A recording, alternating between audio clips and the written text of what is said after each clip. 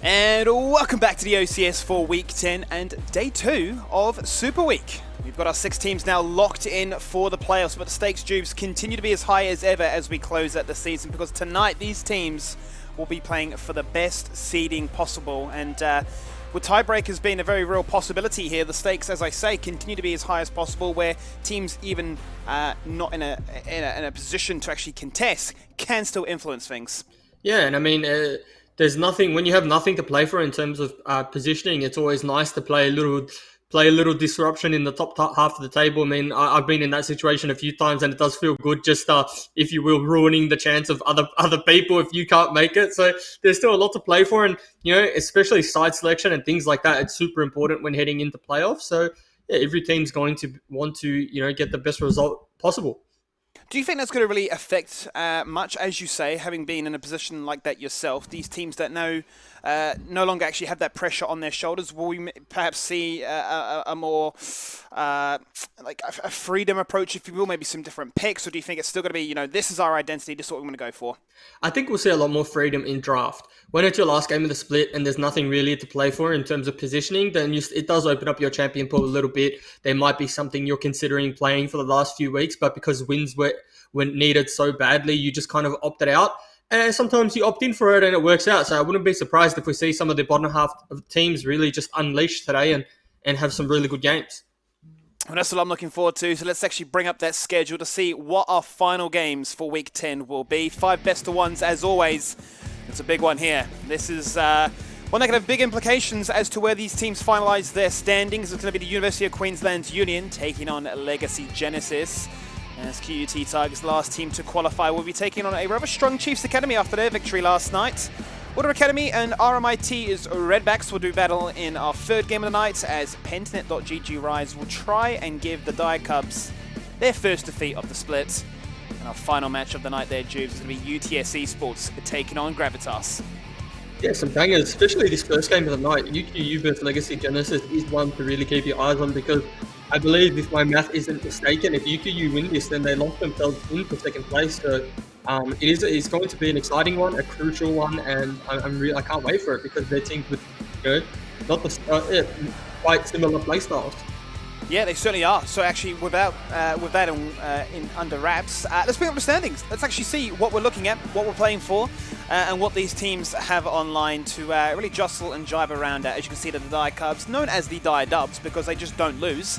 They sit undefeated. There is no way for them to lose that first spot. But due to a few roster shuffles there, Mammoth Academy have suffered a few defeats recently. They played their last game last night. Now they're at the mercy of the teams playing here today. And because the University of Queensland Union actually have the head-to-head over Mammoth, if they get that victory, despite being tied, they will go in at second spot. And Jubes, as you mentioned already, there's situations where we won't need a tiebreaker, but there's a few scenarios where, depending on these results, we can have a fair few games to really, flesh out who is 4th, 5th, and 6th. Yeah, and I mean, tiebreakers is actually a weird one, because you never really want to be in a tiebreaker, well, in the sense that it's just a really high-pressured scenario, but tiebreakers are actually really fun for the teams that are just playing for seeding, because it is an extra game you get to play. So, I wouldn't be surprised if there's a few teams that, they end up having to play tiebreakers, but they're quite content with it. It's an extra game, extra bit of practice that you get to play that your opponent doesn't, and if you do win and get the side selection that you prefer, then you're really laughing, aren't you? You certainly are, and as it stands, you can see there's a little asterisk next to some of those teams. That's because we have had an uneven amount of teams playing this year. But tonight, that'll be done. Those will be the final standings. We'll know exactly where everything lays. We'll know exactly what is there to play for. But I want to now set the stage for the very first game of the night. It is a best of one. We talk about maybe other teams being a little bit more relaxed, but these two teams, they're going to be coming in red hot, guns blazing. A win here for the University of Queensland Union. That would mean their second. For Legacy Genesis, if they get a win, they can possibly go up to third.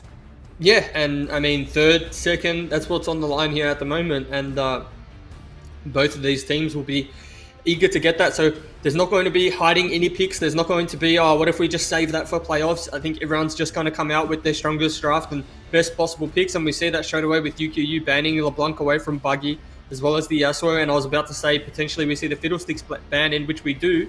It wasn't that successful for them, but I think with a few tweaks in Legacy Genesis' draft, then they can really have a power pick in this Fiddlesticks. If you remember into yesterday, they just kind of lacked a little bit of damage in their whole team composition. right? And that's just an easy fix when it comes to draft. But you know, that's not going to be a possibility anymore because UQU don't want to deal with that. And then the other side of the coin, right? Clint's not having his hands on that volley bear. Karma being taken away from the Ash Karma bot lane that we've been seeing, and Senna taking away from Farmer and Revenge is a smart move. And I think you'd have to say that UQU coming into this one feel a little bit more warmed up after the performance of both Clint as well as Amatul to sort of showcase what he could do on that Cassiopeia. Had a lot of fun there, had to really up the ante given the amount of pressure coming his way with, I believe it was about 4 bruises jumping in his face. So it was a tough game, but they managed to come out ahead. We're going to see a similar setup here for Legacy Genesis to open things up. No surprises given Ash is the go-to AD carry at the moment. And now they are hovering at the Scion, deciding whether or not the OPL strats are now going to start to trickle over into the OCS. Well, I think the moment we started seeing a big Ash priority, I'm not going to call it an OPL meta by any means. Like I don't think we necessarily started it, but it did come to fruition. You know, in the OPL, where it was almost like 1 week, someone flicked the switch and they decided, yeah, Ash was really good right now, and you know that's kind of trickled down into the OCS. There's a very big Ash priority, and you know, Set, we're definitely used to seeing a whole bunch. Yep. In the OCS, and that's been snagged there too. The one pick that I think we're not that used to seeing very early on in drafts is the Thresh, but Nausicaa, as we've touted him as the hook player, or the Q thrower, if you will, right? If there's any champion that has a skill shot Q, you can bet Nausicaa plays it.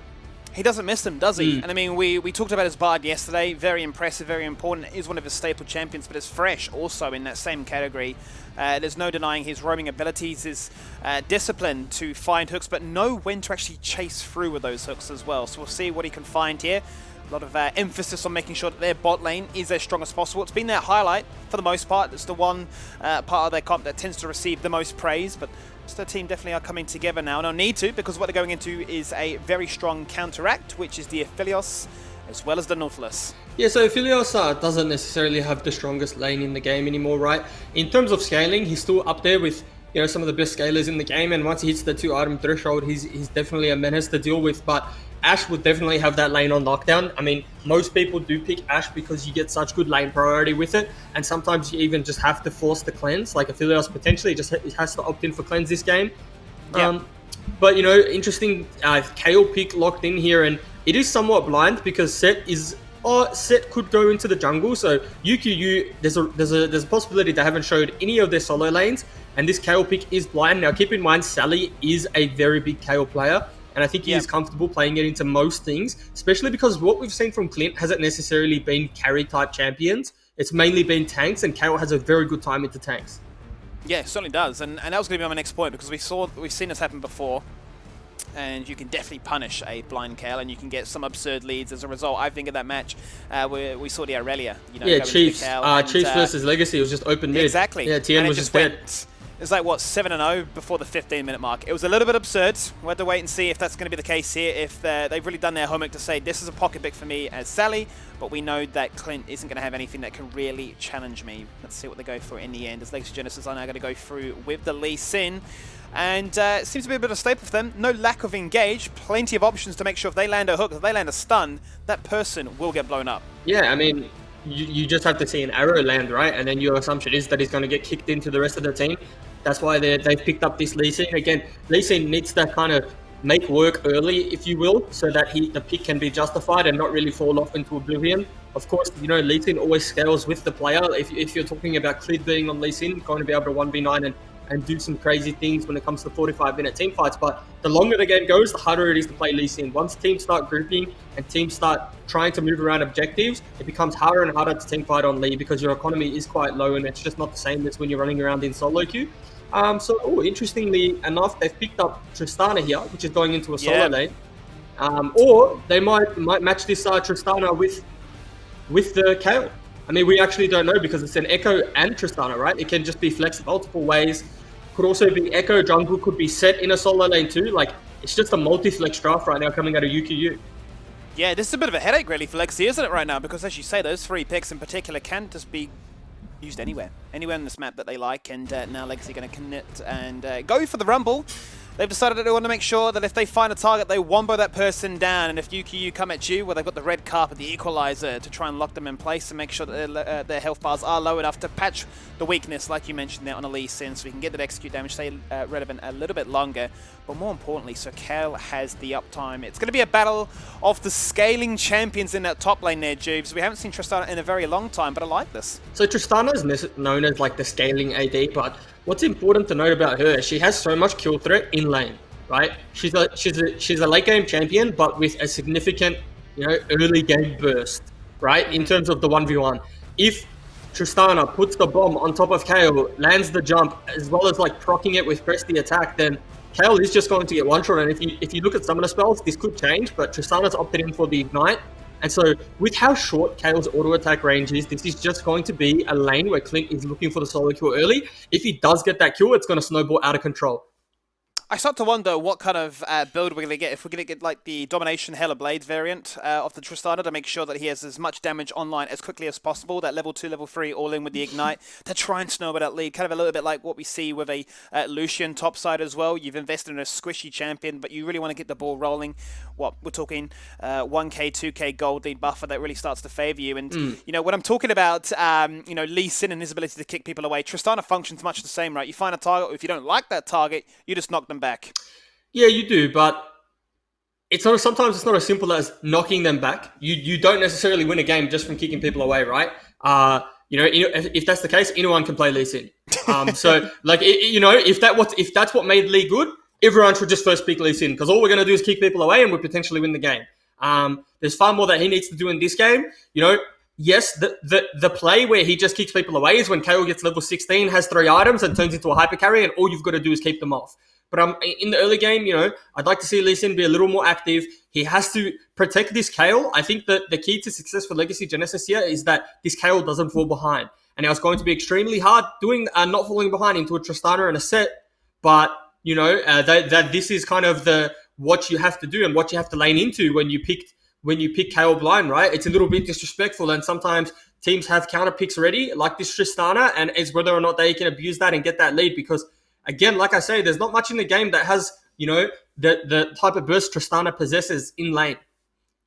It's interesting because, as you say, you'd imagine that Lee Sin will be shadowing top lane to ensure that the Kayle can get to level 6 and onwards with as little casualties as possible. But I look at that 2v2 and I would imagine that UQ would win that one, especially if they can get some significant uptime with the bomb.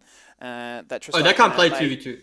Yeah, that's what I'm saying. So, I mean, I look at this and say, is this a all-in or nothing situation here for Falconer, or could he look to, say, go elsewhere and try and get the Rumble or his bot lane ahead instead? No, so Falconer should be looking to open up the map bot side.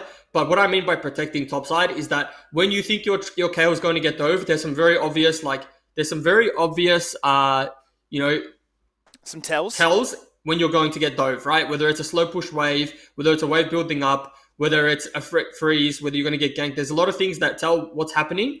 And so whenever those tells are read by Sally, he needs to communicate to his jungler to be there so he can't get punished. You're not looking to 2v2. You're just looking to not get punished. But then, there's going to be a lot of time where Kayle, if managing the wave properly, if she's able to manage the wave properly, then Lee Sin can put a lot of his time through mid lane, through bot lane, because you want to free this Rumble up to move either side. If Rumble can go top or go bot, this game becomes hard for UQU. So a lot of this game is probably going to be determined by mid priority and who has first move.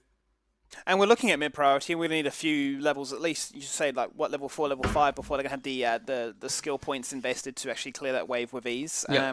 What does success really look like here for UQU apart from them trying to get this Tristana snowball ahead to try and shut down the Kayle early? Where else on the map? I mean, we're looking at bot lane, for instance. We see that there's quote unquote 2 hyper carries looking to try and scale up with a little bit of range from afar. But then you've got these 2 hook champions looking to try and set themselves up to find that crucial pick. Yeah, I mean, UQU's success does just come from the side lanes, right?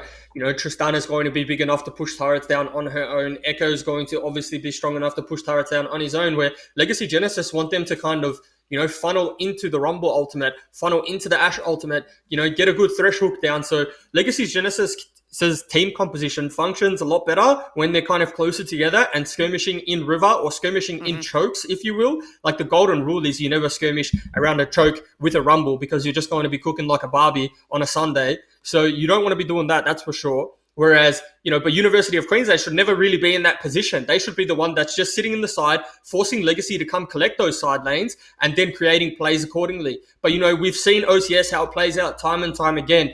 Both teams just end up getting really bloodthirsty, and the team that we thought had the advantage in the split push actually ends up initiating the team fight. So this game is actually going to read a lot about UQU's discipline and whether or not they can stop themselves from fighting, because it is a skill in itself, right, to not get pulled into your opponent's game.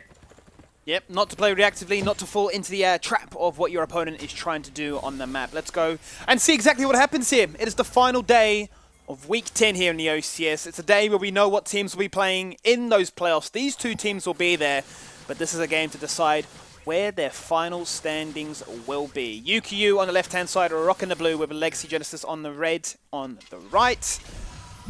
I think really, as you say, discipline's going to be a key word, one that we don't tend to see too much because teams just like to fight.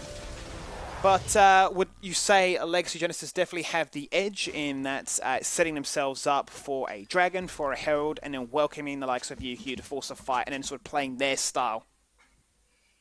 Yeah, and I mean, isn't that just League of Legends in a nutshell, though? It's like, which team has more discipline? Because the more discipline you have, the less likely you are to be punished, the less likely you are to make mistakes, and the less gold you're going to give to your opponent, right? And there was a coach who coaches Gigabyte Marines, Tinikun, and that's when, like, Gigabyte Marines had that really good run at MSI and Worlds and everything like that. And I was talking to him a while ago, and what he said to me is he doesn't teach his players how to necessarily win games. He teaches his players how to minimize mistakes, because if you make less mistakes than your opponent, you're probably going to win the game. And I thought that was an interesting philosophy, right? Like, everyone's just concerned about, how do we win? We need to do this, we need to do that. And it's just like, what if we just don't make mistakes? It feels different to sometimes what we see of, not playing to win, but playing not to lose. It's more so of, if you make less mistakes, mistakes are inevitable. And, how could you set yourself up for that one? Point being, looking at this one here, as you mentioned, Legacy Genesis have a fantastic comp around river control, be it choke points as well. I'm imagining UQU are then wanting to look to try and force the side lane pressure, looking to try and find those small skirmishes, the 2v2s, as we mentioned, between this set here and that Tristana. We'll get to see if the game plans can work for either team. As it stands, looks like we're just going to go buff to buff. This might be the first kind of negative jungle matchup, if you will, that we've seen Unshackled be on. And when I mean negative, right, I don't necessarily mean, he can't play the game by any means, but what I mean is that he's not the one with the onus to invade, not the one with the onus to just put the tempo pressure on the enemy jungler.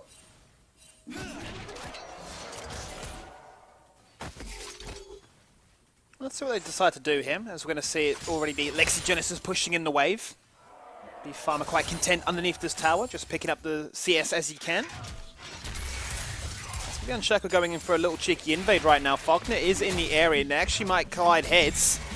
Yep. Cooldown will be used right now. Yeah. Does he have the vision? He's going to spot him out right now. Who's the first one to rotate across? It's going to be Rumble, but Echo's going for a trade in mid lane whilst this happens. So far, stays down to half. The Sonic Wave will not connect, but here comes Buggy. Agos to Chronosphere. He's going to get stunned in place. They're locked now. They turn their attention on towards the Rumble. Unshackled is so damn low.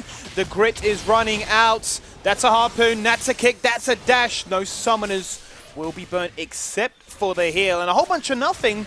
But definitely something could have happened there, Juves. Well, okay, it's a whole bunch of nothing because, no summoners were burnt, no one died, but it is actually a lot because now Amateur has no pulse left in the mid lane, has a wave coming in, no HP to deal with it. He's going to have to burn the teleport very early on to get back into this lane, and Unshackled is also one that's down, a lot of health and a little bit of tempo in the jungle. So, whilst it's not much, it's kind of a little bit because this Echo really needs to have an uninterrupted lane phase just to get to the point in which he can just free Q the waves and move.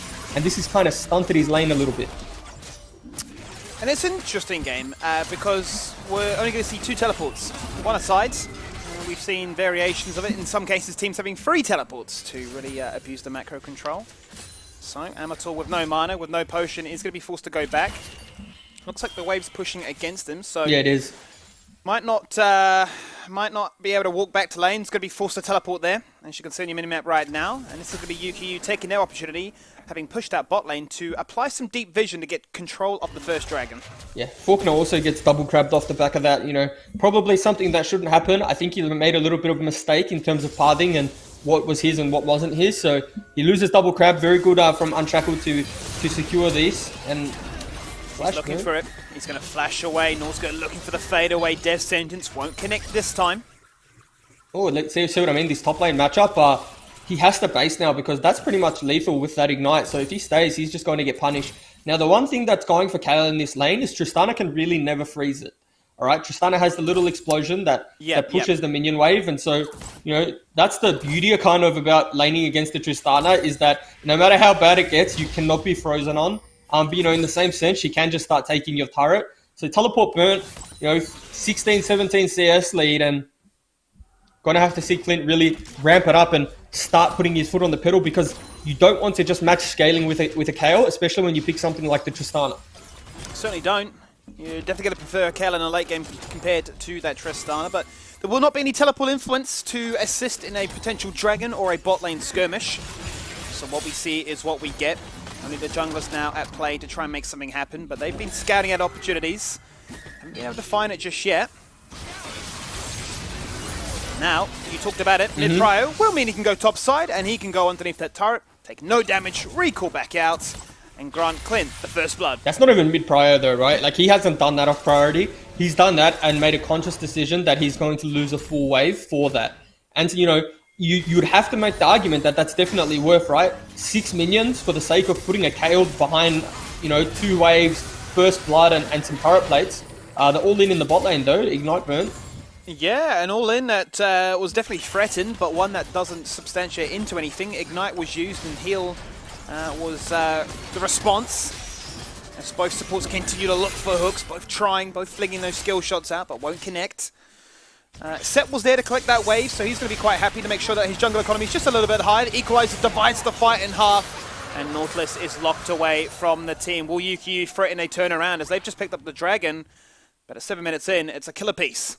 Yeah, both teams kind of attacking opposite sides of the map, right? And it's kind of what we expected, what we thought would happen, but surprisingly enough, Nausicaa's got away with having no flash, and he's got the roam first. I thought Unshackled would revisit that bot lane, but prioritizing the dragon over the skirmish for sure. And that maybe that pays off because they are playing, with the Tristana in the top lane, and they want that insurance policy when it comes to the dragon soul. But we know it's not going to be an infernal soul, and it's not going to be an ocean now. So, for their sake, I hope it's not a cloud. Yeah, you'd be really upset if you were to get the cloud. It tends to be an OCS staple though, where maybe from 5 games, 3 or 4 of them do grant us that kind of buff.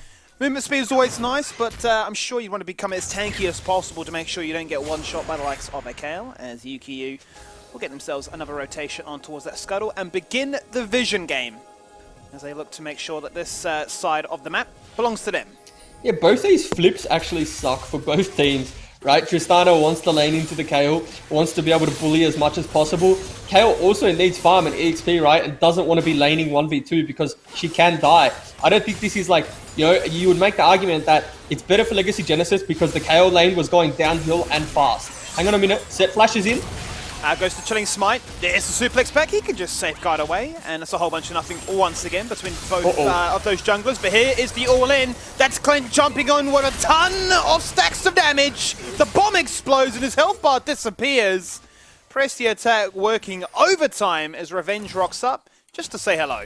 Maybe Clint's been hiding something from us this whole year in regards to, his actual champion pool. Because if I'm correct, he's been playing, bruisers and tanks all split. Obviously, minus the Vladimir, and all of a sudden he whips out the Tristana and he's playing it like he's deft at the moment. He certainly is, and you're quite correct. Yeah, Malphite, Kled, Maokai, Urgots, Cho'Gaths, you name it, it has been a tank. It's sort of been what we've seen in that top lane for a majority of these players, and it almost feels a little bit deja vu of if you pick a Kayle very early on, we've always got something spicy prepared and ready to go. Yeah, but, the one kind of thing going in Legacy's favor right now is that Kayle is in fact laning 1v1 versus Aphelios. And what was going to be an extremely difficult time for the Kayle is now just trading farm. And you have to say that's a win for Legacy Genesis. Yes, Ash died on the top side, but, shouldn't have died. Can't really account for those kinds of mistakes, can you? So, all in all, not too bad for Legacy Genesis, but UQU doing a very good job in able to punish the flip and punish Style, just being a little too aggressive in a moment where he couldn't be. And I'm surprised we haven't seen Tristana just flip back bot, go lane into the Kayle and try and keep abusing that matchup. But it looks like they're happy just to lane 2v2 with different AD carries. Seems to be the case because right now, both are winning when it comes to CS. You're looking at healthy margins, 20 in the top lane, 10 in the bottom lane. It's one that is growing and growing and very much feeding into their narrative of give us a bit of items and give us a few levels. You hit that mid-game spike, and I don't think you'll reach a point where Sally can say, I'm level 16, now is the time. Out goes the Enchanted Arrow, it will not connect. Nullskull is ready with that hook, but he won't find it. Blast going across, there's Revenge looking for the depth charge. Who's he going to try and connect with? Nobody, because he falls on down. The Herald is still there getting rowdy. It finally resets. The Equalizer zones them away. Unshackled was trying to find something there, but he gets dropped down to half, and scary times there for a second. Yeah, I mean, that's Rumble's bread and butter, right? If you're going to pick Rumble, what do you pick Rumble for? It's for these neutral objective fights. It's for fighting in the river, fighting in little small corridors where you can just lay the carpet down and cover the whole, perimeter, if you will. And that's what we saw there, right? Buggy just, on his power spike, he was 1-0-1 at the time, had his Sork boots, picked up another kill, and it feels like Legacy Genesis right now are just making the correct macro decision. Look at the CS of Kayle just catching up ever so slightly. Happy to see in this lane and with this ticking time bomb.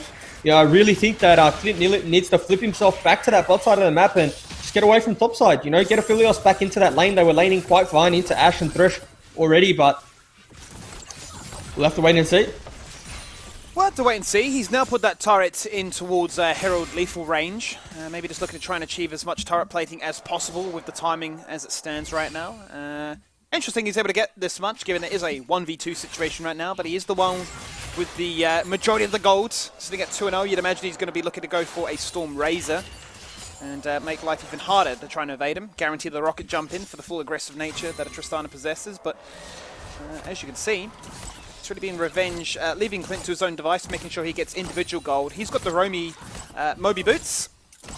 His job is literally to run around and find more picks. Yeah, I saw you touch, or I heard you touch on the Storm Razor build of the Tristana, and sometimes we do see Tristana go Sanguine Blade as a first item because you are not the traditional AD carry where you're sitting on your support, but you become a solo laner where you're just sitting in a side lane and split pushing, so the Sanguine Blade has a lot of value.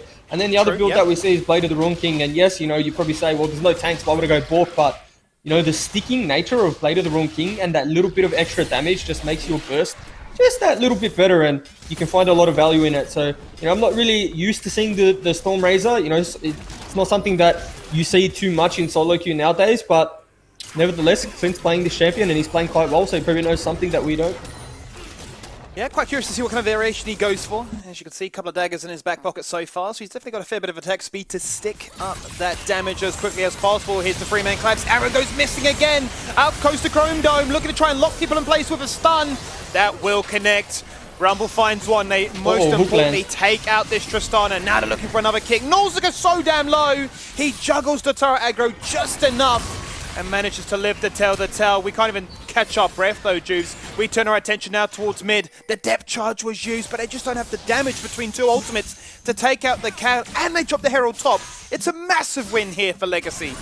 Yeah, it's a massive win, but they're still down gold, right? And the reason being is that they're losing turret plates. Yes, it was a nice play. Yes, you got one kill, but you lost probably more gold in turret plates and CS than you gained in getting the kill. And I think Legacy Genesis definitely have the correct lane assignments, have the correct idea, but they just aren't able to get that little bit extra that they need to then take the turret there, right? Like, if Echo falls down, if Lacing Q lands, then we talk about a turret going down, and that's a very big gold swing, but all it was a kill trade, couple turret plates in exchange for a whole turret in the bot side of the map and some solo EXP, solo gold on the Aphelios.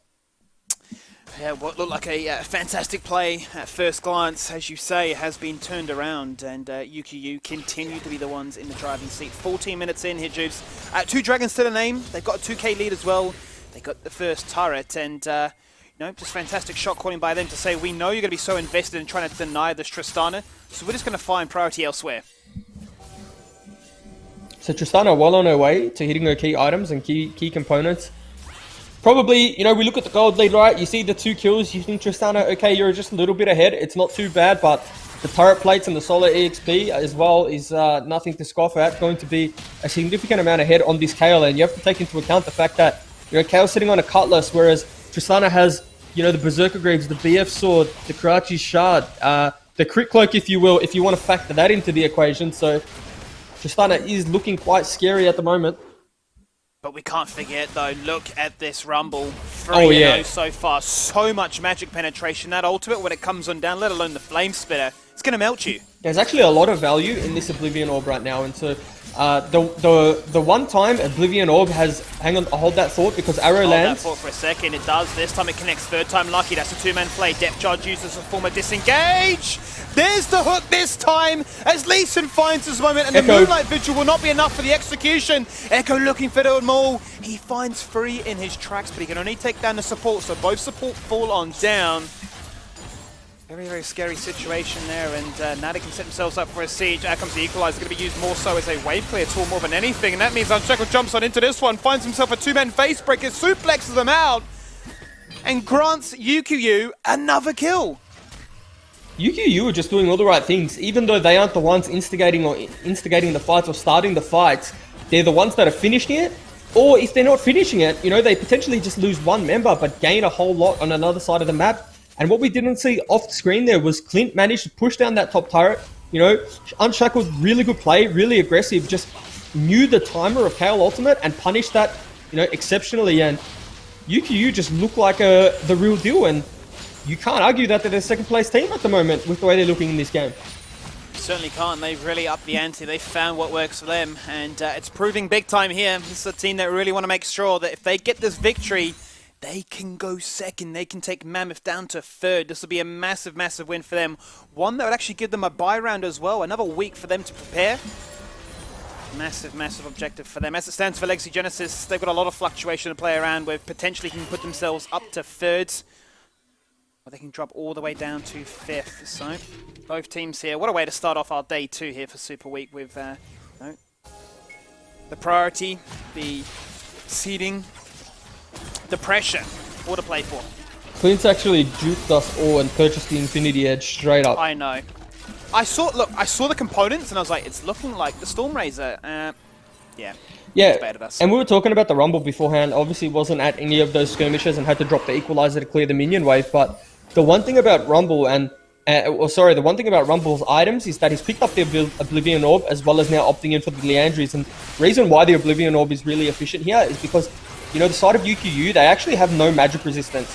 And the Oblivion Orb into 0 magic resistance has so much value.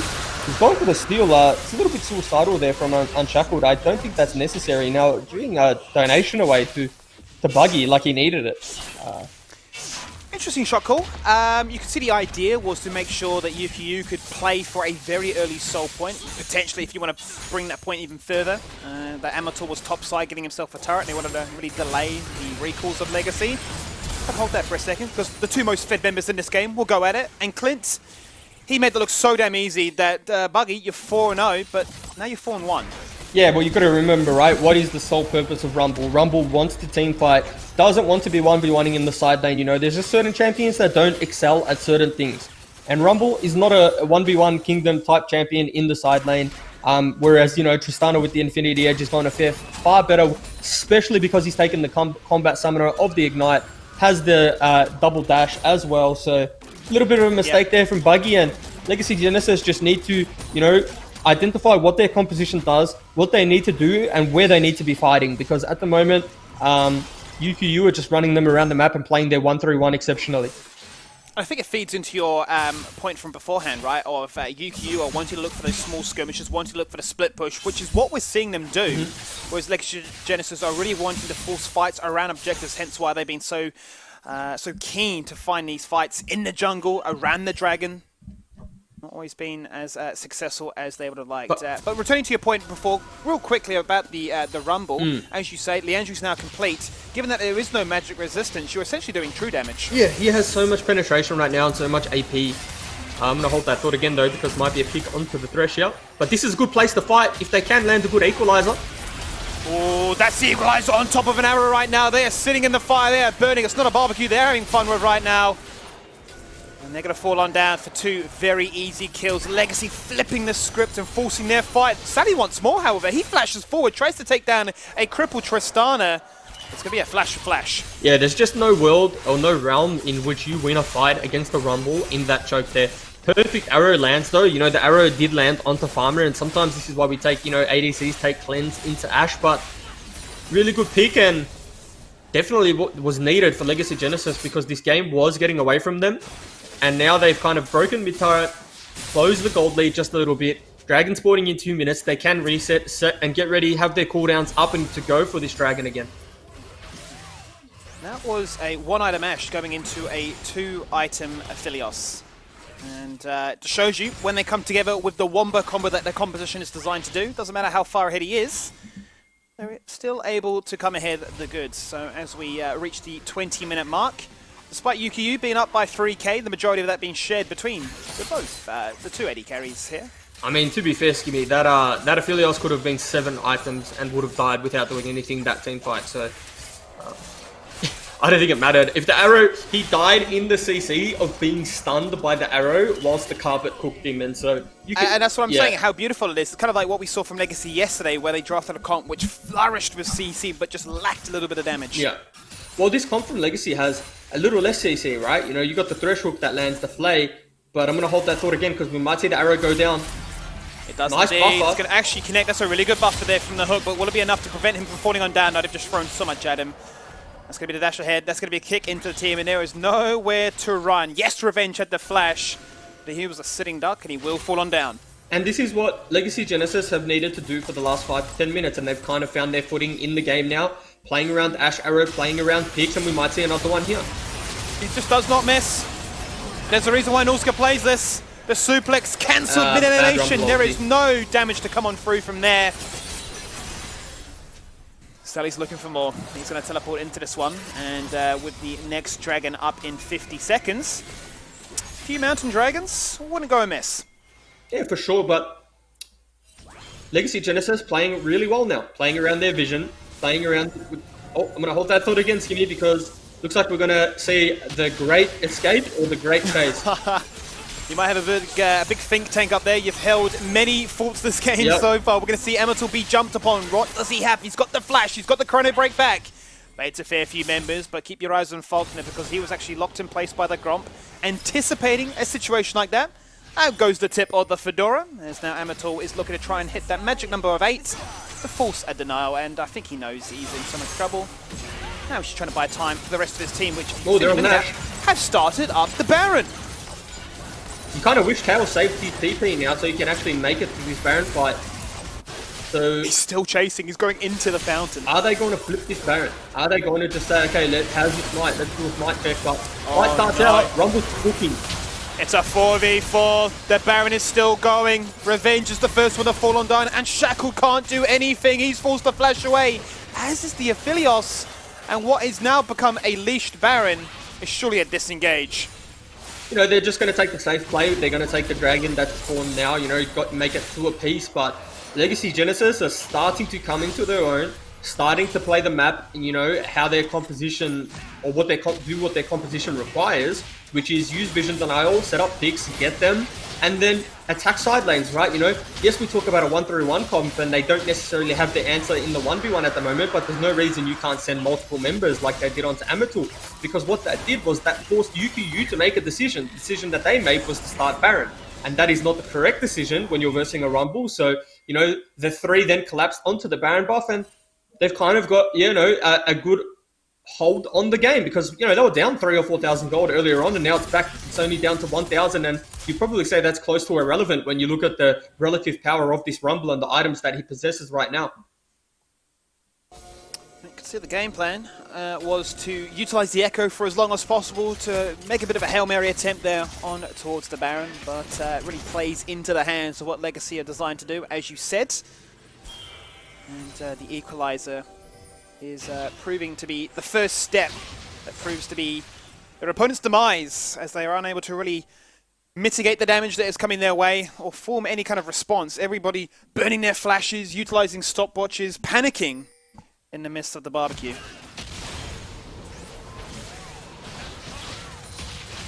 So this is really good from Legacy Genesis, walking up midway, securing priority, using that priority to then go get vision in the top side of the map because Baron's the next major objective, and this makes Tristana walk away, can't utilize the strength of this Tristana to push down top lane. So really good so far, but you know, in the same side of that coin, UQ are also happy just sitting in side lanes, pushing waves and trading because Amateur's getting a lot done in the side lane. You can see these turrets are nearly falling down, and Sally is not at the point yet where he will be able to, you know, stop Echo from doing what Echo wants to do. And I think this is really cool, actually, by Amateur, because he's got teleport advantage, so he knows that he can lock in place Sally, who's desperate to hit level 16, 2 levels away, wants to pick up all that farm, but they can continue to attack these side lanes and always say, if you don't know where we are, we could always be stunning up this Baron once again. Yeah, and I think an interesting pickup now is Farmer does have the QSS. That turret's going to drop. Farmer has the QSS, so the success Ash was finding off those arrows is going to be a little less frequent because now Farmer can tank that for his support, tank that Corset, use the QSS, walk away, and that's the sole reason for that purchase. So Legacy Genesis is going to have to be a little bit smarter now and a little bit, you know, more deceptive in how they find their picks. 12 kills to 5, they found the picks, but it still has been the UQU boys that have found the map control. 2 teams with 2 very different strategies and a 5 turret to 1 ratio, really proving that they don't want to really play into any 50-50 split or risk of a Baron contest. You want to continue to try and keep this Legacy roster locked inside their base, making the hard decisions of do you fall further behind in your itemization, or do you all in on this fight and hope for the best? Next Dragon up in 2 minutes. Baron continues to be the demon that flirts with both these teams. That's where the majority of his vision is so far. Whoa, I just completely ignored Amateur's CS, but he's actually at 242. Rumble's at 160. Now, I'm not ever asking a Rumble to have more CS than the Echo by any means because they both serve different purposes in game state, but, you know, Amateur's just farming up a Storm. He certainly is. If you compare that to his counterpart. They've had some good success with him, you know, finding value in the side lanes and kind of like playing into the point from beforehand of Buggy always wanting to be with the rest of his team, leading that line with that equalizer.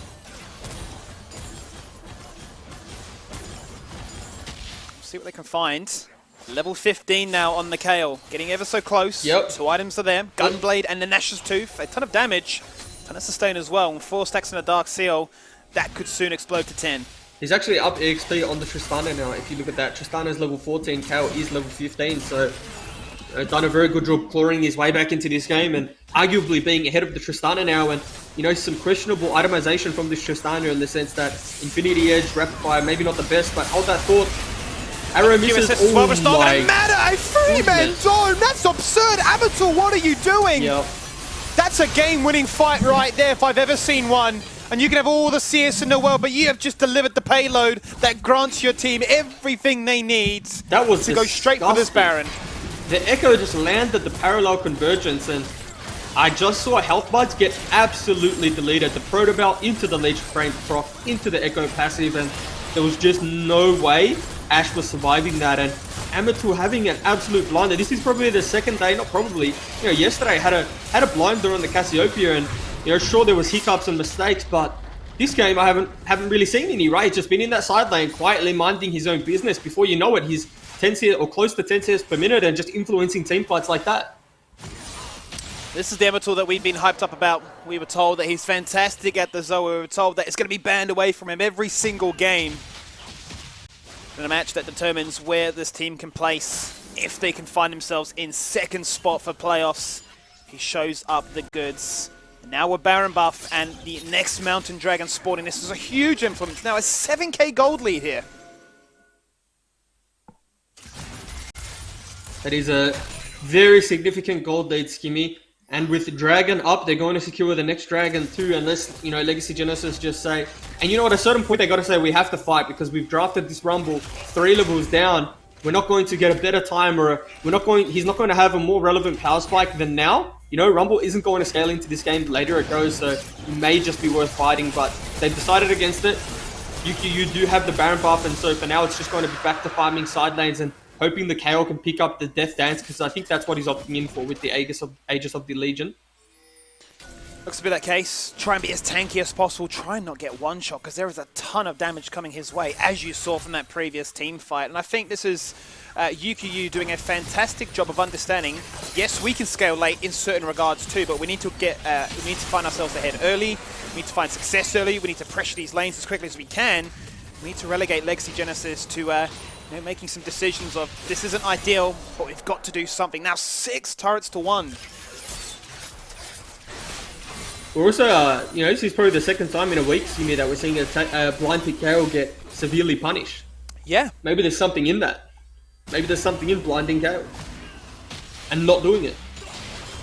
No one actually stops Amateur here, by the way. 3 levels up. Baron minions just crushing that turret. One Echo combo onto that tower, that's dropped. Be interesting to see what happens now, though. Level 16 is there, as we see. Guardian Angel has been picked up by partners Lee Sin. Going to be a little bit more tanky, a little bit more survival for him to try and play around with if he makes a deep play. But UQU, using that Baron buff, are flooding the base. They've taken down 2 exposed turrets to work their way towards their inhibitors. 1v1 in the bot lane.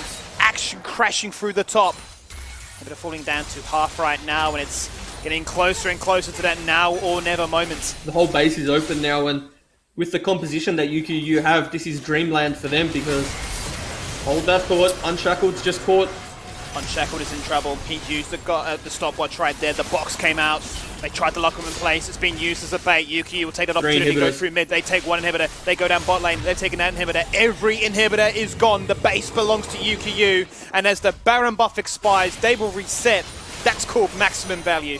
Yeah, normally you see, when you play kind of different games, you see the person in the side lane getting caught, dying, and then trading the objective. But UQU have just played this extremely well. No one got caught. Sure, Unshackled nearly did, but managed to flash away and survive. And they got all 3 inhibitors with taking no casualties. I'd have to say that was some very clean macro from coming out of UQU, and being respectful enough to not be punished, but also aggressive enough to take the turrets. Aggressive they have been, and with the deciding buffs, that would favour UQ immensely. We're talking Mountain Soul, we're talking Baron. 2.5 minutes, just under, is when they will come on up, and they know that Legacy are going to be locked in their base. If they step away for a second, they're going to have to use those Nexus turrets, protecting the Nexus itself as a resource, as a health bar. Not really much time they have left on their hands. Very difficult for them to get vision as well. As they step out, they get picked apart. 4v5, it's over just like that.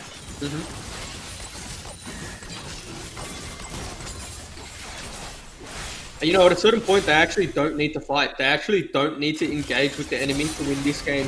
3 waves of super creeps coming in, it's just going to be so hard to deal with. Here they come, the final push, the game-ending play right now. All the damage going on to Amateur. 4-man stun! That's big! Amateur's got 1. Echo is doing the job so far. He finds himself a double kill. They're going to go for the clean house. It's the end. The end is in sight. UQU have done it. They had a clear game plan. They've executed upon it. They found the win. Their Nexus is going to explode.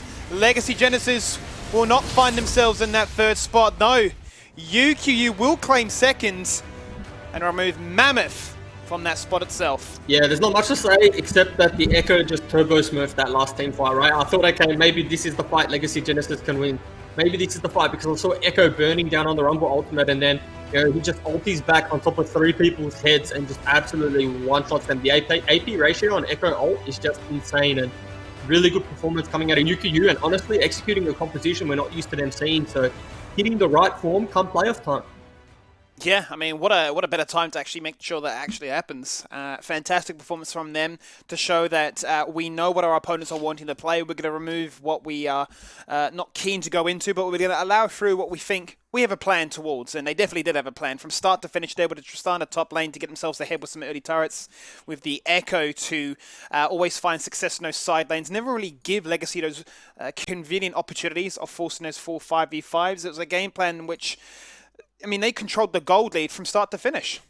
Yeah, they did. And, there was probably one hiccup in which I thought, maybe they could have got better lane assignments. And I'm sure they'll look back at that game and think, okay, yeah, we should have probably flipped and did this and did that. But, it was just a really clean game from them, a really well executed game. And again, I just want to reiterate, it was a play style we're not used to seeing from them, but it looks like they're really hitting their stride come playoffs.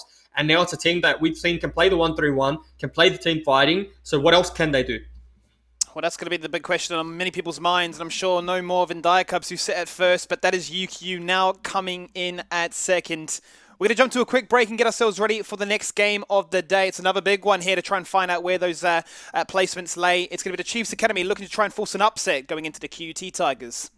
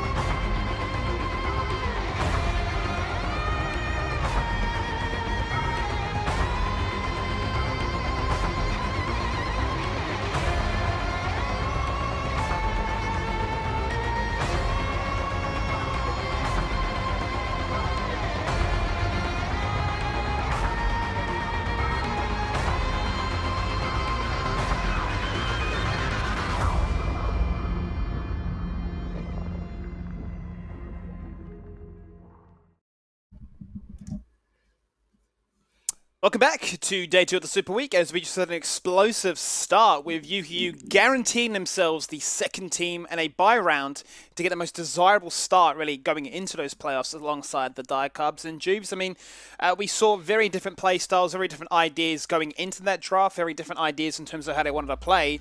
And you were quite curious, you said, as to who would get the better end of that stick. And it appeared to be in the end that UQU just found a lot more success targeting those side lanes, avoiding these initiation attempts that Legacy threw their way. And in the end, having so much of a lead, especially with the Echo, that one sphere spelt disaster.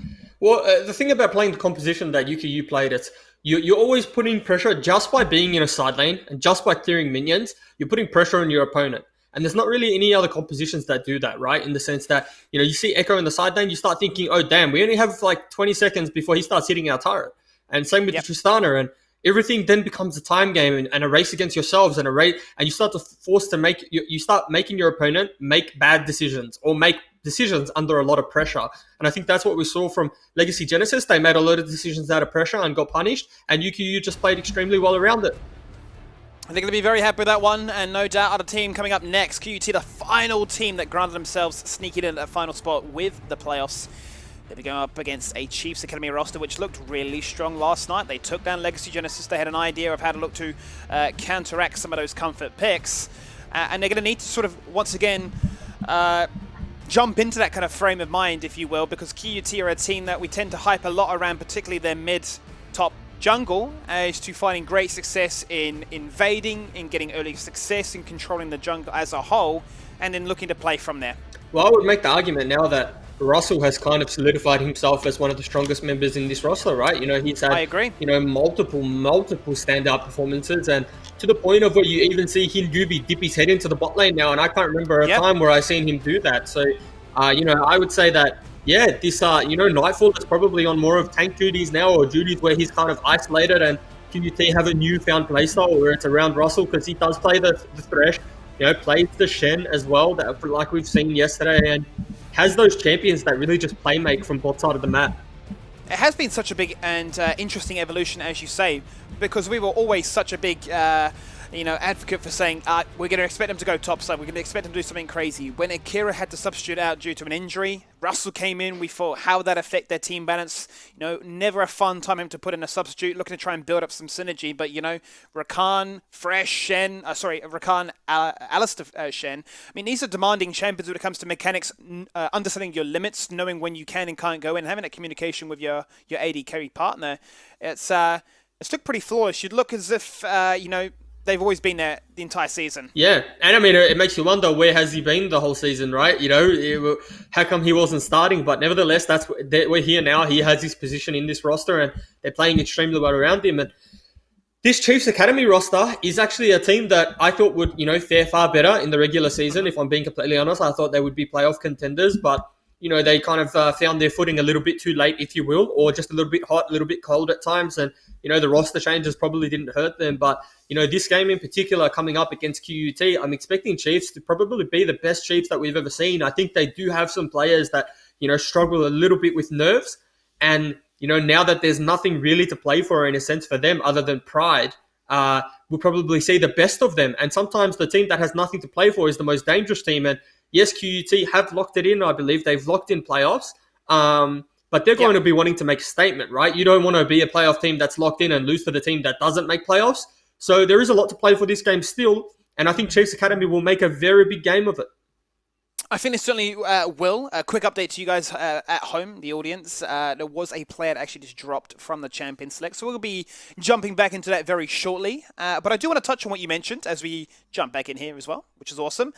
The performance that we saw from Mincam and Winter yesterday, the link up between the Set and the Oriana, how many impressive suplexes into shockwaves that we saw, the fact that Winter... kind of what you were mentioning, right, of feeling a little bit more relaxed, having a little bit more time to build up some synergy with your teammates. He's really found his footing, and he's starting to play up to the potential that you hyped him up to be. Yeah, well, Winter for me was a player who, I was just seeing in solo queue consistently play extremely well against OPL players. I think he even climbed to about 600 or 800 LP in Challenger, and I was like, okay, this is the dude that's going to come to OCS, right? Like, this was my thought process. I was like, this is the guy I'm going to see, week after week. This is the guy that's going to come. And You know, yes, sometimes he showed up, sometimes he didn't. Obviously, not always his fault, right? You know, it's a team game, and there's a lot of things that go into the equation when you play in a competitive environment. But you know, yesterday was definitely the good that we saw from him, and you know, Oriana is definitely a comfort champion for him, and Galio as well, which we're seeing banned away. But want to see another big performance from Winterine because, you know, even though you don't make playoffs, even though you don't win the OCS, there's still people watching. There's still teams that see players' names and think, oh, that's the guy I want to try next year. I want to trial him for my OPL team. So whilst there's nothing to play for, there's still a lot to play for individually. Absolutely. I mean, if that is your goal, is to go pro, you'll always, well, you never know exactly who's quite watching and what that could actually mean for your career as a whole. Big gap between now and obviously when the next season starts up. So if you can put yourself in with some solid performances here and really put a lasting image for those viewers. As you touched on, the Galio will be denied away. Now they're going to hover the Azir, which is going to be a nice pick that they can pick up. I'm just looking through it. I don't believe we've actually seen Winter play the Azir to date just yet. So that's going to be a nice little interaction for them. They're going to couple that with the Senate and grant themselves a solid start here. Yeah, I like the Azir pick. It's not something that we've kind of seen, you know, be super popular in the Oceanic region. It's definitely more of a niche mid lane pick. We do see, you know, Claire pick it, and it's funny how we do see a bit of an overlap in terms of what the Chiefs Academy team pick versus what their OPL team pick, right? We're seeing a lot of the center, we're seeing the Azir, the Oriana. It seems like they play in the same position, they play the same champions. And we're seeing similar drafts that Chiefs Academy have to what their OPL team has. So it's actually nice to see because it kind of has like a flow-on effect, right? If you're you know the team in charge, if you will, or the team that like is the main team at doing certain things, then the OCS team, or you'd like to see the academy team learn from them, and that's what we're seeing here at least. And I do start to wonder because, you know, Pardo was their jungler originally. He said he's taken a step back from this roster in the OCS to focus more on coaching the OPL side of things. You had to start to wonder, you know, be it an organization as a whole, you got that premier stable team at the top there. The interaction between the coaching staff actually having played on the roster and knowing the players quite well as well. No surprises that there is going to be a bit of a similarity in those styles as the Java now comes out. Fair bit of respect is shown to Hingubi. As you can see, the two bans from his Shaco as well as the Graves, but he still gets his coveted Kindred. Yeah, Kindred for me is just such a high value pick when there's so many junglers banned, right? Like, I actually think low-key Kindred's not. I think Kindred's kind of low-key busted when it comes to solo queue. I don't think Kindred's necessarily as strong in competitive because there's far more synergy around denying Kindred marks. And like I said yesterday, all of Kindred's damage comes from how many marks Kindred has at a certain point in the game. The more marks you have, obviously the more damage you're doing because you synergize with your passive, you get more attack speed, more percent HP damage, and blah, blah, blah, blah, blah. But the one thing a lot of people don't actually know about Kindred is you can predict Kindred's marks. So obviously first mark is on Scuttle. Then if you get that mark, it spawns somewhere else. And it's all you can predict it, right? It's not 100% certain, but you know which side of the map it's going to be on, and you know what camp it's potentially going to be. And a lot of people just think it's random RNG when it's actually not. And so in a competitive sense, when players actually know that, they do facilitate a lot of kind of traps, a lot of like trying to kill Kindred as Kindred paths towards those marks. And I mentioned how important for the overall success it has been for the Tigers for Hingubi to get ahead and look to facilitate those lanes. Given that sort of telegraphed nature, that could be something that comes back to hurt them. I have to wait and see because we can see that they've actually targeted Elo in that top lane. Taken away his most played champions this split, and the Mordekaiser and Ornn put some solid performances in on that. But the response from Chiefs Academy is interesting. They've actually banned away the Fresh. They're now targeting Russell. We've yet to see the Tahm Kench, but we do know that obviously based on what they've got here, they want to find a pick and they want to make sure that if you do get locked in CC, you will fall on down, which the Tahm Kench is fantastic at denying. Yeah, Tahm Kench is a little bit of a pick that kind of just faded off into the wind and got forgotten, right? You know, Tahm Kench had such a big priority. Split one. It was almost every bot lane was picking it. They were pairing it with the center for sure, but yeah. Definitely think there's still a place for it. Still pretty strong. Nerfs obviously sent him to the graveyard, but you know, obviously enough respect out of Chiefs Academy to get that one off the table. And you know, we're seeing Russell on the Alistar, and for me, I'm exciting. That's exciting because we've seen so much playmaking from this guy, and I think we've even seen him play Alistar before. And you know, Alistar's one of the biggest playmaking champs in the game, so I can't wait to see what he does with it. Between that and the Wukong, you got plenty of CC denial to interrupt the wombo combo that Chiefs are trying to throw your way. Now they're going to lock in that Malphite, another staple here for Elo, and you've got a fasting center bot lane with a ton of bruises to get in on the mix and make sure that if you get hit by the Cataclysm, the Unstoppable Will, you will fall on down. And, you know, it's going to be really a case of both these bruisers, both supports, trying to find value, trying to find that initial setup. It's very different styles to what we saw in Game 1. Yeah, and I mean, it's kind of a kill threat bot lane in both senses. The one thing that I want to see is what type of center are we going to see?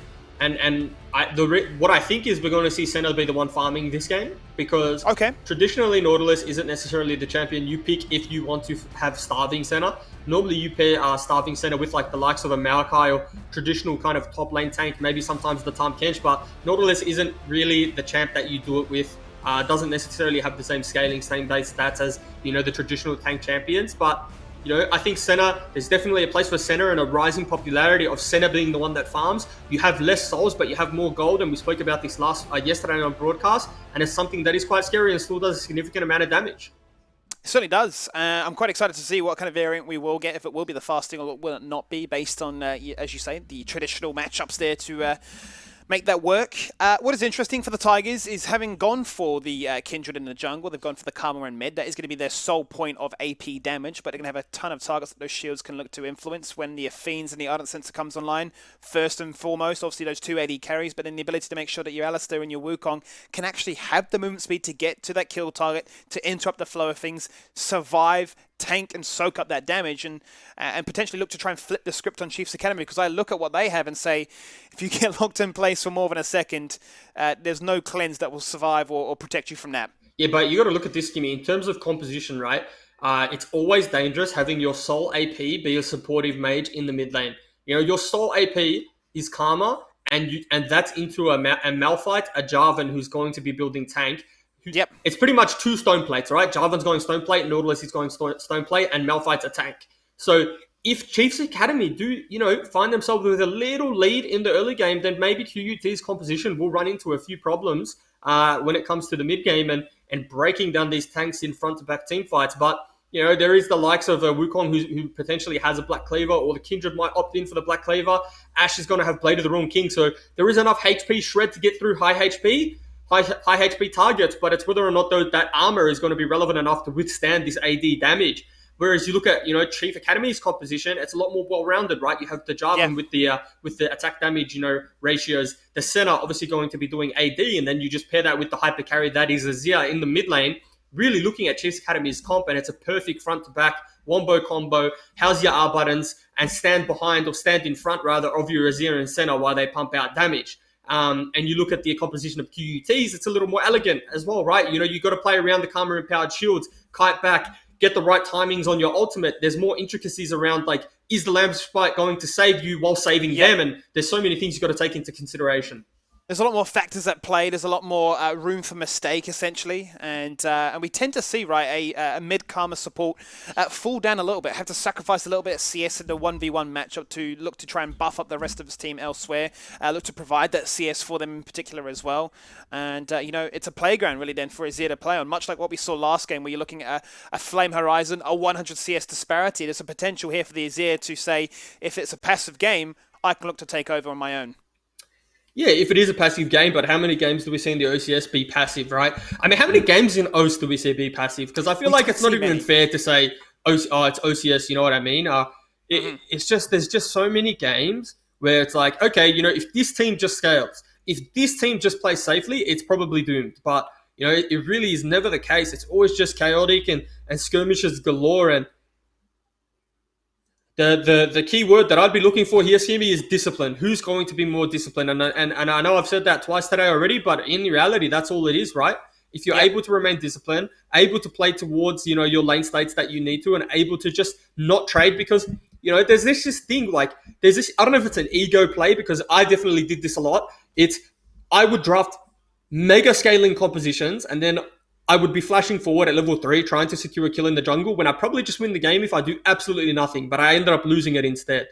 I don't have the psychology for you, but that's just how it feels.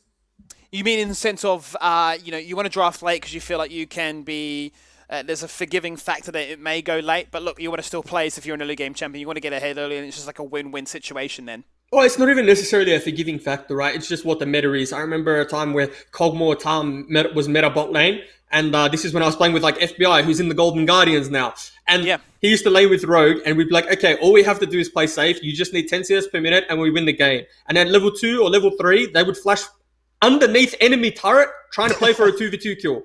I'd be like, what is going on? We just had to do nothing to win the game. But for some reason, their game plan. It's just so hard to do. And the only region that does that particularly well is Korea, right? And then you look at China or the LPL in particular, and they have the complete opposite playstyle where it's just, pedal to the metal and start skirmishing at level 3. And I think we're kind of, a replica of the LPL region. We just like to skirmish and like to fight.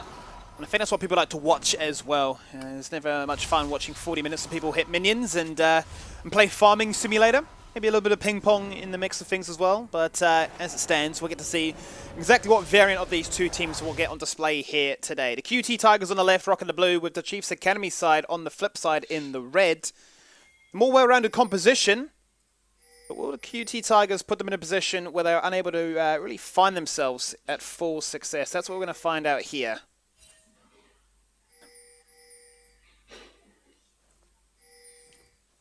So just a standard fan out, no invade or anything like that. We do see a little bit of a trade in the top side of the map by Elo using some mana. Nothing substantial, but we might see a little late invade here with the center and the Jarvan. We may indeed. Looking real cheeky. 1-2-5 invade. Maybe Kicker gets caught. They're going to flash forward. Yep. Goes to Sancho. There's the flash. It still connects. Both flash.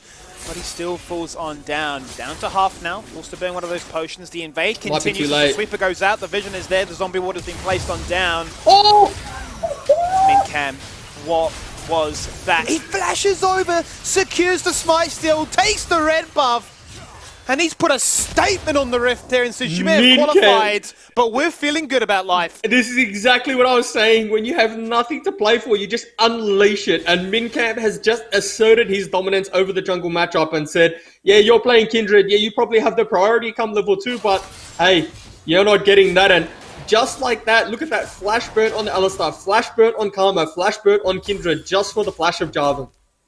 The most alpha man on the Rift right now. Big Mincam comes up the goods, level 2. Steals away the red buff, really putting Kindred in a rough situation. Now going to get a ton of buffs his way, a ton of XP, and more importantly, the ability to be that much more of a threat when the ganks go his way. That's just Chad gaming. I mean, I love that, seeing that from him. That just made me excited. That got me sitting up in my chair. Got you sitting up. The slouch is gone. And slouch is gone. I've got a posture check. The CEO of the Oceanic Jungle is pleased. Yep, posture check. Everyone in chat, posture check, because that was a posture check play right there. Yeah, it definitely made people check themselves for a second there, as we get to see really now what Hingubi can try and do to get himself back into this one. Already a funny statement to make, only 3 minutes into this game, but a buff denial like that and a psychological factor that plays at large as well. You start to wonder, what does he do? Well, Gubi's just kind of got to play to catch up now, right? Mincam, level 3. Gubi's not level 3, and the important thing to note about this, right? Because, once Gubi gets this jungle camp, he's going to be level 2. Oh, so, yeah, he's just in a terrible spot. He has to just play catch up, and, he isn't even going to get this crab, so he's going to get double crabbed on Kindred. Level 2 to level 4, pretty much, when he does cross mid and go for the crab, and Mincam's having a really good game. Oh, yeah, I mean, that's fine too, right? As long as you deny it from the Kindred. Everything belongs to the Chiefs right now. He's delaying his red buff as long as possible as well. Maximum value, as you say, catch up. Despite it saying 13 to 16 on the scoreboard there, there's so much more at play right now, and it's going to be a situation that we're going to have to really watch intently to understand what he can look to do to get himself back into this one. I mentioned at the start of that draft how he is a big driving force, a catalyst for the team's overall success. And with the lack of flashes in the bot lane, the Alistar that wanted to be aggressive, to be as possible as it once was. No, and the important thing to note too is that Mincam base got Hunter's Machete, and it's going to make it far easier hook land. Not much going to happen, it's a little trade. But it makes it far easier for Jarvan to clear the jungle and then be healthier. So there's some jungle camps that Jarvan should never do on a Machete, and that's like Wraiths and Krugs pretty much, right? You just take too much damage. But the fact that he cheated an early base, has the talisman, he's going to be able to stay on the map for a very long time and generate a lot of pressure just through existing. just for existing, and that's going to send a little bit of terror across the map as to I could gank anywhere, and there's not really much you can do. We win when it comes to numbers advantages. Look at this. Well, Gooby is like legitimately down a full level now. You know, once this raid camp gets taken away, he's down a significant amount, right? Look at this. Jarvan's well on his way to level 5. Gooby's pathing bot lane into no jungle camps. So if this gank does not work, he's in a world of trouble because we'll see Min Camp either counter gank or look towards his Grom and probably kick level 5 or even just start the dragon. I mean, the rest of his team are feeling this pain right now because his bot lane duo are locked underneath their turret. They're down by 20 CS as well. Not very often you see a center this far ahead. Well, because you're meant to have... He's got free reign. You're meant to have priority as Kindred in this jungle matchup. Once you hit level 2, once you have red buff as well, press the attack is just a little bit too much for Jarvan to deal with. And you have to think, right, the flag and drag coming out of the Jarvan isn't enough to stick onto the Kindred. So you do have priority jungle matchup, and when you have that, your lanes can't play as aggressive and you have to play a little bit safer. But because they flipped that script and Kindred's the one that's behind, they can kind of play with a little bit of a reckless abundance. Well, there's a Jarvan very close to level 6 right now, as Hingubi's gone for a very early sweep and says, I need to do something to try and gain control of this map once again, get vision as to where this Jarvan is, and find a camp to take, more importantly, because I've got nothing to do right now. I can't afford to go to a lane and look to tax them and put them further behind right now. His game plan is a little bit doomed, as they would say. Level 6 very close here for the Jarvan, and at that point, the ganks will be coming in thick and fast. I would have liked to have seen Jarvan just be a little more active around someone as well as being down, right? You know, no flash, dip your head into a lane, say how you going, or, you know, even just communicate with your bot lane. One thing that's really, you know, what they could have done here, right, was, as there might be a dive, might have to force them away from turret, but Kindred is coming to counter gank, so they can't waste too much time here at Chiefs Academy. Yeah, and both mid laners can't actually interact with a teleport. They'd had to roam and actually fully run on down. You notice Elo is all the way down here as well. He's got ultimate, so he could actually make a play happen and even teleport if he needed to. But the zone, the threat, the presence alone is going to be enough. There's the two-man pulverize. Out comes the teleport. Both top laners looking to try and get in the mix for things right now. They found their target, Kim Jin-Soo 1, but he finds one before he falls on down. Carmen picks up Retribution. 2 kills, 3 kills. The numbers go the way of QUT. Angry Gaming from the start.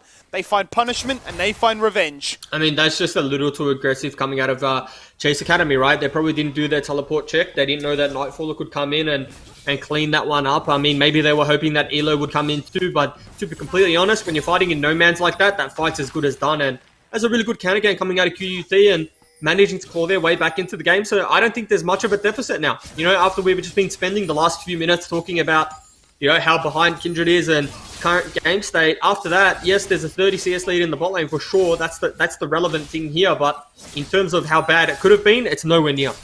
And look, once again, it is that man, Big Russell, Big Russ. the two-man pulverize. It started it all off. Yeah. It allowed the Cyclone to come on through. It allowed the teleport to find value, and it just allowed QT to say, this game is far from over.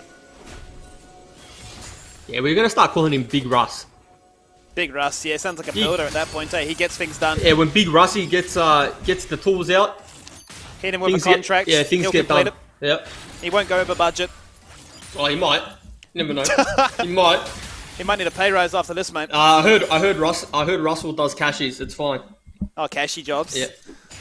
He's living a life there. Big Russ. Let's see what he can do, and we'll follow his progression throughout the rest of this game. His top laners now vacate and rock up to the bottom lane. He says, I've got an ultimate. Is this Elo's second solo kill in 2 days? I can look to slap the ground and say hello. Angry Gaming, there it is once again. The rock in the top gets it done.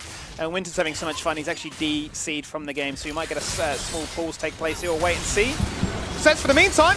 There is the hook on in. That's the engage, but there's the retaliation as Russell tries to find something. He doesn't have the ultimate. It's not going to matter. He can just run back to the sanctuary of that turret and live to fight another day. Maybe Elo is in fact top lane faker. 2 days in a row now, he's picked up 2 solo kills in 2 separate matchups on 2 tanky champions. So maybe we just start playing through him when he's on these tank champions, Skimmy. He's a monster, isn't he? I actually had a good talk with him yesterday. After the games, that's sort of how he felt going into that Camille matchup, how he held things on there as the Ornn, and sort of saying, look, we knew that the Camille was going to be looking to try and be as aggressive as possible. I just wanted to do whatever I could to, hold him at bay. And in the end, you saw that fantastic base defense where they did all the Hail Mary teleports in. He held that off, and they won the game as a result. So, Chiefs Academy, going to be in a very happy spot there, saying yes, whilst you found a chance to get yourself back in. By me finding that solo kill there, it slows you down once more.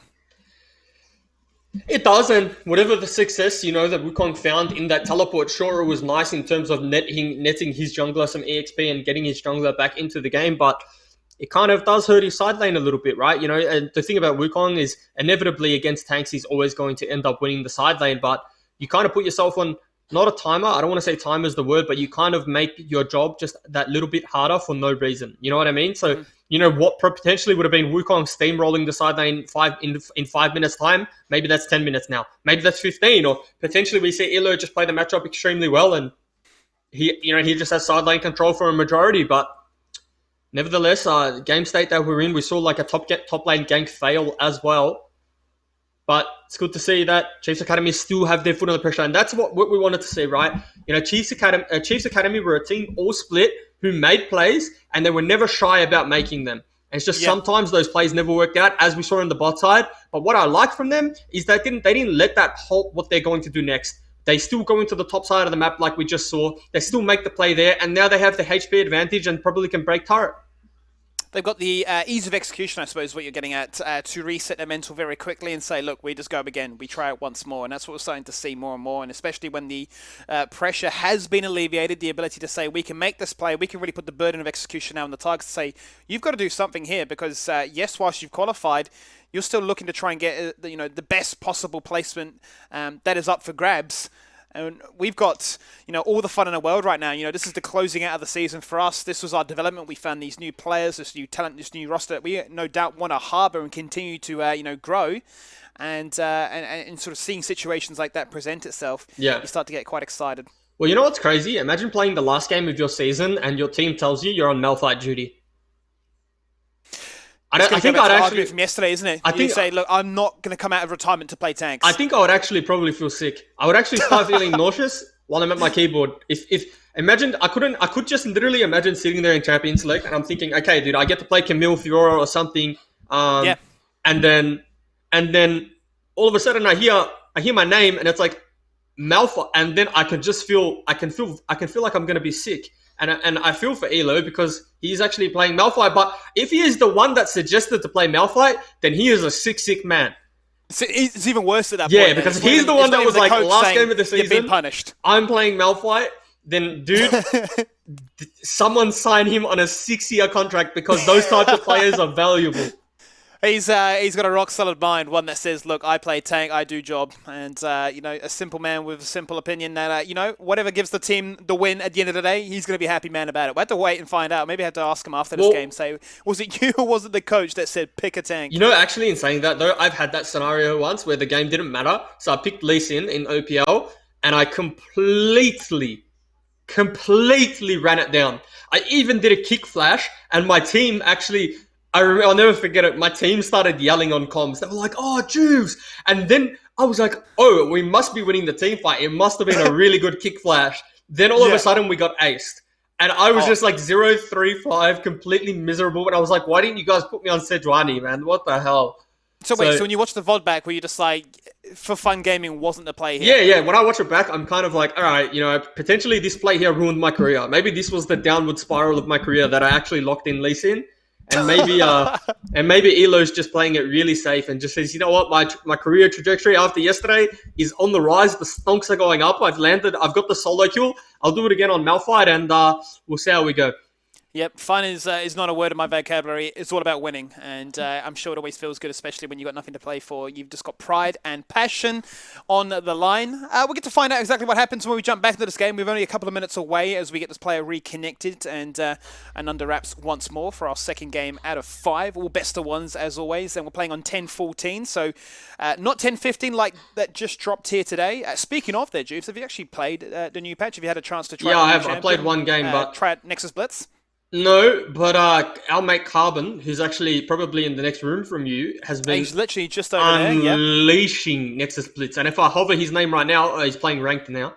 But okay. Yeah, no, he has been playing so much Nexus Blitz, and he tried inviting me, and then I did the mental math of like, okay, I can probably fit in a game, but then I didn't want producer to yell at me if I was going to be late to casting OCS, so I didn't do that. Yep, that's discipline. But I also third time. I also saw the new champion in action today, which is Yep. what's the new champion called? Uh, Lilia. Lilia. Looks interesting, hey. I'm not sure how she's going to really shape the meta. Yeah, I did see Lilia, and it looked pretty bad. But also the player I was watching was pretty bad, and I'm not willing to name names. Well, that'll hurt the impression, that's Yeah, for sure. yeah. And the The player kit looks was, and the interesting, though. player, It's like and the player was not me. I was gonna say it's just like the roundabout way of saying I just suck at the champion. Nah. I'm a grandmaster gamer now, dude. I'm pretty much Faker's twin. Oh, really? Okay. Yeah. Just without the ability to speak Korean, is that right? No, I can speak Korean too. Are you fluent? Yeah, not fluent. I can say hello well, and thank you and things like that. That's all you need. That's Well, because when I was in for you to Korea, survive at an internet cafe, right? no, when I was in Korea, every day I went downstairs to order coffee, right, and some pastries. And so I had to learn how to say hello and thank you because they were so lovely. I wanted to reciprocate because I feel like if I go to their country, I need to learn their I need to do what's normal for them, not necessarily what makes me comfortable. So of course, there you go. And it means the world, right? And it really does. Every time you go on a holiday, you can see that even if they can speak your native language, it means the world when you give it. Yeah, you just try. Effort there. Yeah. Absolutely, you just try, and that's what we're going to try here. As I can hear noises and I can see action on my screen once again. Welcome back. Apologies for the small delay, but it looks like Winter is ready to rock and roll once again, and we pick up where we started, which was a bit of action in the top lane, which resulted in Russell just walking away. But Chiefs Academy decides, okay, well, we can now turn our attention on towards the first Herald. Yeah, so I mean, the exchange in the top side of the map that didn't result in the Chiefs Academy getting a kill actually got them the Rift Herald. So, you would argue that there's a kill in that because there's value, and Senna actually did one of the cardinal sins. So Kim Jun actually walked away from 2 souls there. Yeah. And might have to have a word with him. That triggers my OCD. Yeah, really does. I mean, 2 souls, right? That's a pretty big deal. You know what I mean? That's a lot of trading. That's a lot of minions. Well, you're farming, so you don't necessarily get the most souls in the world, so you should take him when you can get him. And he did that for what, 1 minion?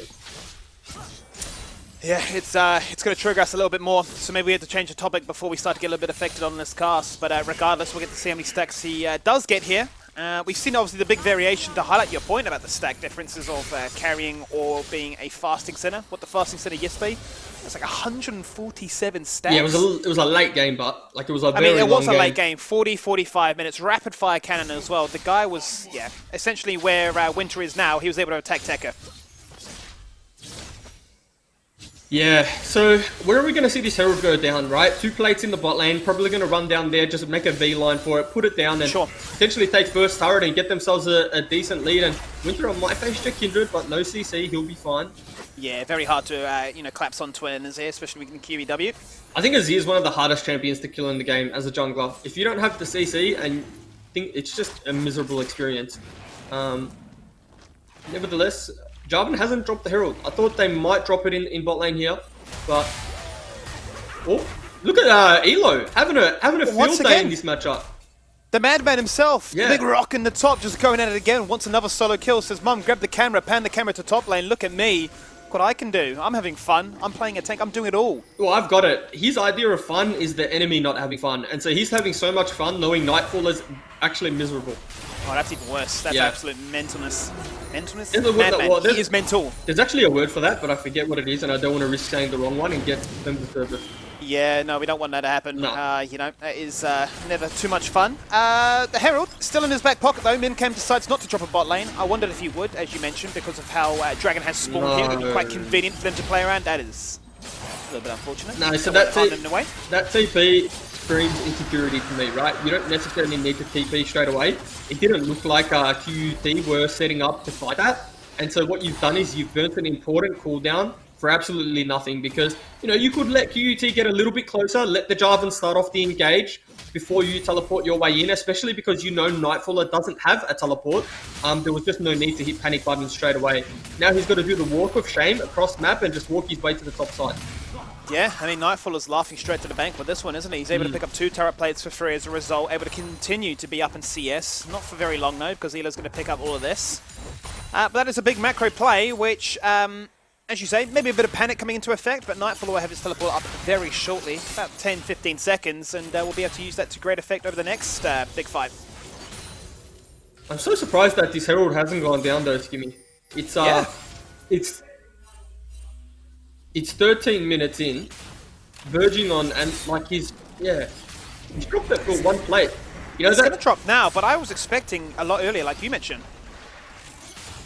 Yeah, and the argument is that, well, the argument that I made, would it have been better just putting it in mid lane? Because that turret would have dropped if Jarvan just walked there anyway, if you know what I mean. Oh no! He doesn't kill him, yeah. He's traversing space and Goopy. time right now. He ults away, then he flashes over. He's going to get run on down here by the Kindred himself, who can hop across that wall with very, very easy fashion. Gooby's just had enough. Yep, I think he's had guts full, as they would tend to say in this part of the world. He's had enough of this game. Hasn't been fun for him by any stretch of the imagination. That feels like the theme of this game. Fun denial. Yep, and that's all it should be. It's just deny fun from your opponents. If you can't, hey, if you couldn't have fun during the split, deny fun in the last game of the split. And Gooby's just not having fun at all right now. You know, really well played from Elo, right? You know, he's able to get out of that gank and whilst they get the bot lane turret. But what I was talking about, right? I think if Jarvan just walked into bot lane and pressured that 1.5 turret plate, then you know, they'd probably just walk away, get the free turret, could run mid and put the Herald mid and at least break two turret plates, if not 3. When we talk about sort of like maximizing value with it, given that the turret plates were soon to fall on down, which they have now at that all-important 14-minute mark. Regardless, what we will have is a situation that Chiefs will continue to be quite happy with. They're up by about 2k gold as they get themselves ready for the Dragon progress. Sitting pretty on 2 so far and playing for a Cloud Soul. You knew it was going to happen at some point tonight. There it is. See the on the way pings, question mark pings. Looks like it might be a contest over the Skull Crab. Keeping in mind, Gooby has no flash. He burnt it earlier, and this is dangerous from him. Yeah, very dangerous, isn't it? He's gotten the Warrior enchant today. Not going to see the craziness that we saw at Why Not's Kindred yesterday. Yeah, I still need to have a word to Why Not about that build path. He did message me yesterday about his Nidalee and me talking about his Nidalee win rate. So, yeah, but you know, there's a player on our server who's one of the best Kindreds I've ever seen in my life, and he doesn't build it. So, I'm saying that you don't build that ever. So that says enough, really. Yep. Big Juice, esports consultant, here with the GOTS. The hot information that you need to know on a Thursday evening. His turret goes another down as turret well. falling on down. Yeah, Chiefs Academy bot lane is playing extremely well on this Nautilus and Sentinel, and I think that the level 1 had a big part to play in how this lane has gone for them, but they've managed to just keep it up, and you know, a lot of the time we see a lead, but then it tapers off into not being much of a lead, but they've maintained this 30 CS lead for a long time, as well as the 2 turrets, as well as the Rift Herald, and now about to see the second Rift Herald go down. Yeah, I think you're spot on the money there. You know, denying the flash from an Alistair very early on, preventing it all in around the level 3-4 mark, which then he can use to abuse in terms of trading and then saying, I've got a Hex Flash, so I'm still stronger than you. Really allowed the center to get so much further ahead than you tend to expect in a situation like this. I'd love to By see... 30 CS. Out comes the cannon mid lane right now, where Kanade looks to use that stopwatch to good effect. He's going to get knocked on up. Emperor's Divide is used as a peeling resource. He will fall on down, but will the rest of his team follow in quick pursuit? It seems to be that they've got themselves out. The disengage attempt is successful. As QUT now want to put some pressure through mid. And that's one thing Chiefs Academy have done all split that kind of bites them. They try and make 2 plays at once. You know, they were getting the Rift Herald. That should be enough for them. They should be content, but instead they were trying to contest mid-wave as well. Right? You can't do 2 things at once on Summoner's Rift. It's very hard, especially in a competitive environment, and you're more likely to go get punished. Punished they did, but they're still going to be in a good spot when it comes to being ahead with the gold. Once again, another desirable situation for Mincam to use the Herald. He's going to drop it immediately, knowing that the next dragon is up. That would put them on soul point.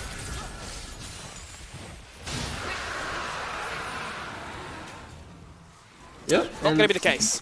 No, they've kind of just said, you know what, mid turret means way more to us in the context of this game. But 2,000 gold lead with the Chiefs Academy, and Rift Herald gets another charge. That's huge. Wow. Yeah. That's huge. The Rift Herald was down to 3 HP and still managed to get it off. Potential to be a little bit critical there from Tekkit, just to say, why not just 1 auto?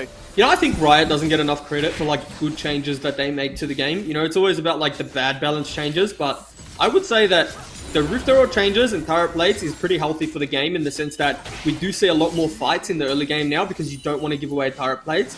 I also think that the Dragon Souls and the Elder Drake is quite good. Obviously, you know, the RNG element is probably not what teams like when they draft certain compositions. But I think it's a really fun element to the game when you see Rift Herald charge like that, and it means so much in terms of breaking mid turret and creating a lot of pressure and possibly forcing more picks. Yeah, never a fun situation where we've seen games basically be a standoff before the 20-minute mark, where teams are saying, we're quite happy to hit 2 items, then potentially think, should we fight or should we not? I'm going to say it was like Season 3 or 4 Skimmy, where Ziggs was like Ziggs Zerat with like the 2 meta mid laners. And in the OPL, which I don't know if... I know the OPL didn't even exist at the time, but it was like our equivalent. We had kind of different tournaments. Yeah. There was games that went for like over 70 minutes, 80 minutes. That just doesn't sound fun. Well, because there was nothing, like, because Baron wasn't that strong. There was no no real, dragon to play around, and it was just permanent wave clear. There's not going to be wave clear here, because that is going to be a team fight where everything gets thrown in it. That's a beautiful Emperor's Divine, knocking him out of the Lambs with Spite, no heal, and most importantly, no invulnerability. That's the first casualty. Here is Wukong on the flank right now, using his clone for a second chance at that Cyclone knock-up. But even with that Trinity Force and the makings of a Death Stance, is not able to go for the 1v4 glory. His team was zoned away, and the Chiefs find a good pick. Yeah, cheeky interaction there between Winthra and the Kindred, right, knocking him out of the Lambs' fight. And we talk about Kindred being a decent pick in some games, but, obviously taking the Kindred blind that early, allowing them to drop something to kind of counteract that ultimate, if you will. We just saw what happens there. And we just saw more stacks not picked up there by Kimjin. It's a tragic time here on the Rift for that soul stacking. I think last time we checked in with him, he had about 35, so he's on his way. He actually messaged me on Twitch today about something, so I'm going to message him right now and say, pick up your stacks, angry face. There we go. Let's see if that goes through to him right as this game is happening. That's what we like to find out. Because we know how Senna can be when she gets a few stacks under her belt. Russ with a spot up over right now. Going to use those chickens to headbutt himself out to safety. Going to receive a Karma Shield, and that shield will be just enough movement speed to ensure that he is safe. But here we are, 20 minutes in, and the majority of the gold from the turret plates, as well as taking 4 turrets to none, means they're up by 4k. Yeah, for sure, and it's a good lead. And it's funny because this is what we're seeing, right? Like, we were asking for Winthra before this game to show us what he was kind of showing us what he was showing in solo queue, right? In terms of what impressed us, and we haven't seen anything flashy from him, but he's not playing a champion that does that. What he's doing is he's farming at 10 CS per minute. He has the kill now to his name, and this is what we expect from someone like Winthra, right? Just be really stable. Be kind of a point in which your team can play around. Then when it comes to doing damage, just do what you know how to do, and that's what we're seeing from him so far. And I'm sure much in the same category as you say that you love to have a tank player that is very much like, I can do this, that, and the other. You'd love to have a consistent player that you know what you get, as opposed to somebody that is looking to always make those montage plays, be super, super flashy, but sometimes have those, disastrous performances. And, he's definitely... You can see the comfort now, the confidence in his play from what was a initial debut on a mid Nautilus to where we are here today in the more control mage meta style of gameplay. And well, in the next 40 seconds, we're going to have to see if he can once again shop the goods with a beautiful Emperor's Divide, which is proving to keep Hingubi behind. Yeah, and I mean, once you're behind on this Kindred, and you probably look at his KDA and you think, well, he's actually not that behind, right? 0-1-4, even CS, even levels, but Kindred isn't the champion, and these carry junglers aren't the champions you want to be playing from behind, or playing from even, rather. You need to kind of have that edge, have that little lead, because the economy of a jungler is never great, and it doesn't get better as the game goes on. We're doing this on Vision Tubes right now. Wukong is well aware. He has the teleport. He's answering the bot lane first and foremost. That's going to be the teleport from the fountain by Elo here. They're going to get this one free. It's not looking like there's going to be a contest. It's going to be too little, too late. There's no smite, no chance. Now we're going to sort of fall 5v5 as Alistair goes unstoppable. Pops his ultimate there for good effect, but the target switching is immediately disengaged, and that's an ultimate wasted. This is one of the cleanest games we've probably seen from Chiefs Academy all year. They're down a kill, and we're not used to seeing them be down a kill, but up gold and fully in control. They're just making the correct decisions. They're not, besides that one kind of misplay in both sides of the map, they haven't made any rash decisions in overforcing and trying to end the game too quickly.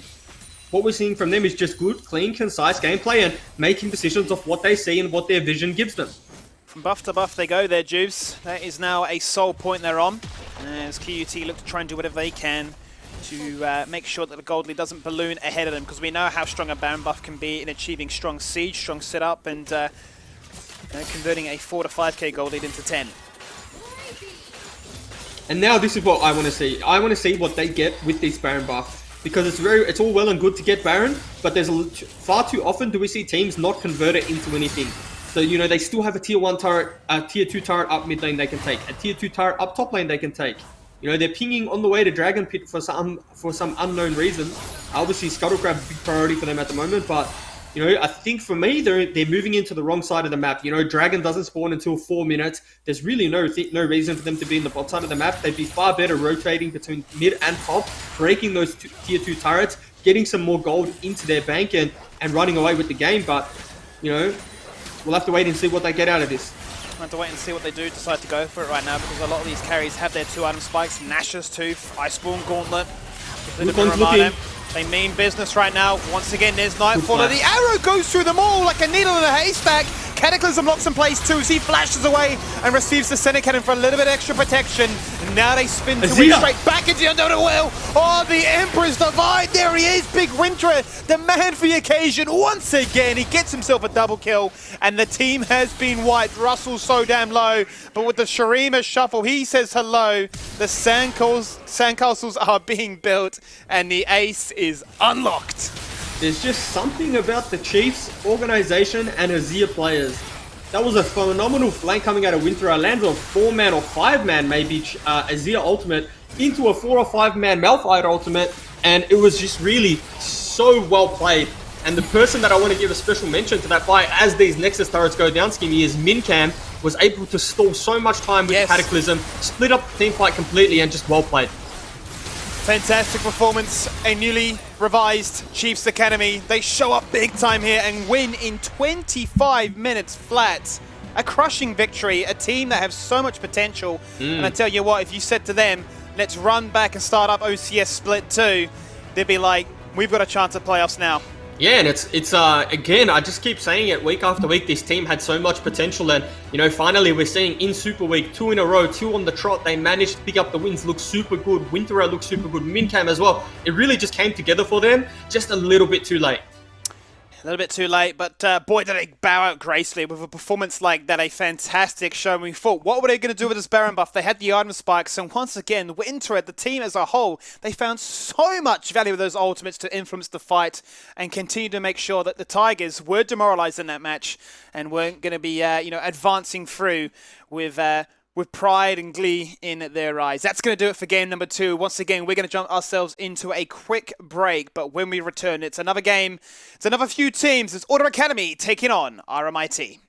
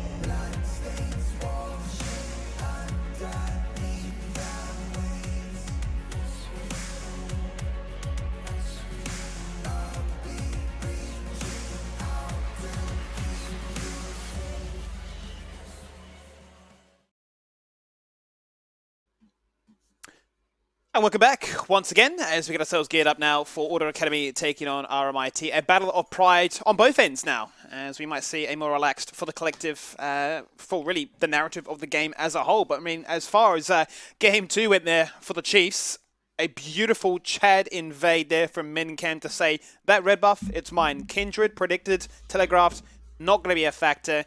It felt like Gooby was running around the map doing whatever he could to try and snowball or try and reverse the snowball, almost play the Uno reverse card, if you will. But it just wasn't enough in the end. And, you know, the multiple threats that Chiefs possess, I think the cleanest demonstration had to be that last team fight. Yeah, and I mean, I swear, Chad Gaming just wins games. The less scared you are, the more aggressive you are. Of course, calculated aggression. You just set yourself up for success.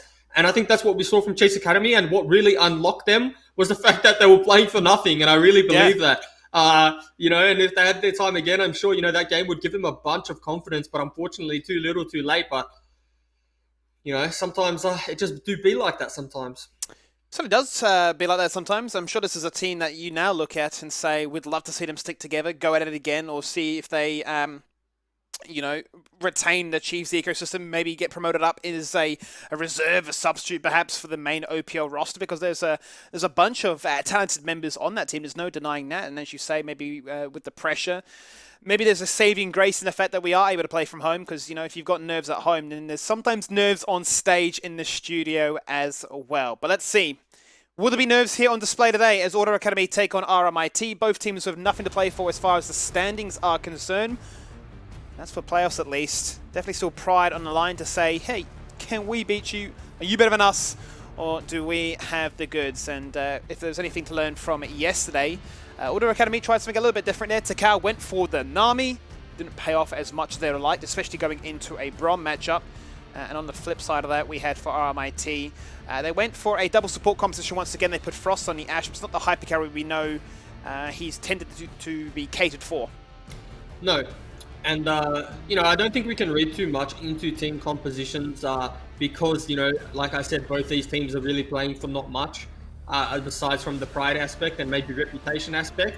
But the one thing I'll say is that I saw Clovis talking in Twitch chat before when I mentioned that being put on Malphite duties was just unacceptable when it's your last game of the season. Clovis said, lol, true. So I think Clovis is not going to be playing a Malphite by any means. I do think he's going to be trying to play a Mechanics Max champion. And I wouldn't be surprised if the rest of the roster decides to do the same thing. I'll be keen to see it. We have seen in recent times he's actually veered away from that. Wukong, Aatrox, Jackson, Camille, his last 4. Has been a bit of time since we last saw him play a tank. So if he can continue that tradition, I'm sure he'll be a very happy man as we start to see these bans come on through. Bit of targeting towards the bottom lane or in towards the flexing champions as well, if you take into consideration the Karma and the set. So feels more blanket bans as opposed to anything that's particularly targeted. Yeah, there's no target bans here. It's just kind of get their hands off whatever. But the one thing I'll say is that there's been no Ezreal ban targeted at Frost, and we do know that they first picked that. So unless Order Academy want to snap lock that away, you can probably bet that it's good as gone. As good as gone if RMIT won it, but, you know, keep in mind that we have seen Frost play the Vayne into the Ezreal, and what a better day to play the Vayne. I mean, what a day when we did see that Vayne. It just reminds me of that 1v4 situation he had around the Dragon Pit, where he looked to say, what else have I got to lose? I'm going to commit to this, I'm going to try and make a montage play, and he was so close to getting the victory on that game as well. We're going to see what they do, and they do. They deny away the Ezreal. Yep. So you wondered, you correctly assessed it. And this instant lock-in. It's the day, it's happening. The predictions, the stars align, and there's going to be a Lulu. You'd imagine is going to be the lock-in to guarantee it, and it can be flex mid too. Yeah, so what this says here is they're just playing a funnel the Frost comp now, and Frost is pretty much the only one that gets to have fun this game on the side of RMIT, and you know, whatever, it do be like that again, but Order Academy locking in the Thresh.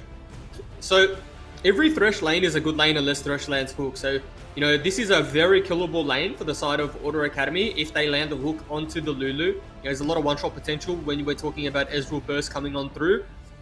And so it's going to be a little bit of a skill matchup in the bot side of the map. Certainly is. I was just actually checking the last time they played, they did go for the Vayne Lulu. They actually had Galio as their mid laner, but obviously you can see here they've denied that away from themselves, and the rest of the composition was filled with tanks. They had a Trundle in the jungle and a Maokai in the top lane. And, well, as you mentioned, I don't think these tank players, although Landon is profound as a tank player, maybe he'll decide, I want to move away from that as well. I'm just trying to think. Well, it's important to note too, Sinister actually got his hands on the Diana. This might be the first time he's actually done that because if you do look at his OPGG, he just has a bunch, and I say a bunch of Diana games. Since he's joined the roster, every game it's been banned. Yeah, there you go. So at least he gets to have his little for fun gaming moment and play the champion that he knows and loves, banning away the counter picks as well. So he's in a very good spot. He's very happy, and YCK picking up the Kindred. So it seems like Super Week has enabled a lot of junglers to pick up this Kindred. Yeah, it certainly feels to be the case where the priority on targeting that jungle isn't as prevalent as it once was. But we've definitely, Maokai. I would say that we've seen the Kindred look pretty terrible, if I'm being completely honest. Well, that was going to be my next thing, right? Because you're looking at a meta that's been dominated by the likes of, what, Graves, Nidalee, and Trundle, and people saying, you know, throw caution to the wind, right? Let's just go Kindred.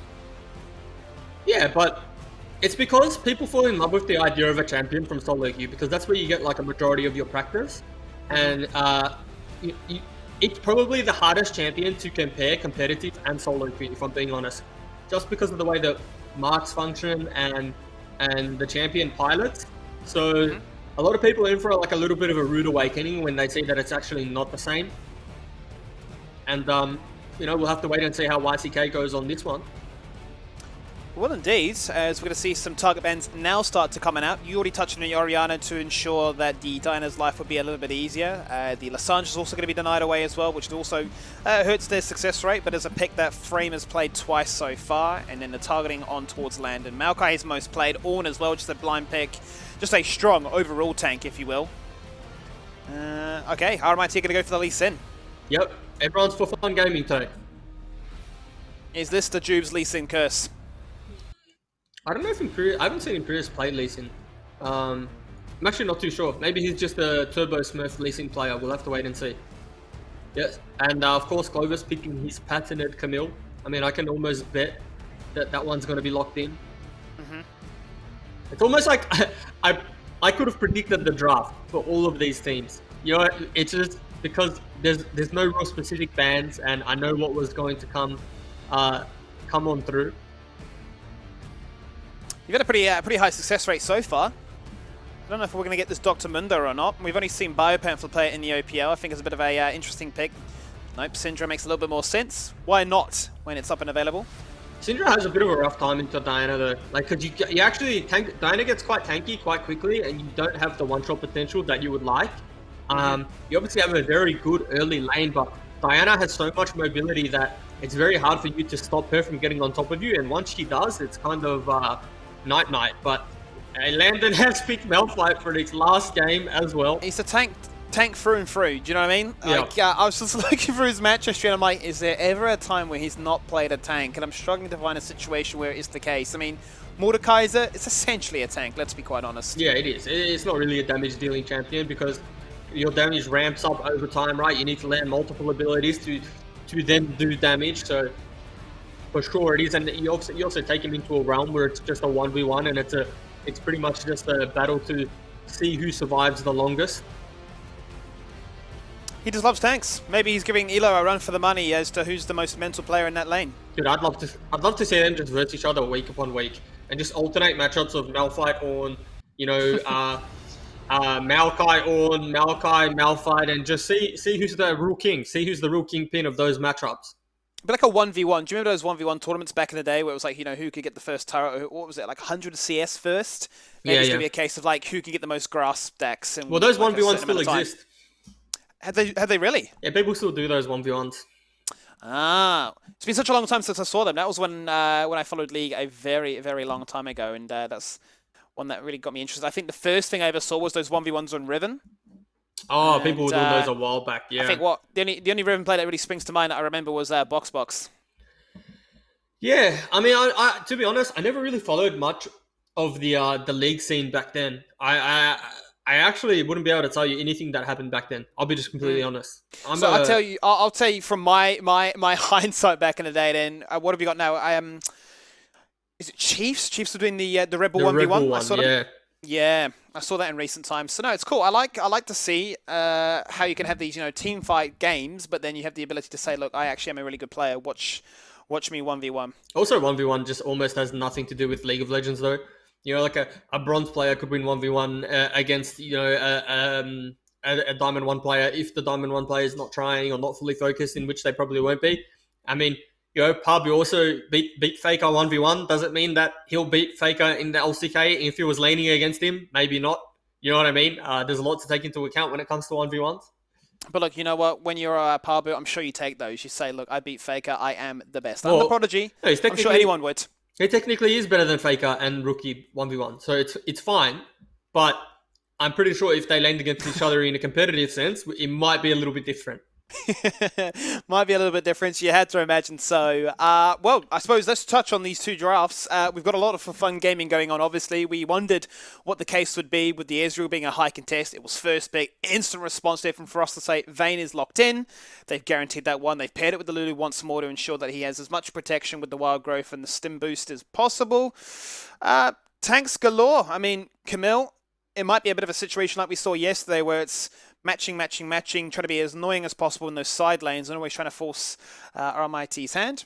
We'll have to wait and see. I'm looking at a fair few interesting matchups. Is there a particular area of this map that you're curious on, would you say? Well, it's going to be about if this Camille can get a lead into the Malphite. So as Camille, you can get like a tiny bit of an early lead depending on how Malphite plays the lane level 1, level 2. But for the most part, it is kind of an annoying lane for the Camille because Malphite is just kind of that immovable rock, immovable object. But I want to focus on this jungle matchup because it is quite volatile. If the Kindred does get a lead in terms of the 1v1, then it's kind of shut up shop for the Lee Sin, but vice versa, right? Other side of the coin, Lee Sin gets that lead, then the game becomes extremely hard for Kindred. And, across the board, all the matchups are pretty volatile in the sense that if the one player does get the lead, then it almost is shut up shop on that side of the lane. And, probably the least action-packed lane and, there's still kill threat on both sides is the Ezreal Thresh into the Vayne Lulu. So for me, again, just being the jungler that I am, I want to see how these guys interact early on because for me, jungle in a competitive sense, in a competitive environment, is the most influential role in terms of the early game. And so you should really be looking towards those players to try and, break open the game or really set the pace. And, Kindred level 3, one of the strongest in the game, Lee Sin as well. So, the onus is really on them and the ball is in their court. And I think, as you'll no doubt say, it's continuing to see. Yes, we've got a Kindred preference, but will it actually find the value that merits it having such a high priority? Well, a lot of Kindred's merit and a lot of Kindred's success actually stems from your lanes. So, if you have priority, that is the Kindred dream because you want to be playing up in the enemy jungle's face. You want to be taking those 1v1s and those skill check matchups because 9 times out of 10 you'll probably win them. But also it allows you to play for any mark. If you have priority in all of your lanes, you can go any side of the map, play for any mark, and then you'll really be cruising and happy in the current state of the game. But when we do see Kindred falter, when we do see Kindred stumble, the thing that we often see is that their Kindred has no priority, right? Like it's the Malphite solo killing the Wukong, the Azir that's perma pushing in the Karma and things like that. They're overcompensating to try and make something happen as the lane state is a losing one at that point in time. Let's see what happens here today. It will be our third game of Super Week. As it will be Order Academy taking on RMIT. Both teams come into this one on a losing streak, so they'll be desperate to end the season with a win. And it'll be the icing on the cake to a 10-week season.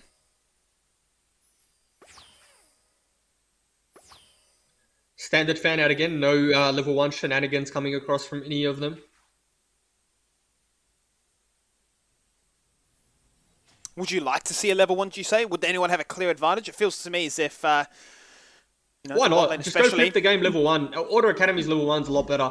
They have the Thresh Hook, the Camille hook shot. Kindred can start Q for the sake of the level 1, get the attack speed steroid into the press the attack proc. So that's what I'd be looking to see from them. Not going to do it. It doesn't appear to be. We're going to have a standard fan out, and not going to see any crazy Chad Alpha invades here today. With Imperius looking to try and utilize that smite to put the Kindred behind and ensure a similar outcome. But I think this is going to be a matchup, as you highlight, right? The Syndra into the Diana.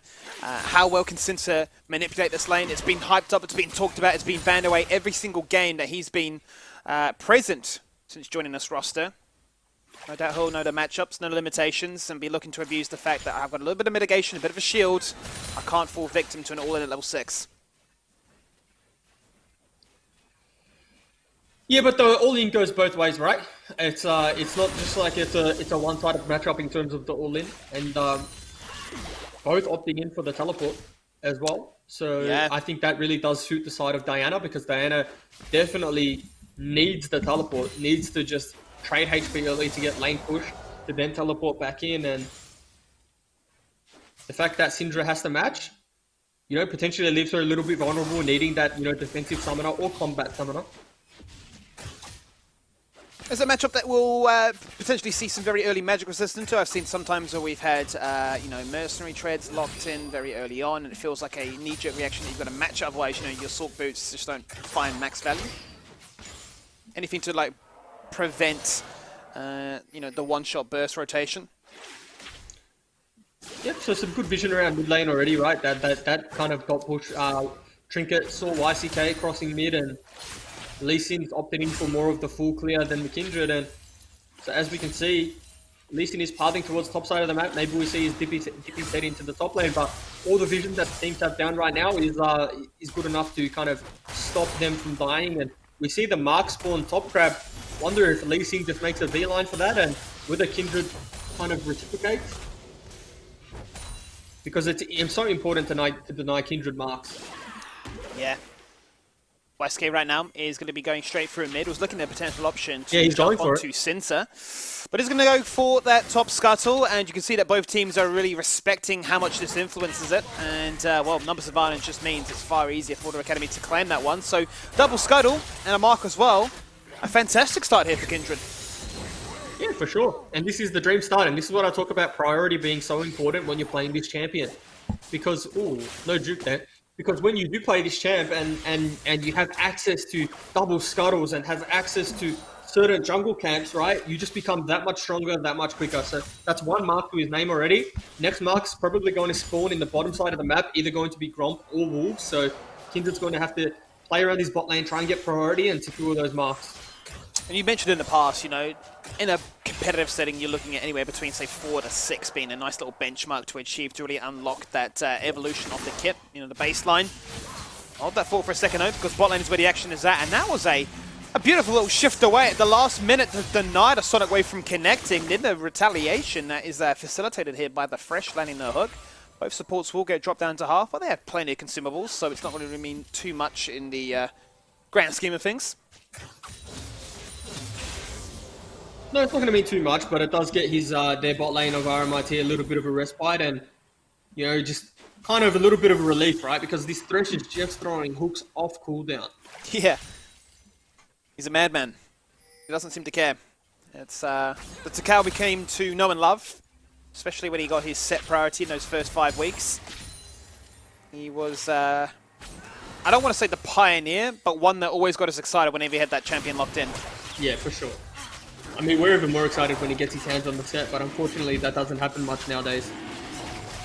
No, teams have definitely woken up to the idea that it is a pocket pick, one that he's very comfortable on, and they have decided to ban it away. And, well, Kindred continues to find a lot of success. As you mentioned, keyword is priority for this team. They have found it once again. They're going to go straight on through and secure the first dragon. It's going to be an Ocean one taken off the board, and an Infernal is next. Feels a little bit rough, but the best two are denied straight out the doors. But regardless, they're going to be happy as to how they've managed to achieve themselves a very small lead this early on.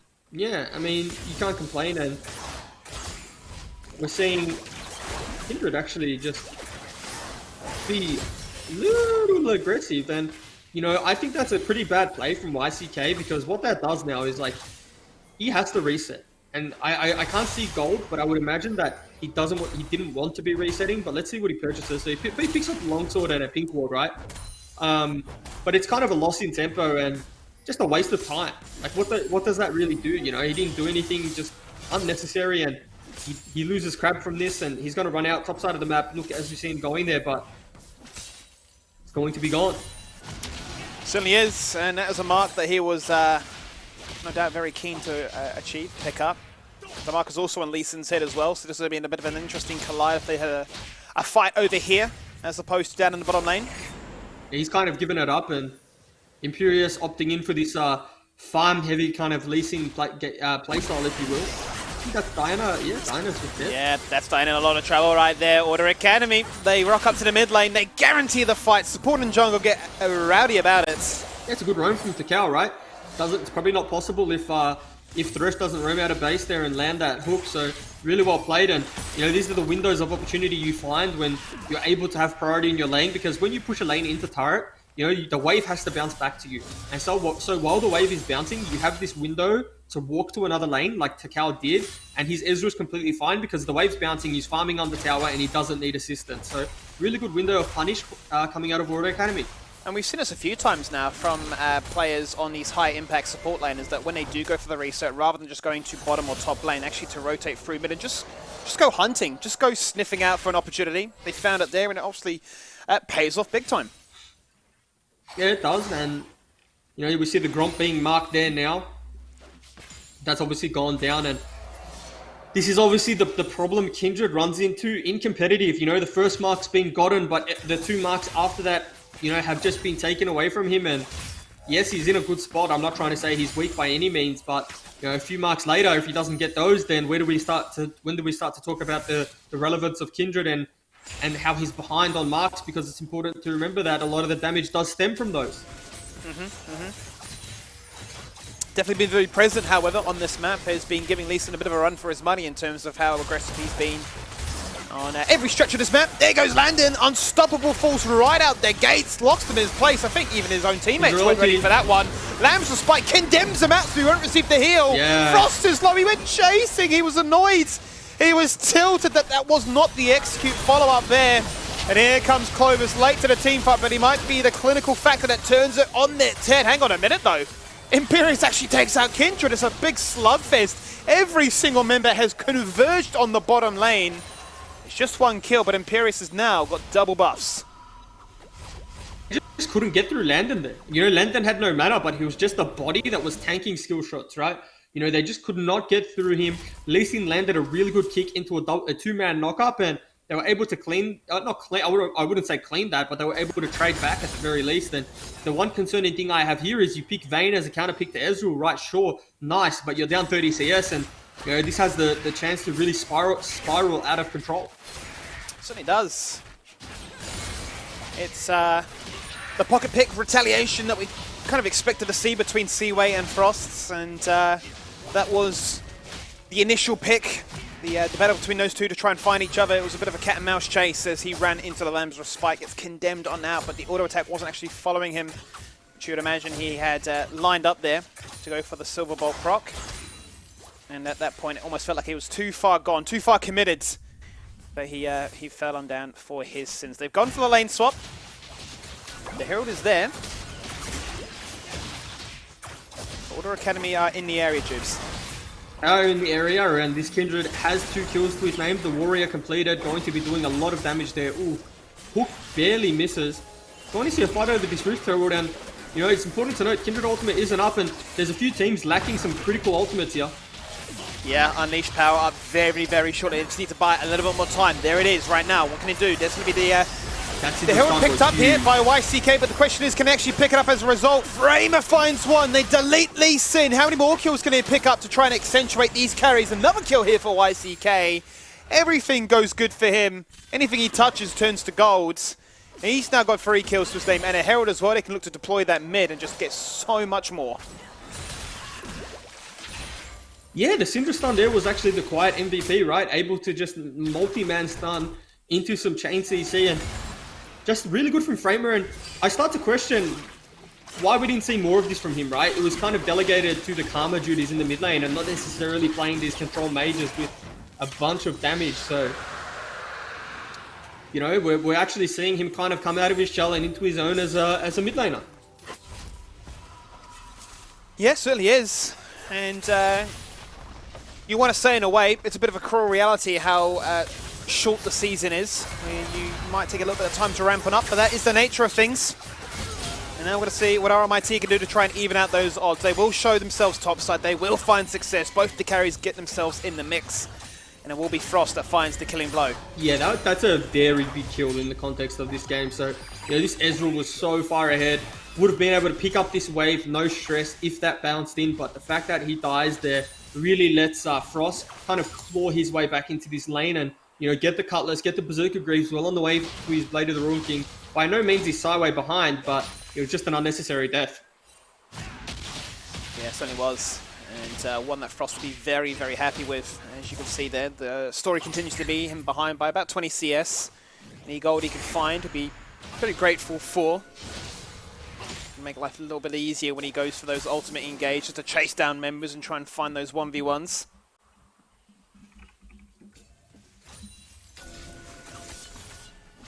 Yeah, and we talked about this jungle matchup being extremely snowbally skimmy, and what we're seeing right now is this Kindred with the, the components of the Black Cleaver, the Phage, into Lee Sin really not having any of that because they are going the same build path, and it is quite scary because, look at Kindred right now. No fear, just permanently running into Lee Sin's jungle. Yes, Lee's on blue buff, but if this Kindred does run into this Lee Sin with that level advantage as well, he is just going to run him down and just have him, I was going to say breakfast, but I'll say dinner at this point of night.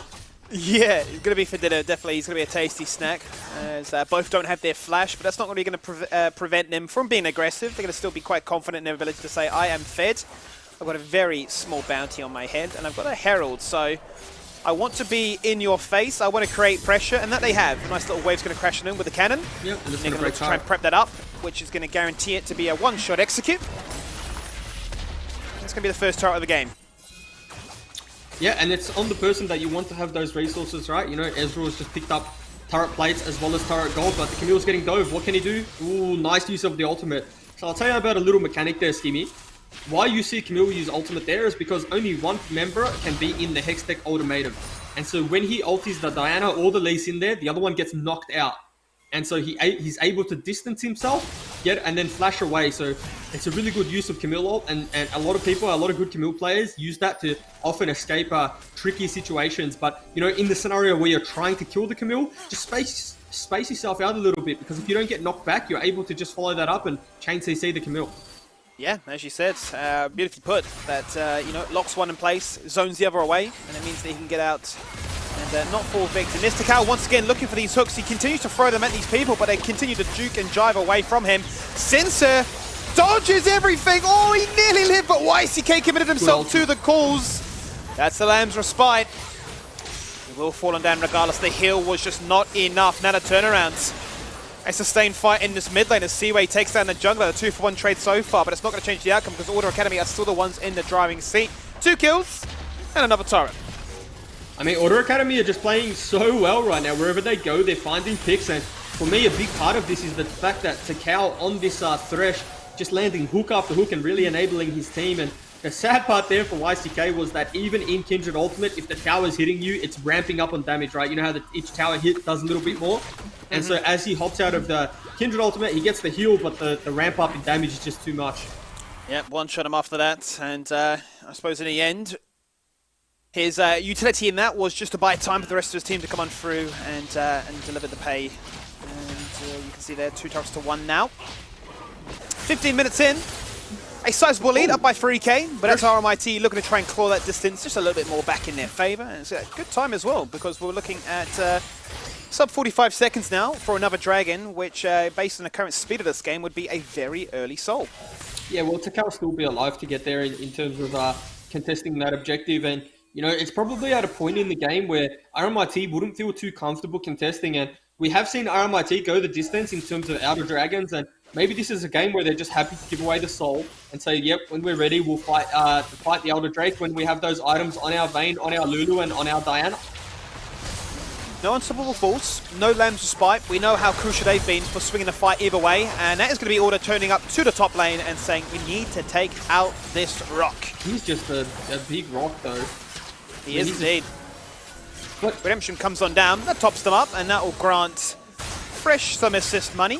Happy days for him. Drag for that, so RMIT go for the Dragon.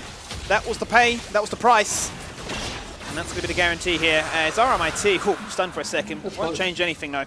Why was Camille down 2 levels? That's the interesting thing to me, right? You know, probably a little bit inefficient in terms of waves, but also the fact that Malphite has a kill and an assist, probably got a lot of experience in terms of that kill, and you know, it was looking quite grim. I thought, okay, wait, this Malphite's 2 levels up. That's why he's so hard to kill. And look at his items. He's just got complete armor stack against the Kindred and the Camille, and they don't have any armor 10 right now. But once that Black Cleaver comes through, probably be a little bit easier. But it's a nice break in the side lane for Clovis anyway. So would you say that is the overall theme there, as opposed to going for the dragon to play for the soul point? It's more a case of we need to make sure that Camille becomes or stays relevant, really, continues to catch up, get this Herald, get some more money on the map, look to try and break open some more side lanes for him to attack, and I suppose putting a shining light here on Clovis. I think that was their thought process. I don't necessarily know if it was the correct one, because I think at this point in the game, if you were to group and have a team fight, you should be winning that, right? Like the Syndra, you know, yes, Malphite has a lot of armor, but the Syndra should really just come through this Malphite at any point. And the Vayne is really not on the same level in terms of itemization as this Ezreal. You know, once Ezreal has these 2 items, I like to call him Faker, and just too strong for them to deal with at the moment. It certainly is. He's going to start to see a few of those items that you're highlighting coming online now. There is the completed Black Cleaver, a major spike that YCK has over his jungle diff. Well, he's probably up, let me do the mental math real quick. Yeah, he's probably up like a good 1,500 to 2k on the Lee Sin, if I'm being completely honest. I'd say I would lean more on the 2,000 mark than I would anything else. 3k as a whole, we can understand why he's got the majority of that, given that he's at a 5-kill score streak. Yeah, and hang on a minute, might be caught, Imperious here. Yep, that's Clovis locking one down, and as Seaway picking up the killing blow. They take that one down. Now Seaway locked in mid lane. He's got the blue buff, but it's going to be a fight that takes place in mid and takes place in the bottom side of the river as well. Landon's had enough. He's the rock in the top that's getting it done with all his armor stacking. He's taking a fair beating. Redemption! Too little, too late! You know, Landon just gets it. I think if that actually goes off, you know, Syndra probably kills Landon there, because that was a grasp auto attack. Did so much damage, but you know, he probably has another QE in him if he manages just to cut that one out. But Landon, you know, must have been a face check, because I'm not sure how that happened. But you know, even though he's got all armor items, he's still managing to kill the Syndra. So look at gold here now. Yeah, he's very close to 2,000 gold lead in the jungle matchup. Landon's obviously carrying his team in terms of the gold department right now, but everywhere else across the board is down gold. So Landon right now is the shining light for his team. Yeah, he certainly is. He's the one that says, I'll play a tank when everybody else is having fun. I will continue to be that beautiful man that can engage, can set these fights up, and can look to make those wombo combos a reality. Continues to invest. He's got himself the ninja tabbies, so continuing to invest in the armor stacking, but a very scary threat when you say, I think maybe the Syndra can take him down, but probably not when a face check happens, because you saw that the ultimate had been used. So, well, I'm guessing it was a face check, right? I mean, he could have really just gap closed, but with the way that phase rush works, my assumption is she would have been able to kite that one out. But you know, also Malphite does steal some move speed sometimes, so potentially that's what's happened there. Who knows? Your guess is as good as mine. Well, we'll see what he can do, because now we've got a few items favouring elsewhere. The Muramata has finally come online and been evolved, so it's a big item spike that Seaway will have over the Vayne that has been sat in mid for the majority of the last 5 minutes, looking to vacuum up as much as he can. He's actually done a fantastic job or stabilising that CS difference. It was, what, 20, 30 down beforehand? Now it's dead even. Yeah, and I think it was a little bit of a mistake from Auto Academy's part to let that happen, right? Seaway died, making himself lose quite a bit of minions there, and let Vayne catch up a little bit, and then just across the map, probably missing some CS he didn't need to. Just aggressively arcane shifting forward in mid lane. We didn't see it on camera, but Vayne lost so much health there. Flash away from Seaway. Yep, that kill, or that death that he receives has definitely not affected him. You can see that for much. He's very content, and he's always got a buff on his hand. You know, it was blue buff before, now a red buff. Just means that he outright wins the trade, not to mention with this item advantage that he has as well. Vayne's sitting on a recurve bow. He's forced to go back to base now. Still waiting to get the Rage Blade online, but that'll be valuable time that Auto Academy can use to good effect. They'll summon the second Herald, and that'll take down the mid-adder. Yeah, Vayne compared to traditional ADCs definitely has like kind of a lull in damage at this point, right? Because you see Vayne have to go the recurve bow, which kind of suits, sure. Has to go the pickaxe, which isn't the most, you know, AD in the game that you can purchase, because you can't just get the DF sword. And then she has to finish that off with a Amp Tome to get the Rage Blade, and ooh, nice stun. Might see a 40 Oh, Takao! That was a max range hook, and he's got no one to follow him up. However, Tkal's going to fall on down as a result and donates the kill to Frost. He receives the Wild Grove. Shutdown is there for Landon. The rock on the top gets it done, but YCK takes out one. He's looking to try and find another. Clovis jumps in, but he donates another kill across to the Vayne. The Vayne in an awkward spot is no longer awkward because he's popping off. I mean, that's just a really huge team fight coming out of RMIT, and I'm going to hold that thought because we still might see more. We still might see more indeed. Both junglers are still here. They don't have their flash. They had to burn it in the exchange to try and make something happen. But with the Dragon available, both teams threatening to say, we want soul point, or we want to be neck and neck at 2-2 when it comes to controlling these Dragons. Will they go for this one? The respawn timers are starting to come on through. There is no teleport to affect this, but Cincer can jump in. It's not going to be necessary though. And that is now 20% reduction on those ultimates for RMIT. Yeah, that was a huge Malphite engage there, but keep your eyes on Lee Sin in that skirmish too, landing the kick flash onto the Ezreal, getting the crucial target into the back of the team here. Diana off on the side. This is what I'm talking about, the Syndra-Diana matchup, right? Just absolutely one-shot Syndra, takes Syndra out of the fight. Now the reason why this went so poorly for Auto Academy is because Kindred Ultimate is such a big, important part of his team composition, and he has yet to use it to keep anyone alive. This is all split fights, created by Landon pulling the trigger, Lee Sin landing a very good ultimate, and really just, you know, a really good but disjointed fight coming out of RMIT. So therefore, YCK can't get value out of his Kindred Ultimate. And that is the best possible scenario for a Vayne, right? A disjointed fight where you're taking a 1v1 here, there, and everywhere, breaking it apart, and never allowing YCK to utilize the fact that he is so far ahead, but just can't actually do anything. Yeah, I mean, it didn't help that he got insected into his team too, right? Nice kick from the Lee Sin there. But, you know, despite the gold deficit, which is 3,000 to 4,000, probably was more in the 4,000 at that point in the game. You know, we're seeing signs of life from RMIT, showing what the power of their team composition does if they're able to find the fights that suit them. And Framer also played that team fight extremely well, by the way. He landed so many stuns and managed to kite out, you know, from on-lethal health and still do damage. But, you know, Kindred has picked up the Runar's Hurricane as well, Skimmy, so that's an important power spike coming on through. Yeah, they'll need that because what they're going to be going into now is two very scary threats. You talked about Cincer's Diana already. He's got the Nash's Tooth. He's got another Sensor there on the Lulu as well. That's a second key target now next to the Vayne to buff up and ensure that they have the uptime to delete somebody very, very quickly.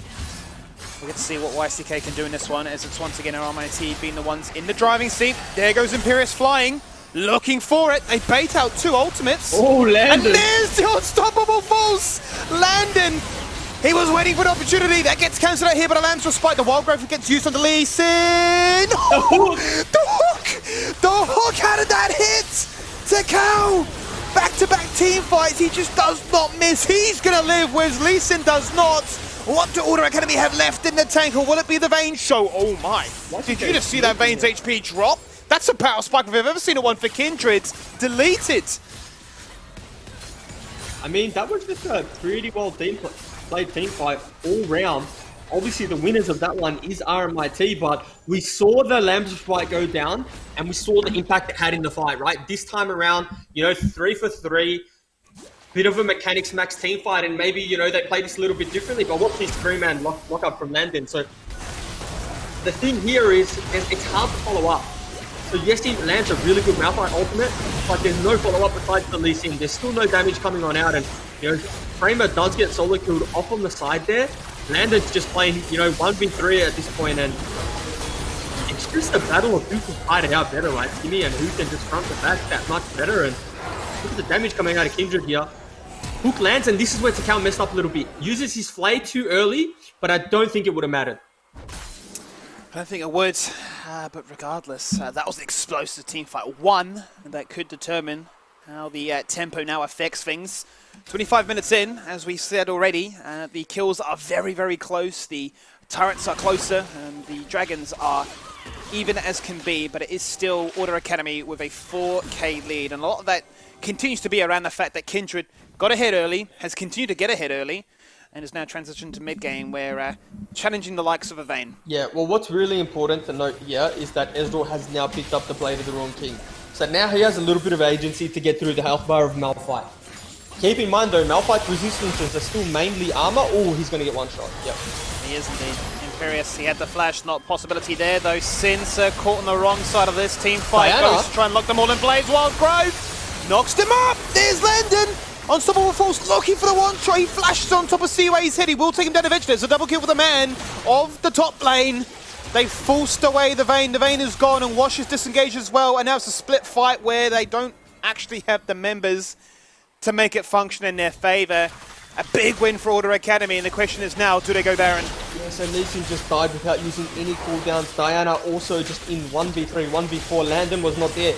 The problem with RMIT there, they need to use all their ultimates at the same time, right? That was just so disjointed in terms of one ultimate, then another, but it was all just kind of like little 1v1s, while Order Academy had majority of their team there. Lamb's Sprite didn't go down to save Seaway, but still a big team fight win from them. Yeah, we wondered if that fight beforehand would be a turning now Dragons, I think pretty there. That showcases that they mean business, and we've seen this happen a lot now tonight. Buff to buff they go. Desperation from RMIT flooding into the Dragon Pit itself. Kindred has 7 marks, by the way, so now we're seeing some really big range coming out of YCK. 7, that's insane. Yeah, he has a lot of damage now, but this is a bit of an eat here. He doesn't care. Oh, gets kicked out, then gets polymorphed. He flashes back in. Yeah. He receives the heal. He's going to fall him down regardless, though. That's a shutdown. Can Vayne find a double? He doesn't do, but he receives the Unleashed Force, the power of a Syndra at his head, and that removes RMIT's chances of winning that fight. No jungler, no problem, because Order Academy still have plenty of damage left in the gas tank and will guarantee themselves the soul point. Man, that's a Chad Kindred. I'm not going to say a smart Kindred, but a Chad one, flashing into your ultimate like that. And Seaway is just absolutely running down the Lulu, but look how much damage he doesn't do to Malphite. I would imagine the next thing to come through, it's actually going to be a death dance by the look of it. I thought he might go for a little bit of armor pen, but maybe he's just saying to his mid lane mage, hey, you're on Malphite duties, you kill him, and that's just a full rotation, and Landon's just standing there clearing the minion wave. Maybe Malphite is just turbo broken. Well, he's just laughing at him, isn't he? I mean, he's got full mail, Sunfire, Tabby, so there's literally 0 damage you can do to him at this point, so optimizing for a little bit more mitigation and protection as if he needs at this stage, because these last 2 team fights have been very convincing wins for Order. Yeah, and I mean, but they've kind of just, you know, figured it out. They need to play together. They need to play front to back with Camille on the flank. But as long as, for me, the biggest thing to influence these team fights is if Kindred can get ultimate down. If they don't die in the Malphite ult, in the Diana ultimate, then they're probably going to win an extended fight, right? They have double AD carry. They have Camille with top lane, as a top lane kind of bruiser. But, you know, who are you kidding? More of an assassin at this point in the game. And, yeah, Kindred's just well on his way to the Infinity Edge. And once that comes through, you'd almost start saying, let's kill Kindred. Let's just leave Ezreal to his own device. And look what we've got just online for these guys now. Free Aegis. It's going to be triple death dance as well. It's going to be a little bit disgusting, a little bit dirty. Very, very difficult to try and take them down there. And you can see the full combo being unleashed onto Landon. Doesn't the flash, so he actually had to use that ultimate away. And that will give Order Academy all the pressure and tempo they need to say, okay, we can now, without a fear in the world, pressure these lanes. Yeah, and it's really hard to stop the push here. As soon as Landon ults away, you have no agency to do anything anymore. Kind of just on waiting for cooldown duty. Waiting for cooldown duty and waiting for XP. And it's been YCK's game. He's still got a 3-level difference between himself and the Lee Sin. Soon to hit double digits is his KDA. He's sitting at 8 kills so far. Very impressive performance from him. Clovis actually is even now with the Malphite, so potentially the investment that was seen earlier in this game is paying off. It's just not much damage, is it though? Every time I see something hit Malphite, I want to see some damage come through, but it just never seems like enough. And no matter what, no matter the gold deficit, it just feels like this is a game where RMIT can just win any team fight it comes down to. You know, we look at Frost, he's got his 3 items now, Blade of the Ruin King online, Rage Blade, Phantom Dancer as well, and you combine that with like a Landon, Sincer, Diana, Malphite wombo combo in terms of ultimates, and then Vayne's just going to have a field day in a team fight. So you really can't rest on this RMIT lineup and the tools that they have to turn around a fight. It feels like every single time that RMIT have played this Vayne composition, they've always been playing from behind, always been leaving it down to chance where it is a contest on a final objective, be it a Baron, be it an Elder, or be it a soul point. This is, I don't want to say it, but it was almost like what he thrives on, these sort of crazy moments in the game that could really flip the script and turn it around on its head. And the time is getting closer and closer. A minute 50 And it'll be all to play for where they've got to commit. A few more power spikes starting to come on through. Infinity Edge, as you mentioned there, for YCK. The Banshee's Veil there for Frame as well. Make sure he isn't vulnerable to getting one shot. And the first of the 3 Death Dance completed. That's Seaway now, as protected as can be. I think Kindred might be the richest on his team. I think he has been all game. Probably a bit of a useless stat, but I just thought it was fun. You know, I was like, you never get to see your jungler be the richest on the team, but I'm hoping for jungler's sake around the world that he is. And it feels good when you can actually bring it Man, to your laners. This Vayne does look scary though. When he gets Lulu buffed, it does kind of look a little bit scary, especially when I look at the health bar of Landon, because the thing is, we talk about ease of execution against Gimme, and you have to look at the Malphite ultimate and the Diana ult and think, well, ease of execution has to be in their favor, as we see. There it is! He's going to go straight into this one. The Lantern is there, but they're going to stand right on top of that Lantern. There's the Lantern Spike trying to protect him. He's falling on down. There's no jungler down for 50 seconds. Man. The fight continues. Frost is huge. A 3-man stun there from Syndrome, but it's not enough protection. Their unleashed power comes on through. Now it's the battle of the Eddie carries Seaway across the wall. He's fully topped up. He is in no trouble right now. He is on a triple kill, and there's only 2 members left here surviving. Can they clutch? What can they do? Frost is looking for one. There's a shutdown. He's flashing. He's dashing. He's hoping for a dream. The denied Penta, but it will be an ace all the same.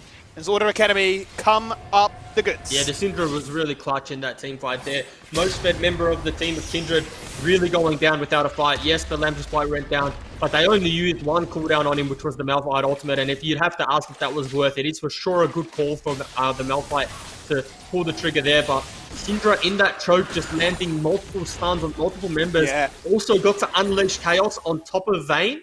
So it was just a really well-played team fight from Framer, and his KDA probably doesn't do him justice of how well he's played certain skirmishes and team fights.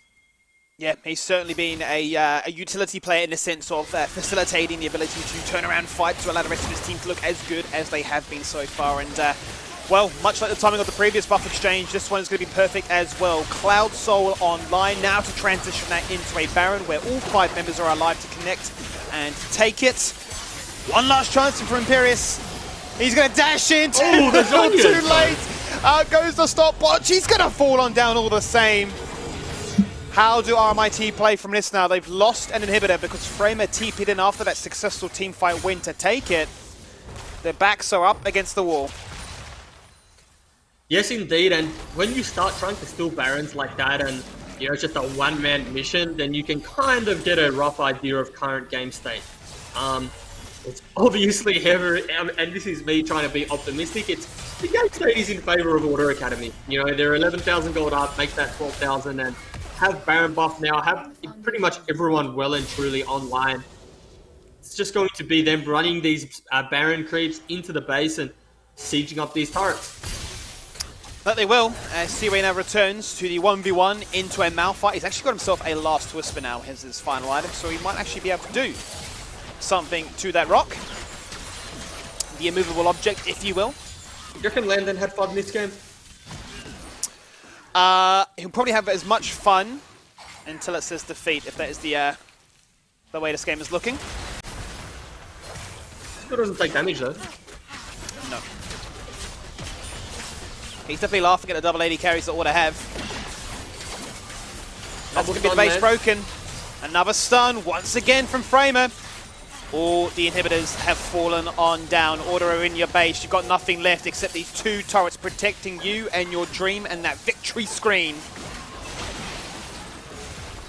When will the fight break out? Well, apparently this happens off screen because that's Framer going for a 3-man stun, not wombo combo there between the Malphites and the Diana. Is it enough to just have the damage? They just have the follow-up. Vayne's on a 1-man mission. So damn low, but falls on down. Seaway too clean.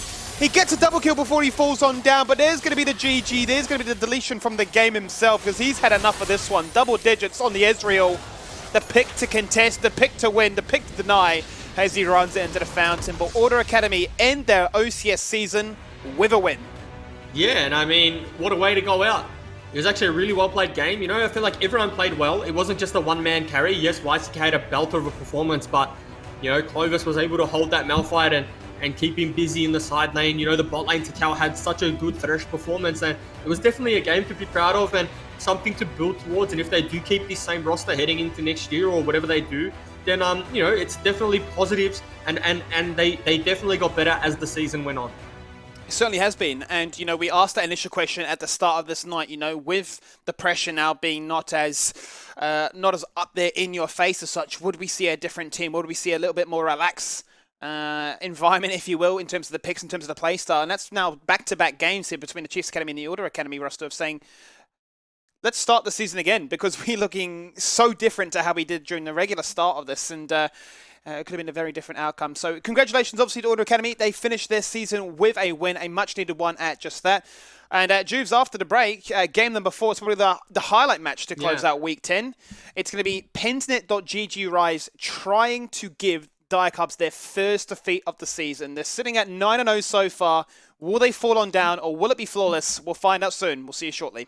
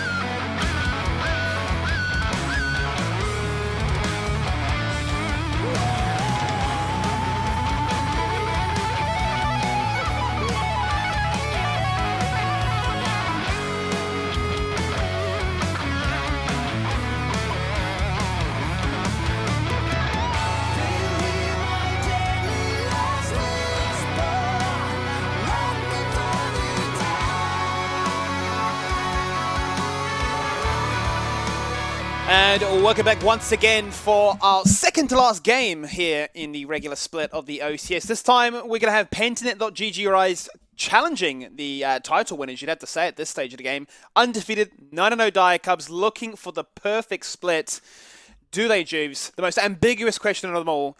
Do you think they have what it takes to upset their balance here today? I'll tell you. I'll tell you whether or not they have what it takes when I see their draft. Okay, how about that? Okay. How about that? We'll run with that one. I'm actually kind of curious what kind of variation we get from Pentanet. If we're going to get, we need to go crazy, we need to upset that, or let's just have some fun. Once again, it has been a theme of tonight.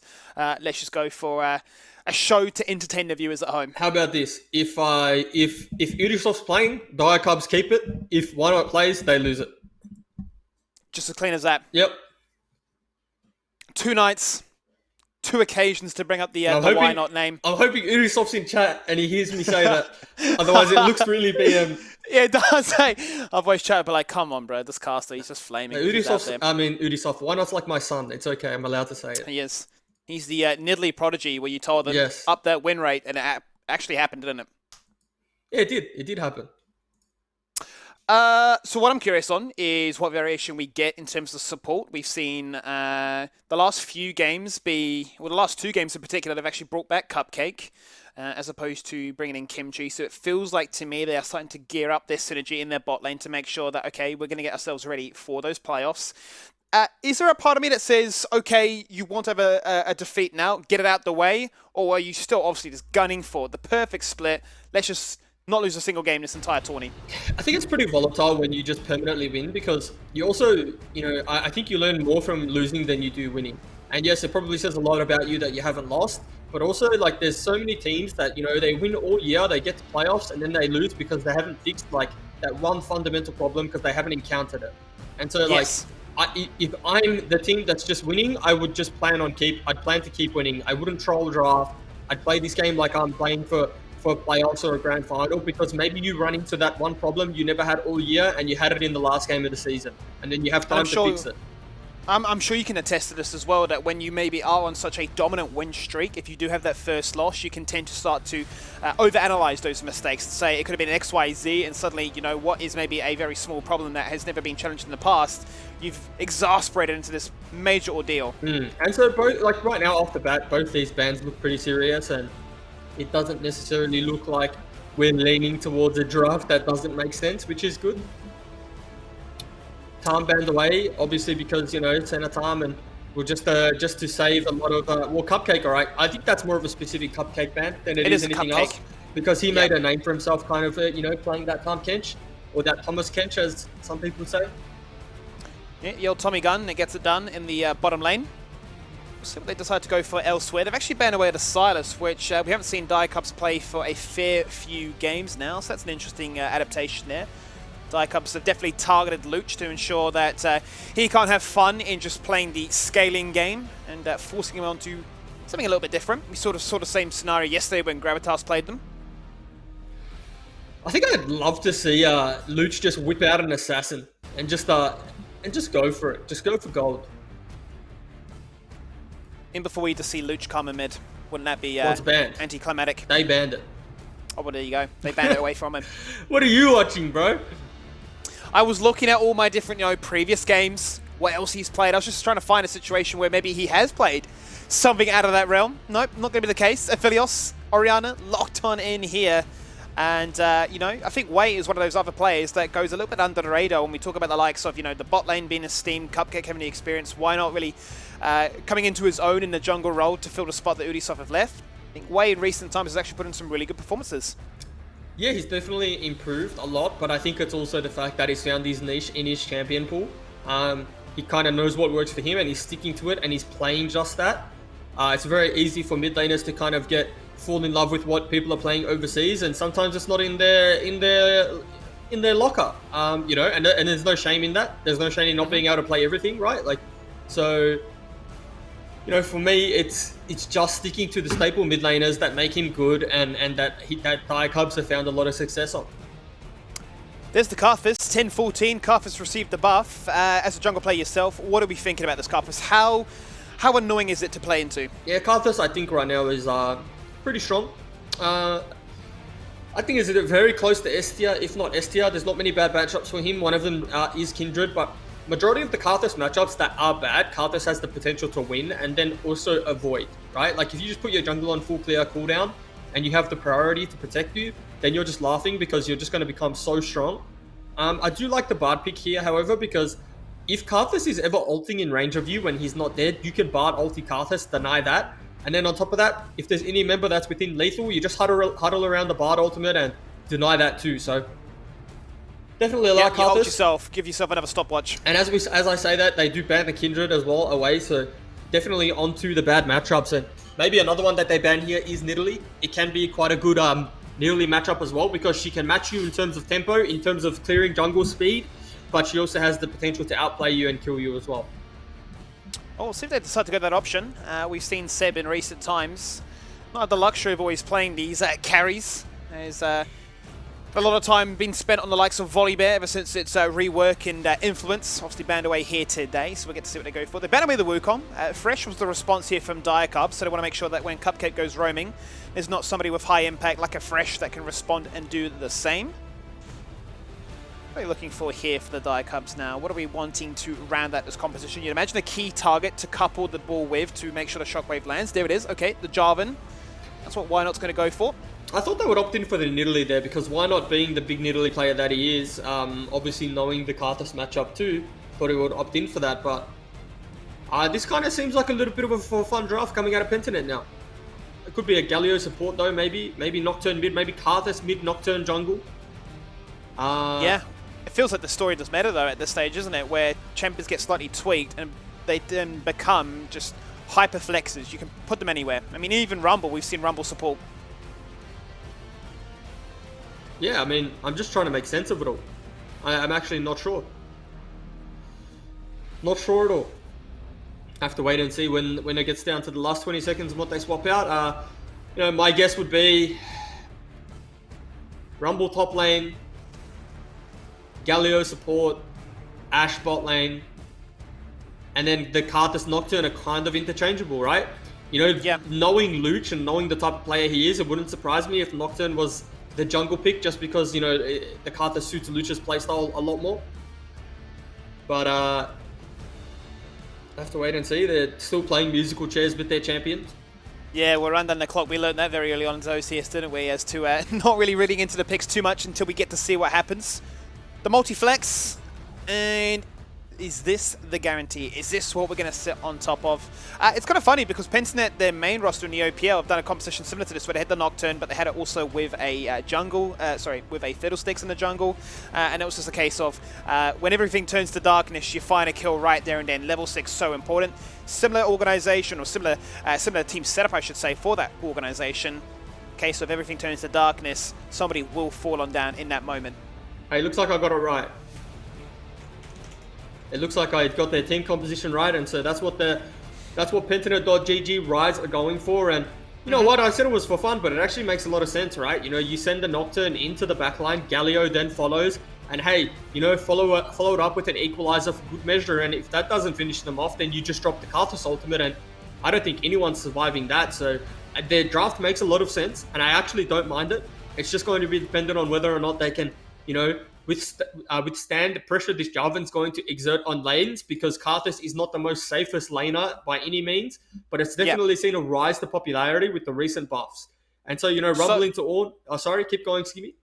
No, so I was just going to say, so we're looking at obviously a very aggressive composition here from Pentanet, but is there any real window for them to try and play the side lanes, or are they very much all in about, we press our ultimates, if we don't win with that, we're kind of a little bit screwed? They're both team compositions really come down to execution and just team fighting, and I think a big part of the denial of Diacubs is going to be the Bard. If the Bard can land a very good ultimate, then it is going to be a very rough night for the Pentanet roster, especially because Ornn is going to be playing Disruption on this Karthus, on this Ashe. And what you have to remember with the Pentanet's composition is there's no peel. Everyone is diving the backline. And so Karthus and Ashe are going to be left on their own. Galio and Nocturne are going to be going forward. And so it really just becomes which backline dies first, or which frontline which carries die first. go forward comps that want to say we press R, hope for the best, roll the lottery numbers, and see who comes out as a winner. Yeah, for sure. And I can't wait for both teams to hit level 6. I will say, I think the agency lies with the Dire Cubs in terms of pre-6, right? Pre-6, Sure. I think they have a little more agency with the Jarvan, just being that little bit better at ganking and applying pressure to lanes. And, Nocturne is no slouch in terms of the 1v1 fight. I think if they met in the river, I think the Nocturne would win the 1v1. But in terms of just, the gap closer, the knock-up, the Jarvan just has far too much CC, too much mobility to influence a lane. So if we're looking at early game, pre-6, knowing that's exactly when Pentanet become a lot stronger, a whole lot stronger at just that, are we saying for the Dire Cubs, it's about putting pressure on the map, not necessarily going for a full clear, and it doesn't necessarily have to be a kill as such, but looking to try and take as many summoners as possible so when that level 6 does take over, they aren't as strong and can't be as aggressive as Pentanet would like to be? Yes and no. I think they're not really summoner reliant in that team composition. A lot of their damage is kind of like one and done. Nocturne isn't going to land multiple ultimates. It's probably going to force a summoner spell before that even happens. So, yeah, most of their damage actually comes at range, which is interesting. So, I'm super keen to see their competition play out. I actually hope they could survive laning phase, make it to a mid game where it's relatively even, because then we could see some really cool, fun team fighting play out between both of these compositions. We certainly could do. And I'll ask you that question again here, Jubes.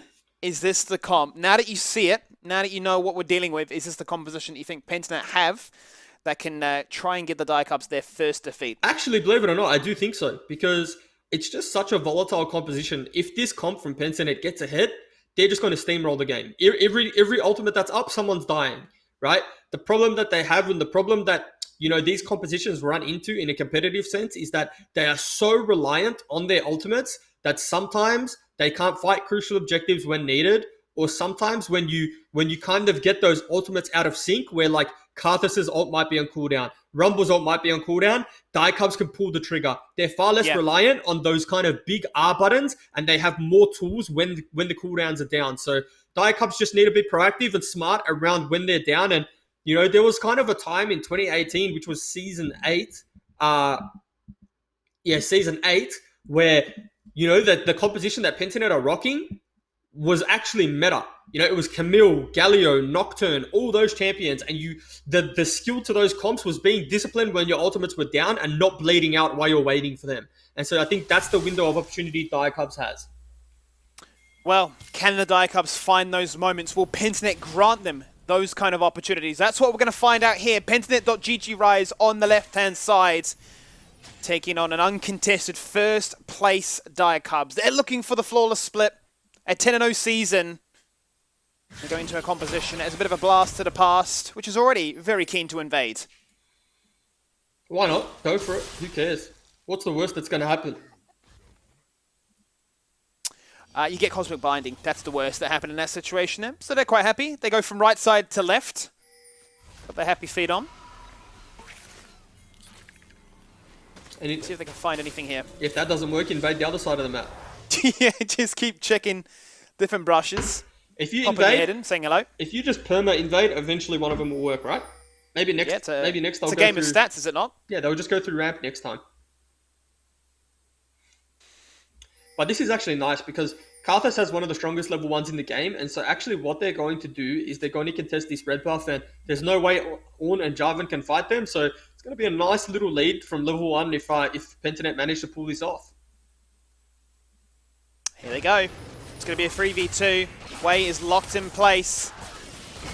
Revealed them. The ward goes on down, and now they begin the game of can we get this? Orianna on the way. It will be a 3v3. Lethal Temper is procced here for Seb, who's going to get some very big uptime on the Ornn as well. They're both going to drop down to half as the potions will start to get running, and the red buff will be leashed. But will reset as well. So question is now for Pentanet, do they hang around in the area? Yeah, this game's just getting burger flipped right now, and it's whoever's taking the most damage from the red buff is going to lose this. And Luch kind of lost a lot of health. As you can see, he's burnt through 2 pots already because the thing about Karthus, to do damage, you need to hit your Qs, and Orianna doesn't need to hit anything to do damage because her auto attacks actually scale, not scale, but do a lot of damage in the early game just because of her passive. So Orianna came out, well ahead on that trade, and Why Not's decided to just give him the red buff decided not to flip the game and go straight to their red, but Karthus is well onto this, and this could be a really rough start for Why Not. It certainly could be. Now, what is interesting is the Pentanet bot lane are actually locked underneath their turret, so they're, I'm sure, not that keen to actually go across to this one. Now, Luch is going to walk on in. Remember, his passive means he can fight from the death. He's going to go on in for this one. Yes, he picks it up. He's forced to flash away. Luch, will he follow? He's got the Dark Harvest running as his option of choice. What? And, well, okay. Maybe Pentanet caught in the rotation to try and assist. Karok burns both summoners, and he takes those. Well, what's wild to me is Ash has Flash Heal up. Kalrock has Cleanse, so he doesn't even have the health advantage in that fight. And it's not even close. Like, look at the health of Kalrock. Yeah, I'd love to see if we could get a replay. We'll have to wait and find out if we will. As to actually how that happened. I had to imagine just a ton of minions swap their aggro and attention as the trade took place. I have no idea, but bad luck and well played from Kalrock there, I guess, right? Like, you know, must have done something right there. Something must have. And we talk about it being a bit of a burger flip situation. Here is the fight in bot lane. Oh my god, production is smurfing. Okay, so here we see here, like, some auto attacks coming on through. Heal burn, cleanse burn, flash. Oh! Wow! The Bard heal, the Bard cupcake. Oh my goodness. Bard OP. Cupcake, he loves the champion, and it came up the goods there. A true support. Always giving him an out in that 1v1 duel. Maybe a little bit of cheating for talking about it being a true 1v1. But you know what? Kalrock takes those. And Angry Bee emote goes out. He's happy. And that's why we should never judge a book by its cover, because I was about to just flame his Zinc. So hard for running it down, but you know, it was a bit of an unfortunate circumstance, if you will. Yeah, it certainly was.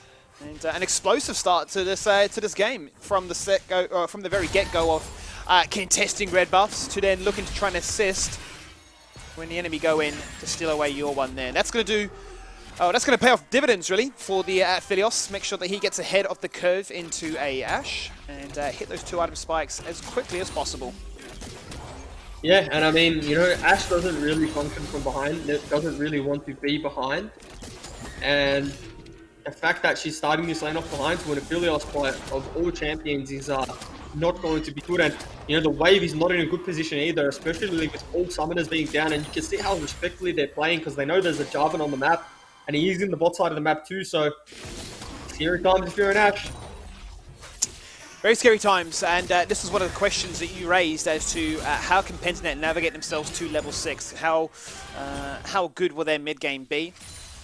And well, you can see right now, it's a small lead that is starting to build up for the Diacubs. I did say, how can they navigate themselves to level 6 without being at a deficit? And right now, they're in a very big deficit.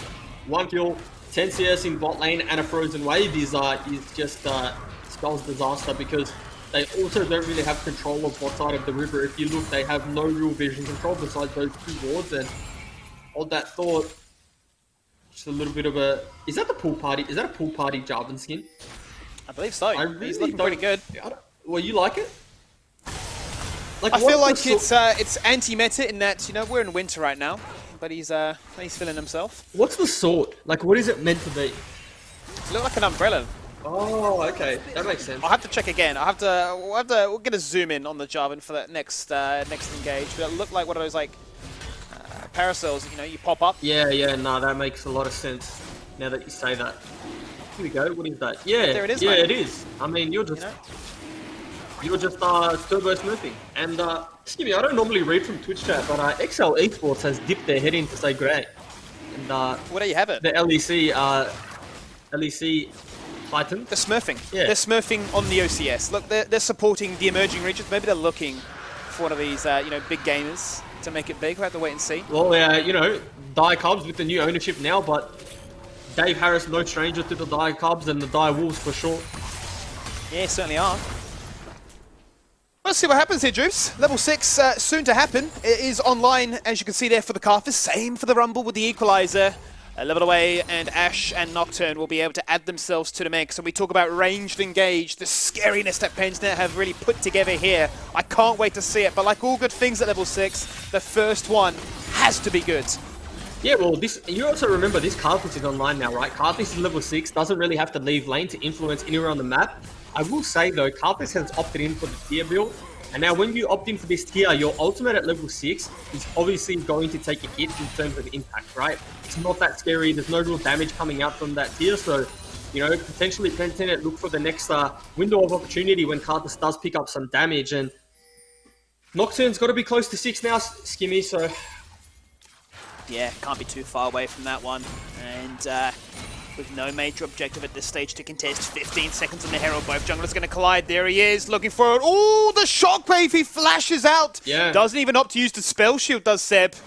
He wasn't going to fall down to that situation. And lives to fight another day. This camp will push him over the edge. He'll hit 6 then.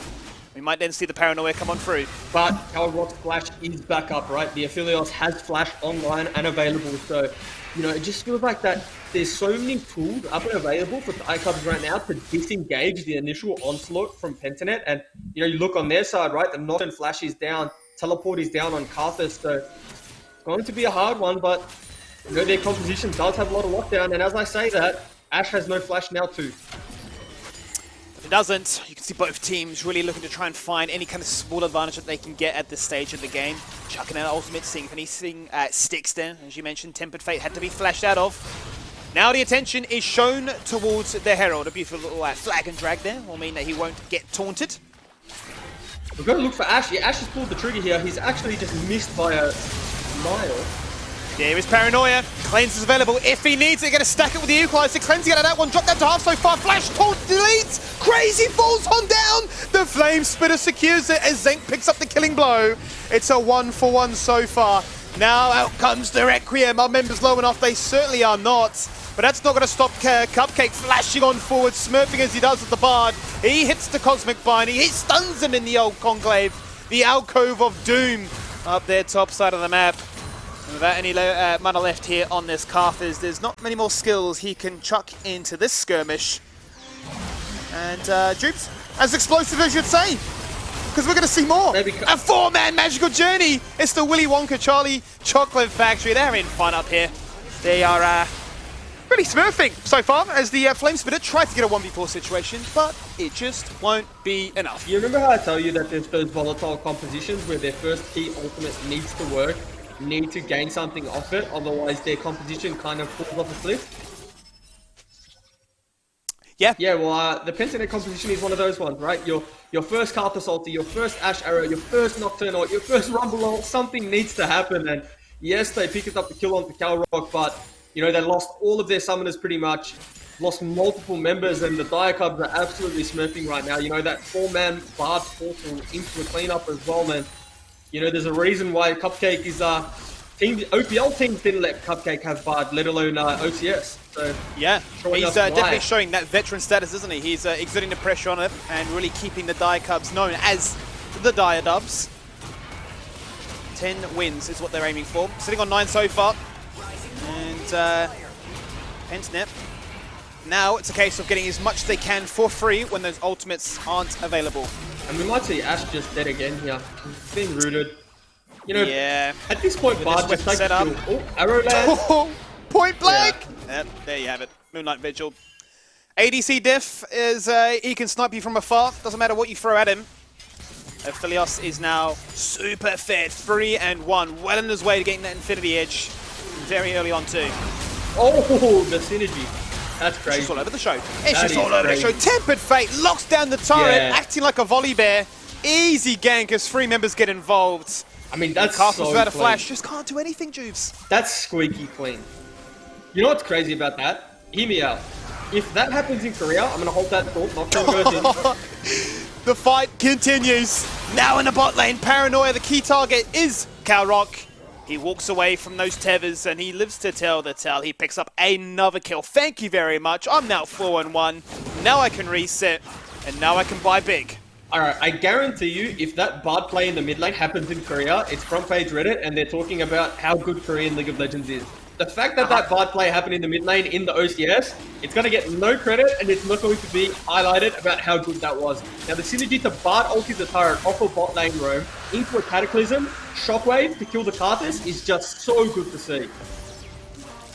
It was beautiful. It was charming. Characteristic of this team, a big reason why they are so strong and firmly fixed at the top of the leaderboard. Big item spikes. As you can see, the gold difference is starting to come on through.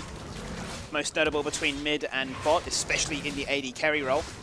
Yeah, I mean, Aphelios has got the Infinity Edge already, and it's a 12-minute IE. We talk about a Manamune at 12 minutes being good. This man has just picked up an Infinity Edge, and this top lane matchup is just going to get better for Ornn as those items come on through. And yes, the Leandros will be there, but Ornn's even CS with the Abyssal Mask also almost completed, and I know which one I would prefer at this point in the game. Certainly do. Ultimates are soon to come back online. Paranoia, the only one they're waiting for, as our eyes now go to him. Alright, I think Too far away. Pentanet have one more chance. They have one more chance to land some very good ults, net themselves some kills, and actually have a positive gold swing in their direction. There's no major objective at this stage, Juice, for them to contest. This is probably a good thing, giving them time to reset and find their most desirable situation. But in saying that, they are actually having to sacrifice a fair bit of vision control, which is what you can see Dire Cubs are doing by going in for the invades. And turning your attention straight onto the Carpus. There's the Wombo combo, he's gone! No chance to prevent that one. Out comes the Requiem from the grave, but there is the Tempered Fate to prevent that damage from landing. Wei finds himself a double kill. Make it light up breads, as the Dire Cubs want to do the damage. They want to make you bleed, but the fire comes on through. The red carpet, the flash, the dash, the chance to try and get a triple in some form of retribution. Dire Cubs too clean. They disengage, and that was a fight without an Aphelios. Why didn't why didn't Ash take the portal and then flash forward? I feel like there's a few questions to be answered this game, Skimmy. Yes, that was nice execution again from the side of Dire Cubs, but I mean, they're just playing with a significant lead at 14 minutes, right? It's a 6k gold lead. They're just showing us, week after week why they are the undefeated team, and they're really the team to be feared and the team to be bet because they haven't really looked like losing a game. No. Aside from a few of those games that went late, went to Elder Drake spawns. Yeah, sure, you could probably argue that those were the games that they could have lost, but in recent weeks it's just been 6,000, 7,000, 8,000 gold leads pre-15 minutes.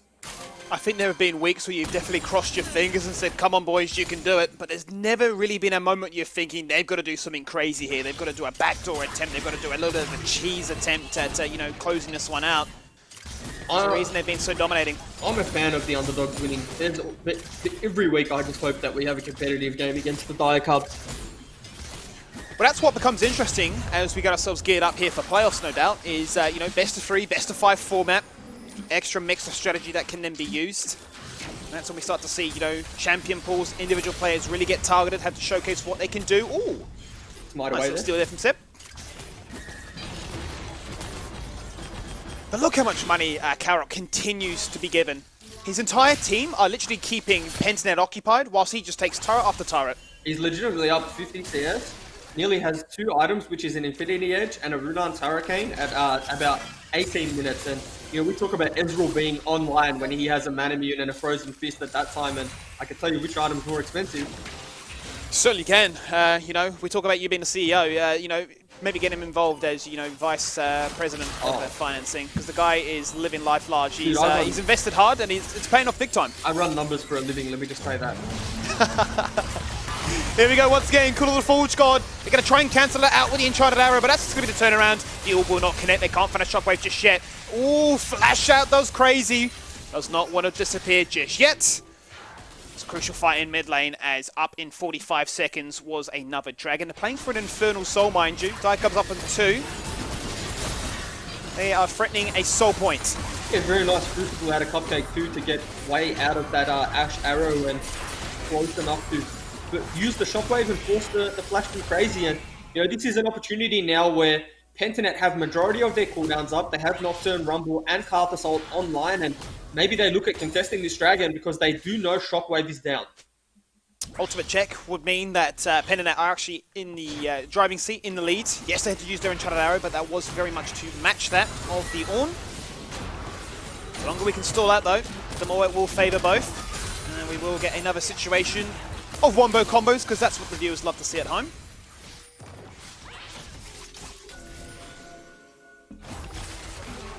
Note, Mikhail's Crucible here on Cupcake's Bard as well. That's soon to come online and soon to be utilised to try and break up things. No doubt the cleanse for the Ash Arrow or the stun as the fear comes through by a Nocturne. Here There's the red carpet, in they come, key target is found, why not is gone, there's no smite this time, there's the Grand Slam onto the floor, looking to taunt as many people as they can find, now they turn their attention onto Xeranis, he goes down, a double kill here for the Rumble, Seb tanks up the dragon, he can't get it, they steal it away, Wade finds it, no smite, no problem, Diacubs in unbelievable circumstances, flip the fight on its head, and then Philios with these many items just runs anybody down, that's a double kill, give him the triple, no. Wei wants it. Diacubs difference. That's what we're seeing here today. Through the journey, it's a taxi service to a GG screen. A Zenk, no health bar, if you no had mana, no context and you no saw chance Ash, to live. If you had no context and saw Ash doing that in your game, you'd get the report function ready real quick. He certainly would. So, you know, it started off looking pretty good here for Sentinel. You know, the other hand, for them still pulling the trigger and it's a good engage, but unfortunately they go on Why Not, and he's definitely not the member you want to be killing, right? You know, Galwar is there, untouched, only takes the carpet off the head for his troubles, and he just starts to run down everyone, right? What's the damage coming out of him here? Crit. He actually genuinely 3-shots the Rumble there. And I have to say, they're not the right guns that he wants for that Dragon fight, and it really doesn't matter. You know, this is just a gold league team fight. Pentiment pulled the trigger, and unfortunately it didn't happen for them. I love the composition that Pentanet have. The fact is, though, we just haven't been able to see it find the success. It's fallen behind. And when a composition like this falls behind, very, very hard to recover, let alone stabilize. And you can see here Diacubs are showcasing that they have found their moments, and they are making you pay.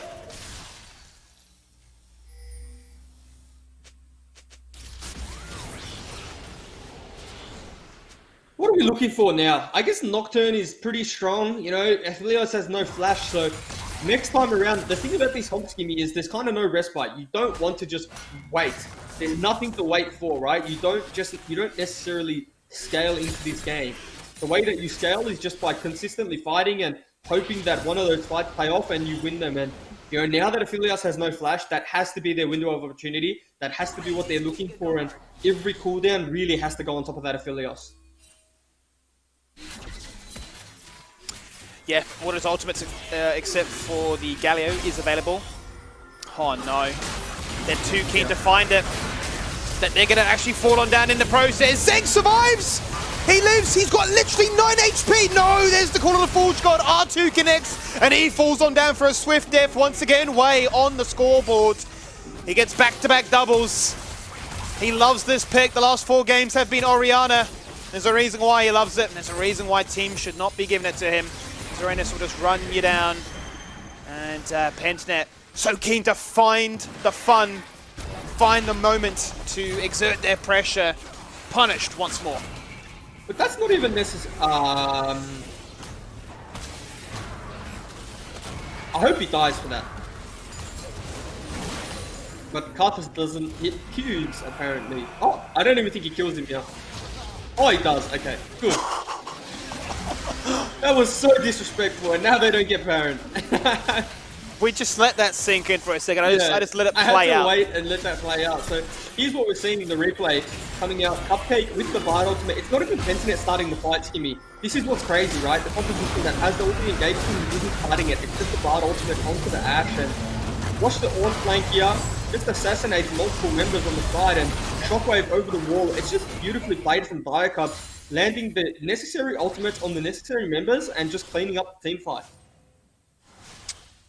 Yeah, and you can see that you know, Zenk playing so far forward to try and make it happen. Actually, before he fell on down, actually hit a 2-man arrow onto the Aphelios and the Bard, but you know, they're not the only threat. As you can see, the rest of the team are incredibly strong as well. Wei is now 18 stacks on his Magi's. Maybe Why Not a little bit too pumped up from that fight, deciding to chase on through. We've even got Direwolves Mer in the chat watching this game, watching Direwolves trying to get this monumental feat of 10 wins, Mer Lachlan, perfect season. Yeah, maybe looking to inspire himself. Maybe maybe Why Not big week in the OPL. And maybe Why Not will replace Mer for a few weeks. Oh, who knows? Who knows at this stage? What we do know is that it's a team fight with an Aphelios just destroying you. There goes the Nocturne. No chance to try and turn that one around. And we want more. We're hungry for more. They find it. The Shockwave into 2. Oh, it's beautiful! It just continues to dazzle and impress and just be so damn clean and disrespectful. Penchnet just have no answers left. Yeah, and that looks like that's Baron going over at 22 minutes, and honestly, they probably could have pushed minions into the base, pushed the inhibitor, but obviously valuing this Baron buff far more than the pressure the inhibitor will give you, so, you know, that's going on down, and it'll be a slow one because the Super is pretty early into the game, and Baron is a little bit tanky, but... Oh, they're trying not to lose soul as well. Okay, maybe they just get both. They're just winning both sides of the map. Now, Carter Salty goes down for what? I'm not entirely sure because everyone is relatively popped up. Yeah, and to add further insult to injury, they had the empowered recall where Baron just to be sitting pretty in the fountain too. So there was never a real kill threat there. You called it. That is Dicub's going to pick up absolutely everything here. Baron buff. One last effort. Can they steal away the Infernal Soul? Yes, they can! Sib finds it, Shockwave again! They say, how dare you steal away these buffs from us? You'll pay the price, we'll take you down. And it is a fight between both carries, both Orianna and the Aphelios, matching at 11-1. The only unfair thing in this game is the fact that Wei can stack a Medlice and Hellrock cannot stack anything like that. I'm fairly certain they'd both be on 25 stacks by now if thought of the occult was still in the game, but unfortunately that's been deleted and Hellrock can only just purchase items with no stacking value. So this is an absolute bloodbath, absolute carnage, and I'm sure Diacubs are having a lot of fun playing this one out. I'm sure they're having a ton of fun. What a way and the arrow to close out your split. What's the arrow for? Oh, they nearly got him, I guess. Yep, they're trying to chase on through. Very difficult to take down Cupcake, however. But that will be the first inhibitor falling on down at 25 minutes in, as the Dicubs have more kills than there have been minutes in this game. Yeah, I mean, 24 minutes, 29 kills, and definitely a bloodbath. I mean, the gold lead is also a substantial one, right, for 24 minutes in? Yeah. 14k. They're contesting the red buff Pentanet are. Maybe they want to force a team fight in the jungle here with the Rumble. Zenk does get the red buff, so... Little wings, and gets knocked. Oh, he actually got griefed by Crazy there. I don't think they see him. I don't think they actually saw him, otherwise they would chase him there. The 10-0 Dream. Getting closer and closer now, is it here for the Dicubs as they find a pick on towards Seb with mid lane exposed already and with attention shown bot side. Karok actually going 1v1 into the Carthus. Up by a level, but up by so much in terms of its raw power. He can take him handily before his team rock up and try and snag themselves an assist. There's the Requiem, but a stopwatch says nope. Wow. And wow, look at the damage of that Orianna. That was absurd. Can they try and take him down? Can they ruin the KDA? That's what they're playing for now. The turnaround, the shockwave, the ace. Yeah. Flawless in its nature, have been Dicubs all season long. And fantastic split for them. The 10-0 Dream, it's happening here today.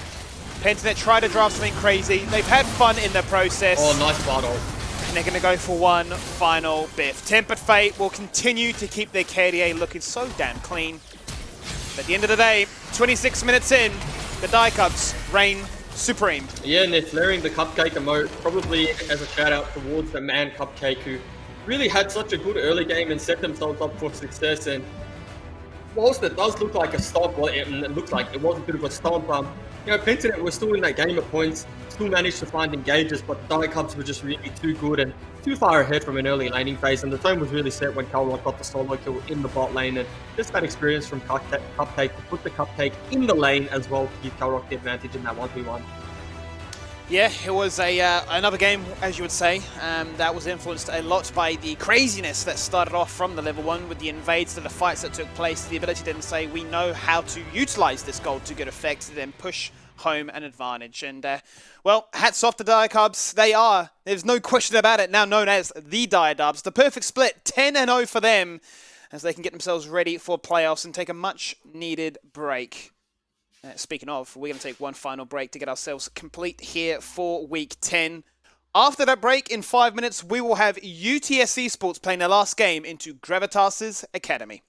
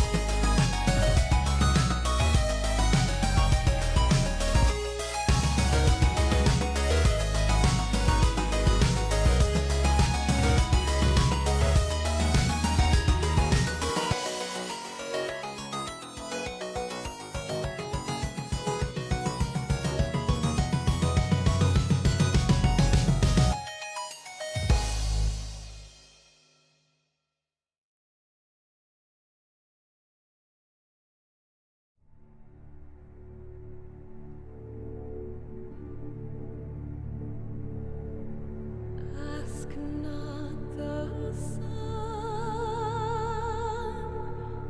why she says,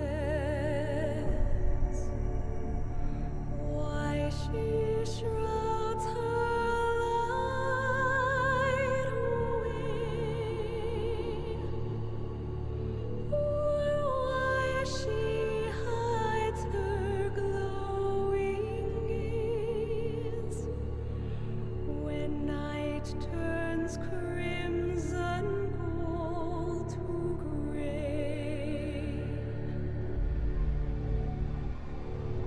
For silent falls the guilty sun, as day to dark does turn. One simple truth she dare not speak. Her light can only blind and burn. No mercy for the guilty. Bring down their lying sun. Blood so silver black by night, upon their faces pale white. Cruel moon, bring the end. The dawn will. And welcome back for the final time tonight as we close out what has been a 10-week affair here in the OCS. It's been the Super Week. This is our 10th and final game within those 2 days.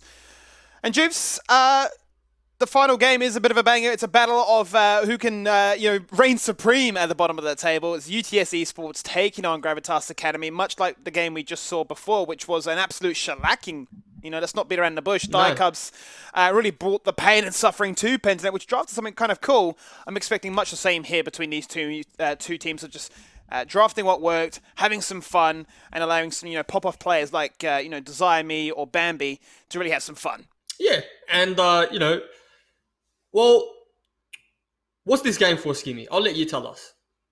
So we're basically playing for 9th or 10th. That's what we're playing for, right? Now- we're playing to say, is the floor lava? Can you stay above the floor? Now, are you going to play for fun, or are you trying to win this one?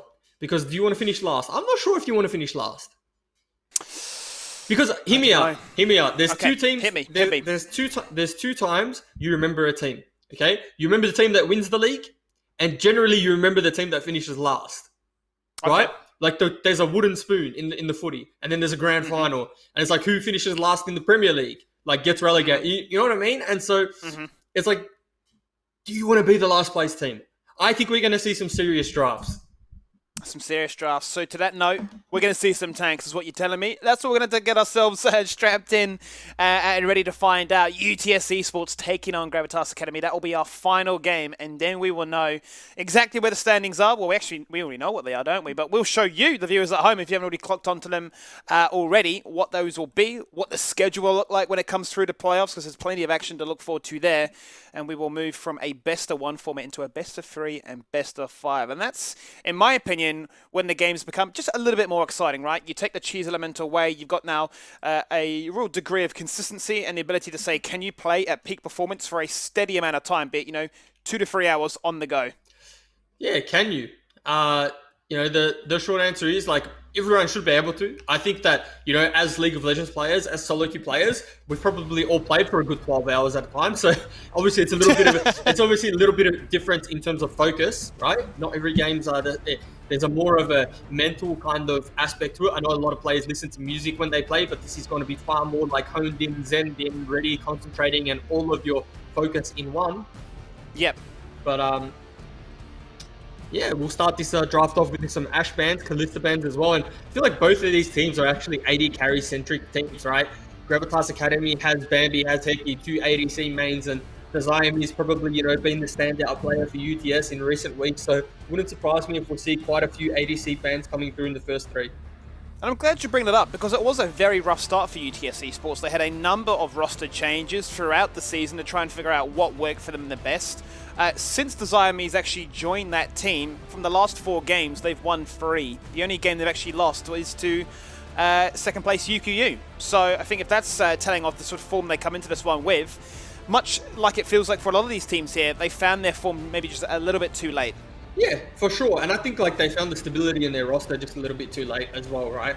And much to Gravitas Academy as well, they definitely swapped out some players here and there. Obviously had a role swap to the mid lane, and by no means was Bambi their worst player. He was arguably their best player, and that's coming from someone who transitioned into the mid lane role. So both of these teams can take a lot of positives away from how their season played out. Yes, of course, you're playing for 9th and 10th, but I think saying yes 9th and 10th doesn't do it justice in how close this league actually was. Give or take 1 or 2 games, right? These teams are up for playoff contention. So both these teams can take away the positives and really look to rebuild or keep most of the roster and transition into a successful next split. Yeah, and that really was the story of this entire split, wasn't it? Of saying these teams are always within touching distance of one another. We've had like 4-way ties for the majority of this season. So definitely the results at the end of the day are much closer than they are. And now we get to hone in on this draft. Now, what is interesting for me, you already touched on the point that Bambi and Heki, Bambi being an AD carry player himself, has had a big amount of time spent on this Ezreal. His last 4 games, 2 on Ezreal, 2 on Lucian. So nice little heads-up play here from UTS to say we're going to yoink that one away. Gravitas Academy's response is already, let's find some backline access by going with the Kaiser response, as well as an Echo. Yeah, Echo's definitely a flex pick in the OCS, more so than it is in any other region, I think. We don't really see Echo in the jungle much either because he does have a little bit of a slow time ramping up. You definitely need kills or kill participation to be relevant in most games. What I'm thinking though, Skimmy, what if we see the Kaiser go into the mid lane and give us the Chungi special? Chungi, or however you want to say his name, is definitely the player who kind of made Kaiser popular, right, in the OCS, and then took that into the OPL as well. So would be interesting to see if that's what they decide to do. And the reason I say that is because Bambi is the attack damage carry player traditionally. Would be an interesting decision, and I would be quite curious to see where they decide to go with this one, because obviously you can flex it in a few different directions so far. As for the meantime though, what is UTS's game plan? It seems to be very much the case of wombo combo here. We're going to guarantee ourselves the Orianna, grant ourselves a very strong aggressive jungler in the Jarvan. We saw what it could do last game. There's no denying its strength. Question is for Gravitas now, the grand reveal, if you will, as to where's this Echo going. Are you now going to lock in yourself a support or a laner? Yeah, it's the Pyke, okay. Blind Pyke isn't something we're used to seeing, and again, this could just be one of those picks that they had hidden up their sleeves, or something that they're just playing to test out or have a bit of fun with. And Pyke for me doesn't necessarily scream a good lane into Ezreal, just because Ezreal's so mobile and will eventually have the itemization to slow Pyke down as well. So but again, you don't necessarily pick Pyke for the lane, right? You pick Pyke for the out of lane, and Orianna is definitely a champion who is extremely susceptible to ganks. And obviously with the Pyke ultimate being able to negate a lot of shields, well, not a lot, all of shields, it's probably a smart pick going into the Orianna.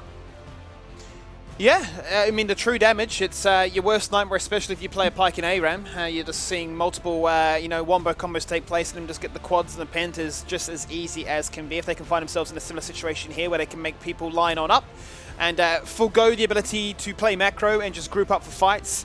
Once again, same kind of situation where Pyke will excel. You can see that UTS still a little bit unsure where Gravitas are flexing these options. They've banned away the Aurelia. That is the pentakill Bambi managed to achieve, the first we saw in the OCS. Yeah, a lot of teams have done that, banned that from him now. Yeah. Especially if they've opted in to play control mages, they don't want to give Bambi the Aurelia and force that volatile matchup. Nautilus has now been denied away. It looks like they must have had to sacrifice one of their bans. I'm not too sure why, but no doubt we'll get an update as to what the go is. But as it stands, that is the Nautilus denied away and the Lucian as well. So those last two picks from those games that Bambi has showcased last time, he's being targeted upon. He's going to have to bring something a little bit different to the table here. Yeah, he's definitely been targeted, but I feel like majority of the drafts all year have been targeted kind of in his direction. Nunu would not surprise me at all. So Nunu, yeah. Here it is. Finally. That's probably going to be a Nunu mid lane, and it's something that we've seen a whole bunch. In solo queue. Okay, yeah. Sorry, I just got a message. I got the same, and I was like, because usually when we don't have a ban, it's because they've either been late to the lobby, a late roster change. The word on the streets is they just forgot to ban, guys. Well, you know, forgot is a very strong word. Maybe they just didn't have anything to ban. Okay. Maybe they're just so confident. Yeah. Maybe they're like, you won't ban Nunu. Yeah, and so they've taken the Nunu, and so Nunu's just like a perma push mid lane, perma roam. You just roll your ball into the mid lane, roll your big snowball into the mid lane, clear the wave, and then look to go to either side lane. And you know, I've seen mixed success with this Nunu pick. I can't say it's been horrible to deal with, but I have won with it a few times. So let's see what it is. It may not even be Nunu mid lane either, right? It could just be Nunu jungle, Echo mid. So we'll have to wait and see. But the rest of UTS's Alawi top lane.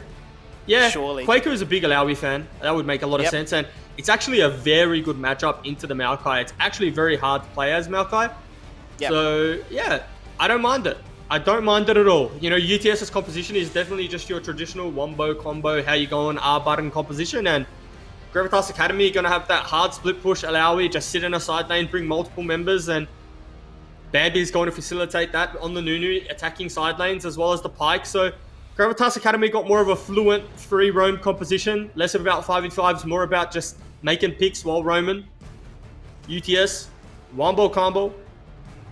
It's all about it, isn't it? It really is. And I mean, I think you nailed it on the head as to, you know, what Kwaku's objective here is in this game. You know, Alawi wants a little bit of time to try and set up in an area of the map to spawn as many of those tentacles as possible, because obviously those tentacles empower her damage, the likes of her slam and dash and jump to make her essentially a life leech monster. I think, let's not beat around the bush. All the hype has to go around this Nunu. We've heard so much about it ever since it got buffed, I believe, on, was it 10-13? Every single competitive game I've seen across, you know, Korea, China, NA, wherever it has been, there's always people spamming, please pick this Nunu mid. It's been hyped, it's been praised. There's plenty of YouTube videos out there of players you know, showcasing how strong it can be. And today we'll get to see what Bambi can do with it. Are you a YouTube connoisseur? Are you the guy that just watches a ton of League of Legends VODs? Yeah, like, I mean, if I'm just relaxing in bed, I'll watch a bunch of, you know, the football back in England, and then, you know, I might just see through my recommendations, my suggestions, you know, watch this wombo combo, this crazy outplay. And, you know, I always find it a little bit interesting to sort of spectate what are kind of cool things that people can do. Ever since I retired as a pro player, I don't watch League of Legends VODs anymore. And then whenever someone comes to me and says, how do I improve? How do I do this? The first thing I say is, you need to watch VODs. And then I also am like, damn, why am I losing so much? And then I'm like, well, I'm not watching VODs, of course. But the only thing that I watch on YouTube nowadays is like streamer highlights and just montages. I don't have time to watch a 30-minute grind fest and learn all the intricacies. And, you know, often why not actually, from Diacubs, ask me why I'm not doing this, why I'm not kiting the camp out properly. And I'm like, dude, I'm 26. Leave me alone. I'm just trying to have fun playing this game, okay? You know, I don't care anymore. I'm not trying to be good. Okay? Like, you know, and I don't know how we got off on this tangent, but here we are. I know, mate. You're going down a rabbit hole. And I'm liking this. Yeah, whatever. I'm rabbit holing. I'm rabbit holing, but we already went through the draft, so I just kind of rabbit holed real deep. No, I saw it was like an 8-minute video on terms of you know, why is Mid Nunu so hyped, Oh, why yeah, are people yeah. playing it, and it sort of showed me that, you know, level 1 he just snowballs into the lane, the caster minions are gone, then that's it, you're roaming, you know, and you're most likely going to be taking everything movement speed related in that sorcery tree. You're going to be looking to try and hit that scuttle as well, wind up that snowball. You hit bot lane, if you don't get a kill, you get a flash, and it's just, you're a second jungler. It's just so much pressure, and it's very hard to bully you out the lane with the empowered Q and the consume. Yeah, and Nunu has such good like kind of AP ratios in terms of the absolute zero. Is it still called absolute zero? I know when they reworked him, they didn't change the name. So Nunu's ultimate obviously has good base AP ratios, and you can often build tank or pseudo tank, if you will, and get away with it and still have enough damage to impact a lot of team fights. But then also, you know, you look at the team composition of Gravitas Academy, Nunu is kind of a damage amplifier, right? Does supplement the damage of those around him. So obviously going to do wonders for the Kaiser and the Echo. So I'm actually excited to see it. I'm surprised we haven't seen it, you know, whipped out a little bit earlier, but maybe upon testing, it's not that viable, not that strong, but we'll have to let Bambi tell us or show us rather. I mean, when I'm looking at the builds, it tends to be that the go-to, your first item has to be that proto belt, and then from then on, it's kind of very flexible, right? You know, either Deadman's for more movement speed, potentially a Magi's just because you want to be an absolute monster and just a vacuum that hoovers up all the free damage as possible. Stone Plate, Spirit Visage, you know, you're looking to kind of play it in a way, a little bit like a tank mid-fiddle, where you get a little bit of damage, but the rest of it is then all about being survival to cycle through those cooldowns. As you quite rightly point out, if he can set these people in place, the rest of the composition are well equipped to lock them down. But there's been a lot of talk now about this Nunu mid. I think we're obviously now flip the script back to the UTS side. They've gone for something a lot more standard, obviously, in terms of what we're seeing.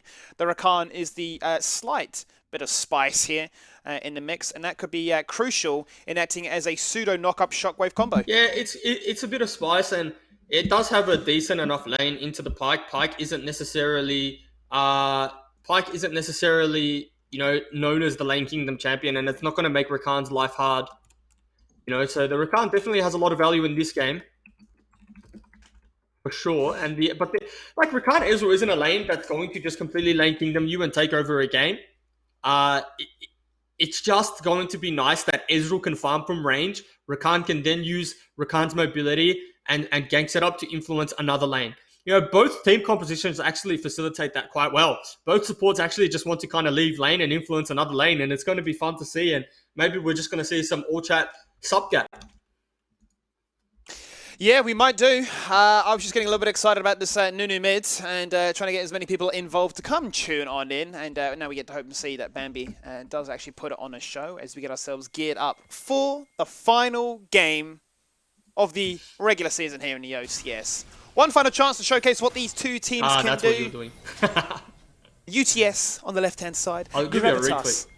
On the right. That's what I was doing. You could tell I sound distracted. I'm not as good as you when you're multitasking in Twitch chat. No, I was doing the same thing. Just I wasn't doing it to a mass abundance of people. I was messaging a guy who really likes Nunu mid to come watch because Nunu mid's on in the OCS. So I kind of also got distracted.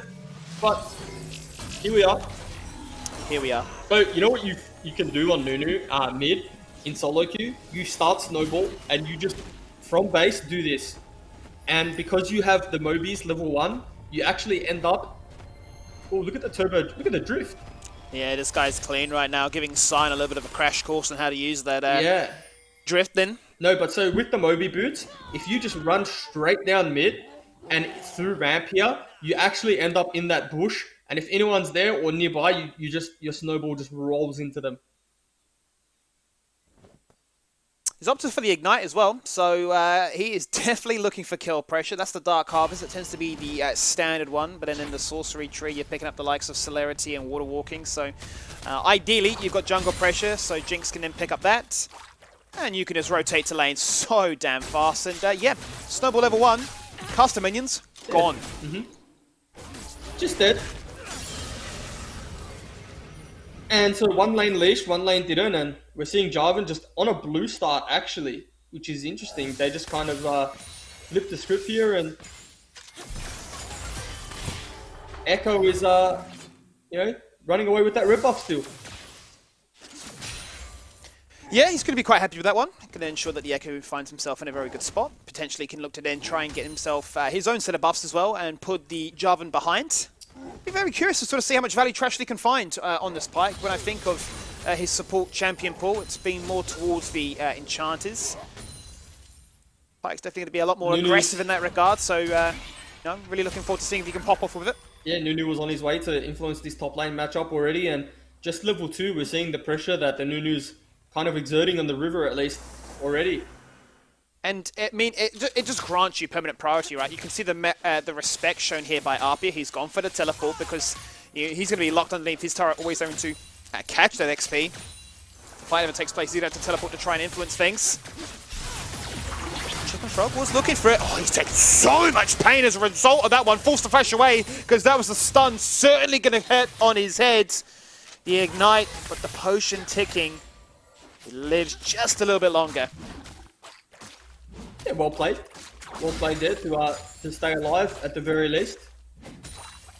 And are you a fan of this Orianna skin? Because that's the first time I actually just saw it, so it really caught my attention, and I'm not sure how I feel about that skin. It's like Ocean Whale? No, it's pool party, new pool party ones like Orianna, Talia, and all that, and it just looks really weird. Pool party Orianna. Well, look at it right now. Look at it right now. Let me, because first and foremost, we've got to check out the splash art, right? Splash art makes, the dream work because you're loading up into the game, you're getting yourself ready. Yeah, okay, splash art looks all right. Okay, we can work with that one. Yeah, okay.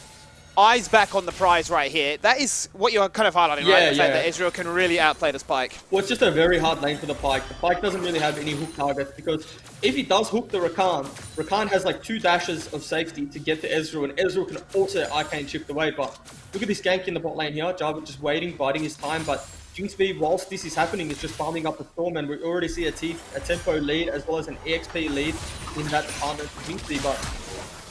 Yeah, they're all in on the bottom lane right now. Oh, Hecky, no chance to flash. He's been stunned, knocked up, locked in place. He actually burns the heal to try and survive a little bit longer to make a fight work in his favor.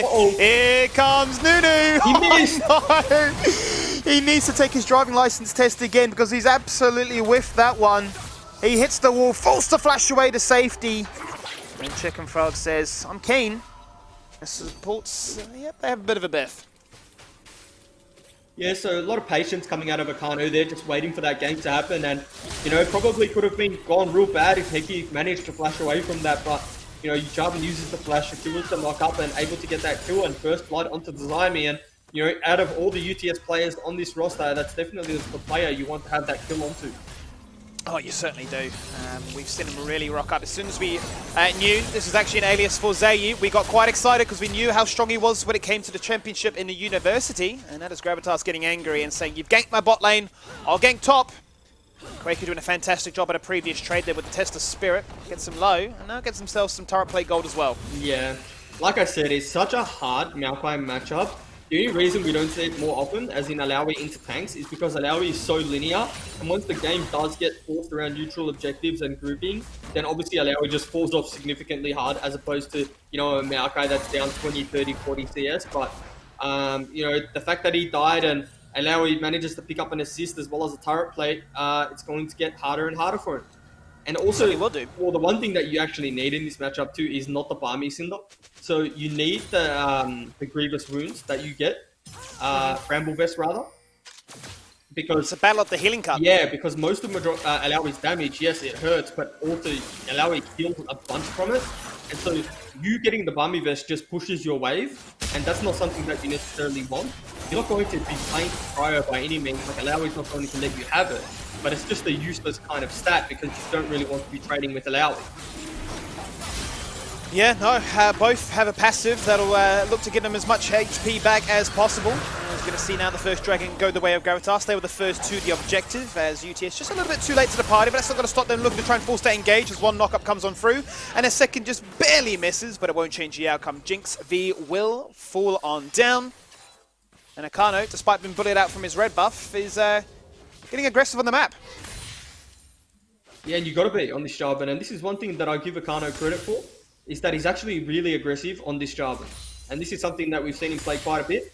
But when he does play it, he's just always in your face, always looking for ganks, sometimes at the detriment to himself, and stun lands there. Oh, full stun combo. Not level 6 though, so far away from that. Look at the difference between Trashly and Chicken Frog. Only now just hitting level 4. Nice trade there from Trashly, and maybe we'll see it kill. So much disengage, so much mobility is what UTS have, and it's really putting the onus on Trashly to make something happen. And the entire time, Heki's like sitting, waiting in the wings, saying, "Am I going in? Am I not?" And if it's not a connect, he's just taking such a big beating in anticipation. Yeah, and you know, Heki and Trashly are actually laning pretty well, all things considered, especially because that Jarvan gang came on through. And you know, imagine the universe here where it has a little bit of heal cut. Yeah, yeah, I mean, that's just Alawi 101, right? When you got the tentacles right there at your doorstep to make invulnerable, you can guarantee yourself the all-in. The slam connects, and that's a second solo kill. That's a really nice solo kill though, you know. Quaker really knew his limitations there. Nice juice, but Jarvan doesn't actually get to land the EQ. And two junglers, Juice. Yeah. Very different ideas, targeting bot and top. That hook lands, Ignite goes down. That's the Arca. Oh, misses the stun. A little bit late on the flash there. Yeah, you could see the play that he was looking for. That would have been a two-man stun. Oh my God. Would have guaranteed the Nunu mid. Here it is. Can he find a second? There it is. Yeah. Nunu mid with the double kill. He is the second jungler. Echo goes top and he goes bot. You do just want to see the Nunu mid succeed, don't you? You certainly do. And I think he's opting in for actually Proto Belt, but that's what it looks like. He might go like the... It's the go-to. It's the first and item then another mid laner's found the jungler.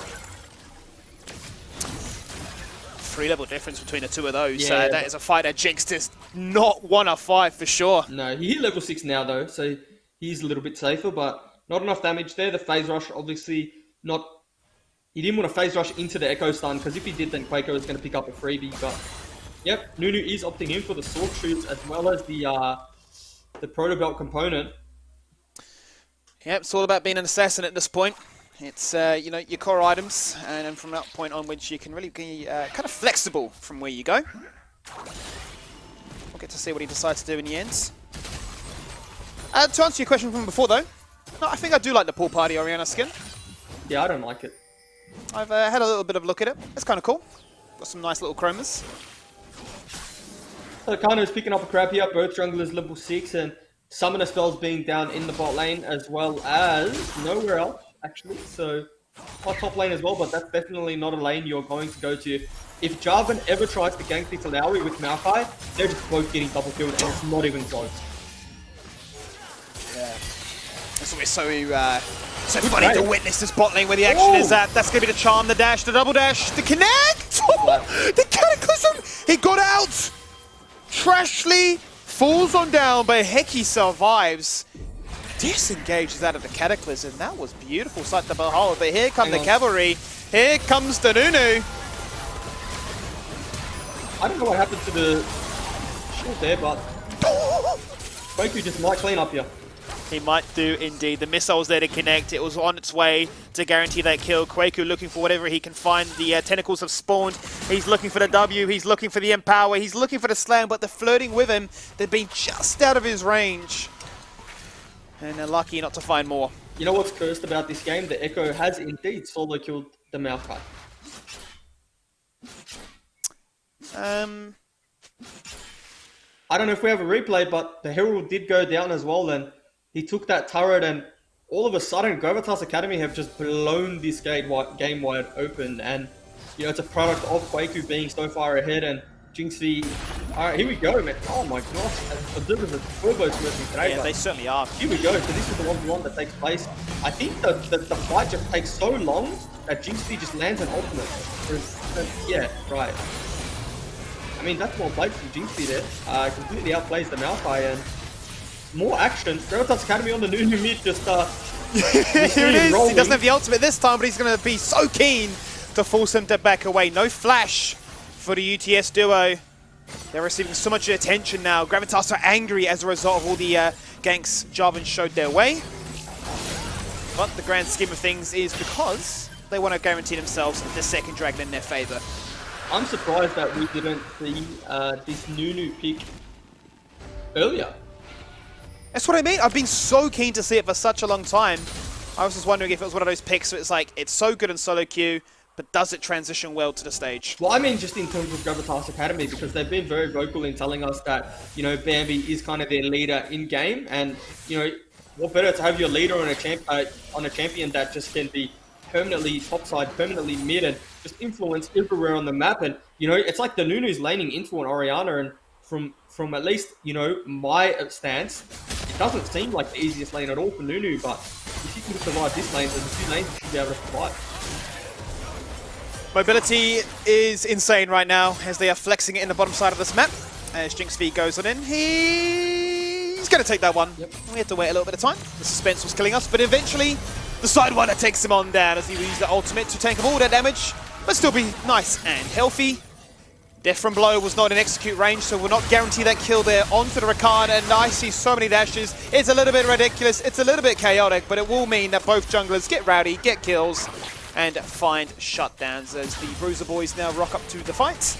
And Zeus with that Balmy Cinder is walking at him, waiting for the grass proc to come up every 4 seconds. We'll just jump on top of his head and wish him sweet dreams. Yeah, so a little bit messy there, right?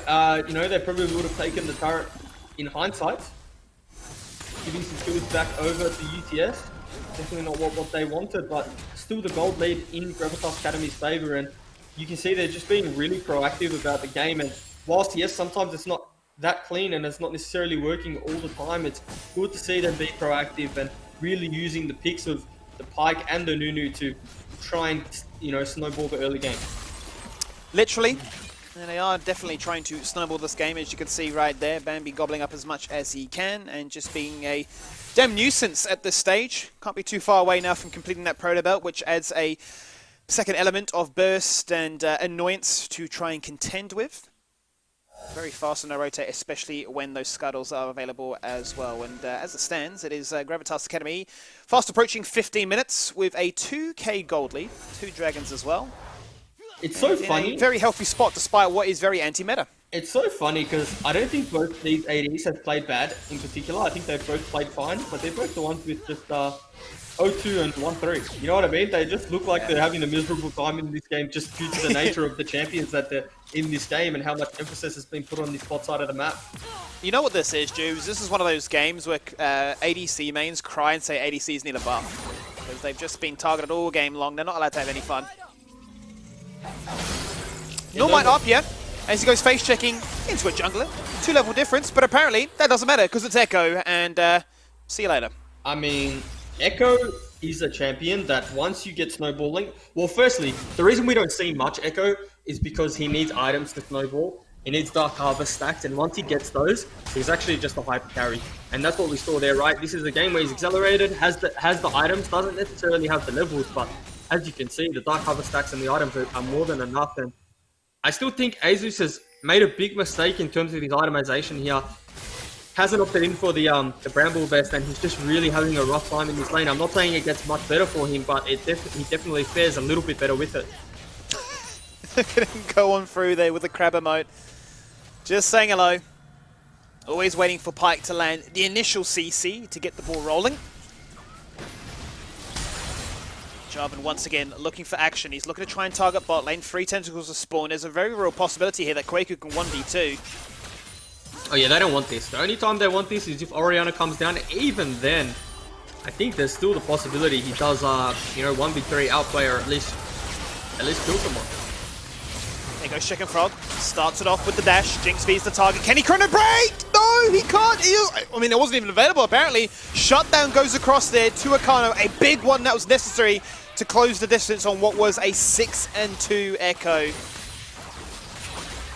Yeah, that's a huge shutdown, right? That's a lot of gold in the pocket, and you know, Akano's having a very good game. Both junglers actually playing quite well up until that shutdown went across, and Herald going to go over potentially to the side of UTS, but Kwaku's just going to sit in this bot side of the map with a 2-level lead, happy to, you know, farm this one out. And this is sometimes the problem teams run into when having an Alawi on your team, is that when you're forced to group like so, it can be a little bit problematic, but have to see how this one plays out.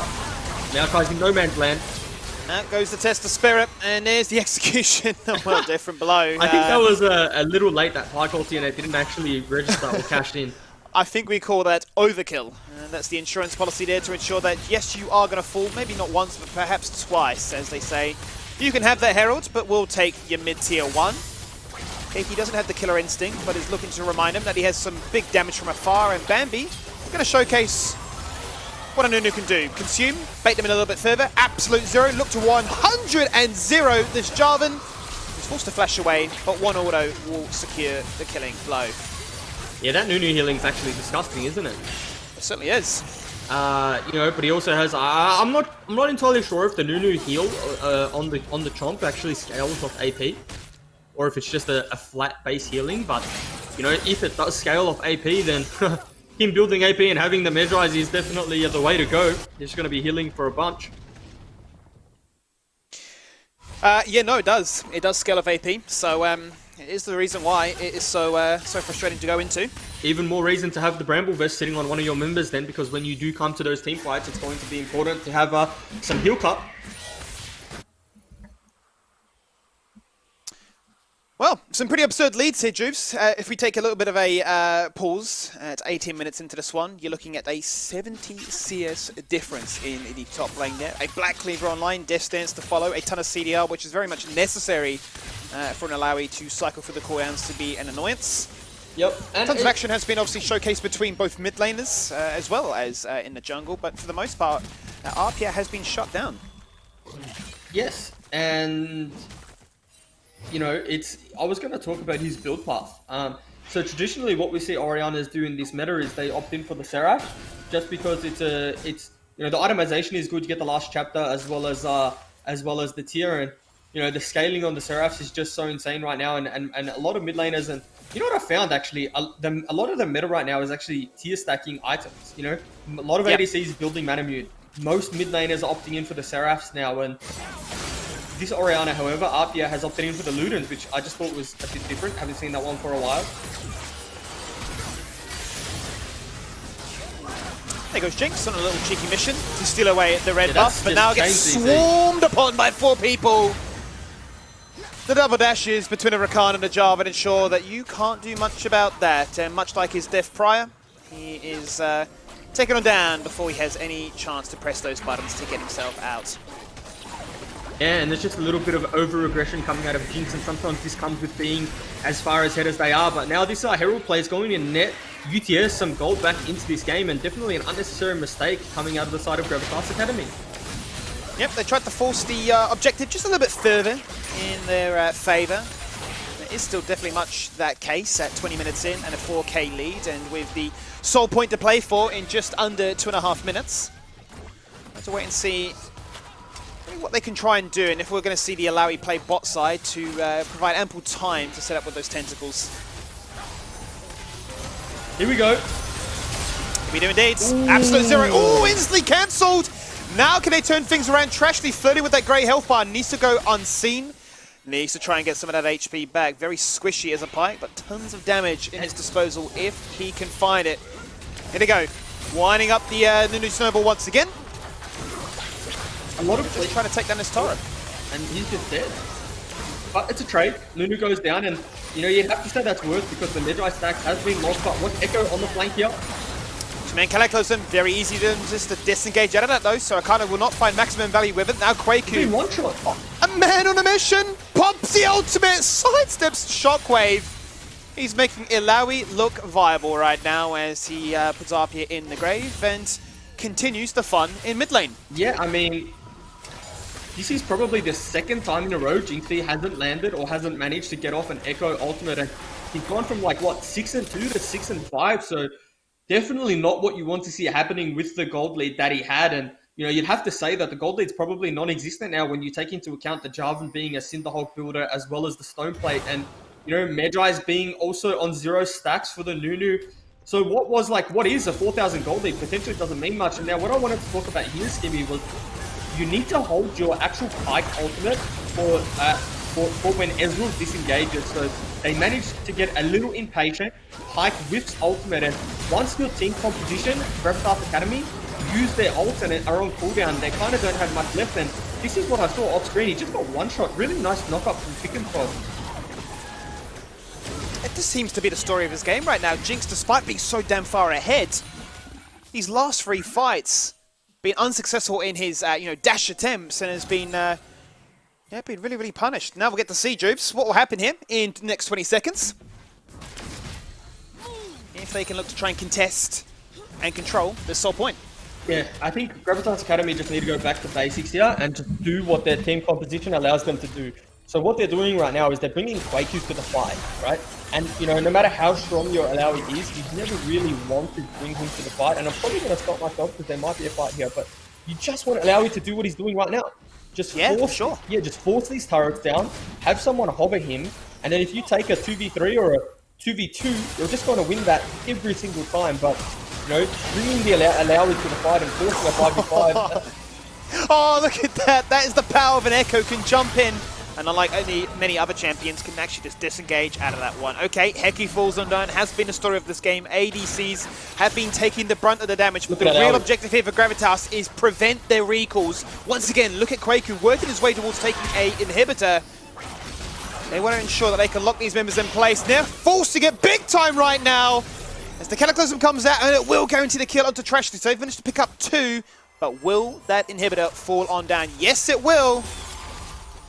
Okay, well, Bambi was expecting a little bit more of a chase. Yeah, I think you were expecting a chase there, wanted to pop the shield or at least slow them, but, that's the base open, and what we'll see now from Gravitas Academy is we'll see Alawi going to the bot side of the map, and then we'll start to see Gravitas Academy play around that Baron buff, because Baron is crucial here, but, more importantly, they can't stop Quaker in the side, right? He's got over, he's well and truly Flame Horizons, he has a 3-level lead now, so no one in this game can stop him in a side lane. So UTS needs to start forcing neutral objectives and forcing fights around, the Baron and forcing Alawi to come to the fight because, again, even though Alawi has a 3-level lead and is significantly ahead, it's still going to be a hard team fight just because UTS's team composition and, the gold lead isn't that much in favor of Gravitas Academy, and you'd have to say most of their gold lead is on this Alawi. Certainly is, and that's the target they're going for right now. Charmed, knocked up, looking to go for the execute. Yeah, look at the dash, Quaku soaked on up. The death stance actually killed him in the end there as the bleed comes on through. It's a 1-for-1 so far.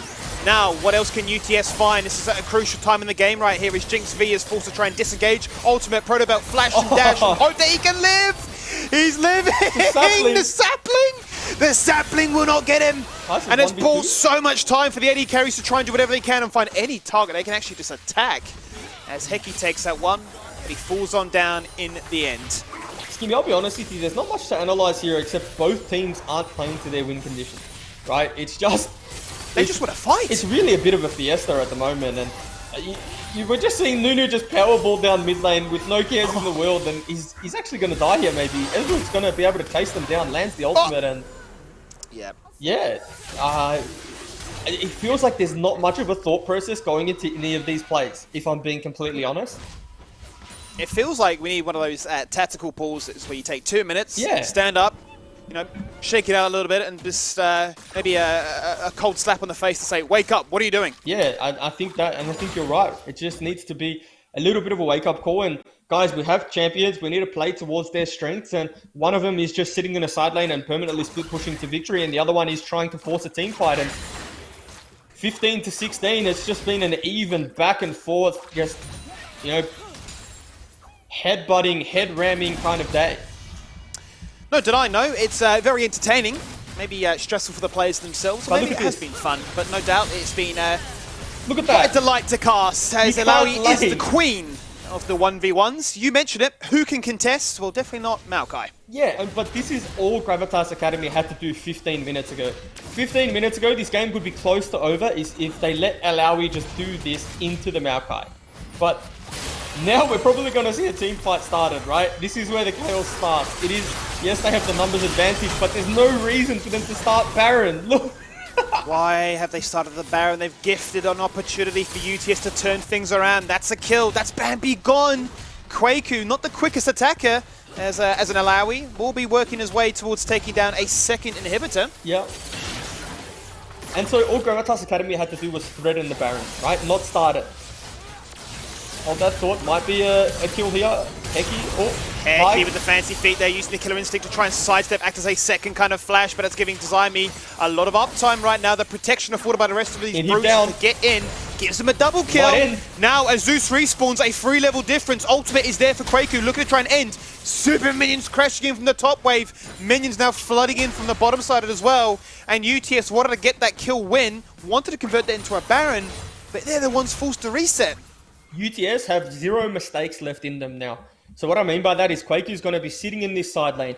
If they do make a mistake in terms of over-committing to the Baron, over-committing to the neutral objective, Quaku's going to end the game. And just watch this. I managed to get out of range of it, but let's see if he dodges the tentacles. Can he win the minigame? Yes, he does. Gets to play the dodges minigame. one. I love the minigame. That's my favorite part about Alawi. Does he dodge this one? He's out of the realm.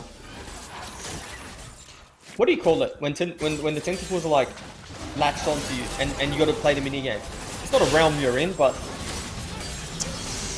I actually don't know. Doomed. just doomed. Soul goes over. Okay, I need to actually talk to producer because the amount of Cloud Souls we see in the OCS is just unreal. And here we go. Nunu's going down mid now. This is it. Who's he going for? The Rakan. But he the might target die, he was quite after. He didn't want that. Does Neutral have ult? No, he doesn't. No. And And so- very close to getting himself that Spirit Visage, which will make that consume just a little bit meatier, and we'll need it because some of that damage is now already starting to hurt. Yeah, Gravitas Academy have opted in for the group in the mid lane again. I would literally be saying, Quaku, anytime you come near these 4 members, you're trolling, okay? And just go sit in a side lane and play this game by yourself. There is no need to play anymore with the team because the obvious win conditions are the top lane inhibitor that's open and bot lane as well. And you know, if they make a mistake, if they lose the smite here on the Baron buff, then they pretty much do lose the game. And this is the right decision from UTS though, because they need to force. And it's at a point in which, you know how we talk about not taking 50-50 smites? This is a point in the game where they need to take this. Akano has to say, okay, we need to flip the game. We need to just try and outsmite the Echo and the Nunu, but... Here comes Quaku, jumping on in! Akano got the it. Baron buff goes to UTS. What can Bambi do? Can he get an absolute 0? They're all locked in place. They're all going to fall on down, and Bambi lives to tell the tale. The resets from the Pike. There's 1, there's 2, and he misses the 3rd, but it doesn't change the outcome. It's an ace. Hickey falls on down. But out go the crab emotes because they're dancing, they're laughing, and they're having fun.